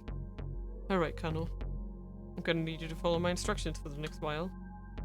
What's that? Instead of answering, Stanley took out his cell phone and made a quick call. After a few moments, he held the phone out for Kano. Here, permission from your boss, he said. What? Kano squawked. He took the phone gingerly, placing himself. Kano speaking. You imbecile! What the hell are you thinking? It was Kusei, and was he furious? Understandably so, really. Kano had disobeyed a direct order, and for what? All he'd accomplished was losing track of the attaché case. Friendship ended with Sasayama, now Stanley is my new best friend. I'm sorry, sir. You really think sorry's gonna cut it? You're off the force, Kano. Kano slumped defeated. He had no reply. He knew he deserved whatever punishment he got. Still, orders from up top didn't trump the hostage safety. If he could have gone back and done it all again, he was sure he'd make the same call. Maybe that meant he wasn't detective material, but so be it. That's what I want. That's what I want to tell you, Kusei continued. But for now, I need to follow the instructions of the guy there, Stanley. Do whatever he tells you. Kano didn't quit himself! Yay! I was about to say, is this another goddamn... Sir? Kano hadn't seen that one coming. He disobeyed orders, that was undeniable. And yes, he knew he deserved a reprimand. But being ordered to tag along with some stranger who just turned out of the blue, what the heck? May I ask why the US Embassy was involved with this? No more questions, Kano. Step in line. Please just hold on. Sir, I have no idea what's going on here. He let out an exasperated sigh. That makes two of us, kid. Yeah, we got you baited. We got baited, bro. And with that, the director hung up. Well, guess we gotta follow along with Stanley, bro, our dude. Sounded like even Kusei didn't have the whole story here. Which meant that orders were coming from someplace higher. A foreign syndicate moving the ransom around the US Embassy. Whatever was going on, it was more than just a local kidnapping case. And Kano was deep in the middle of it. He handed the phone back to Stanley. Who's Jack Stanley? A dude. He's a dude. A bro. A few moments later, two detectives from MPD arrived on the scene. Stanley handed over the fallen criminal to them. You're chasing a bum lead, you know, Stanley said as he watched them carry the man away. What do you mean? Kano asked. I mean, this kidnapping isn't about the money. My priority is the girl's safety. Right now, your priority is doing what I tell you to do, bro. Kano gave him a scowl, but Stanley ignored it. That guy we just arrested, he asked. He tell you anything? He tell you anything? No, nothing. No, nothing, Kano said. Okay. Really now? All trace of emotion drained from Stanley's eyes.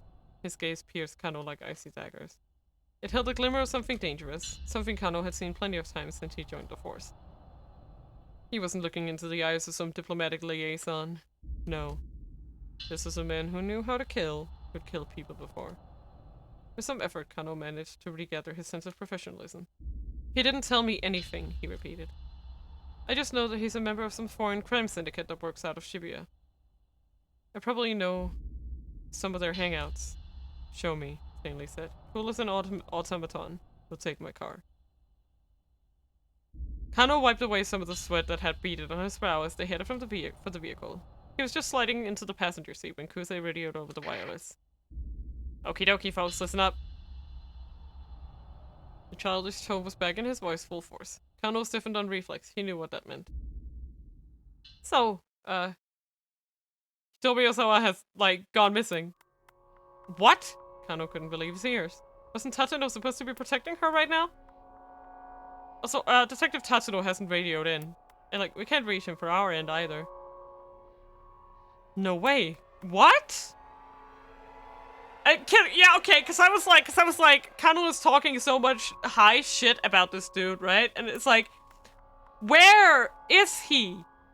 Wasn't he, was he already gone? Is Tatsuno the guy with the fuck? If he's the guy with the fucking cane, I'm gonna yell. No way, Kano blurted out. Can't be.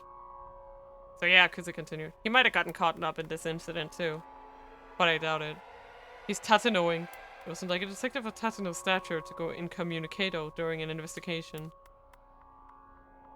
It could only mean that something had happened to him. something major.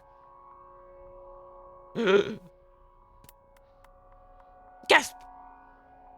To be continued! Ah, we did it! We did it, friends!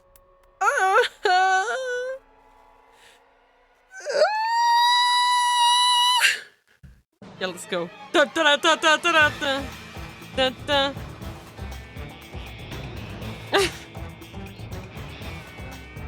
Oh great, our new partner.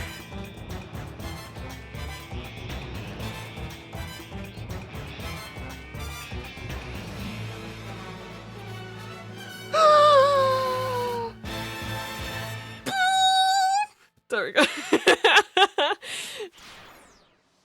Honestly, it would be fun if we could just do this every episode, like do like an hour each episode. Like, that'd be so epic, but I'm not sure that's possible. Yay, we did it!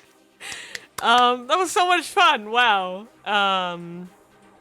Yeah, it would be perfect. Like, it would be so good. As long as like this is as complicated as they get. Because each one, beside maybe last one, is similar length. Okay, that's perfect. And we can totally, like, aim for that. Like, just, oh, let's go, you know? Totally doable.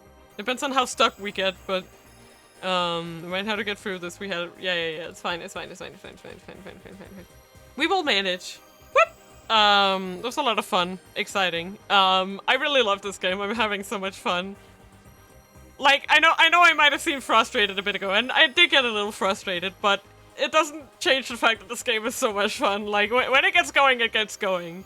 And I understand that this is gonna happen sometimes, that you feel like you're getting, like, what can you say? You're getting, like, conflicting information, and you might just be not seeing it right, and I admit that I probably was like, what? You know, but... Yeah, okay, trying some new options. Yeah, I will definitely try to keep that in mind. It's just, there's a lot to keep in mind. Yeah, there's a lot to keep in mind, and I just hadn't understood. Yeah, exactly. Exactly. I just hadn't, like, connected that, because I was like, who is gonna go meet him? Because in my brain, I wasn't connecting the fact that they were talking about how he was going to a rich neighborhood, and in my brain, I didn't connect at all that, oh, that's where Osawa lives. It's not like they didn't give you hints. They just weren't that direct about it. Yeah, like, I don't know. I was definitely not thinking. So... It's what happens. You know? It's what happens. Ooh, there are a lot of people. Okay, this time, we will actually try... Okay, let's... Yeah, we did it! Okay, this time I will try to raid, Marumi again. I hope it works. Does it work? No, it doesn't! I don't know what it is. Twitch doesn't want me to raid her. Okay, well, let us raid...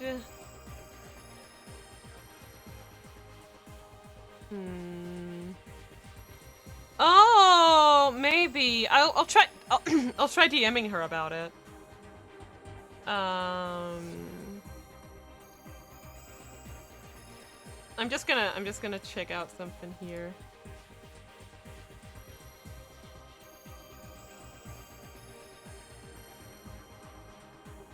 Yeah, sure. Let's raid. Yeah, do it. Let's do it.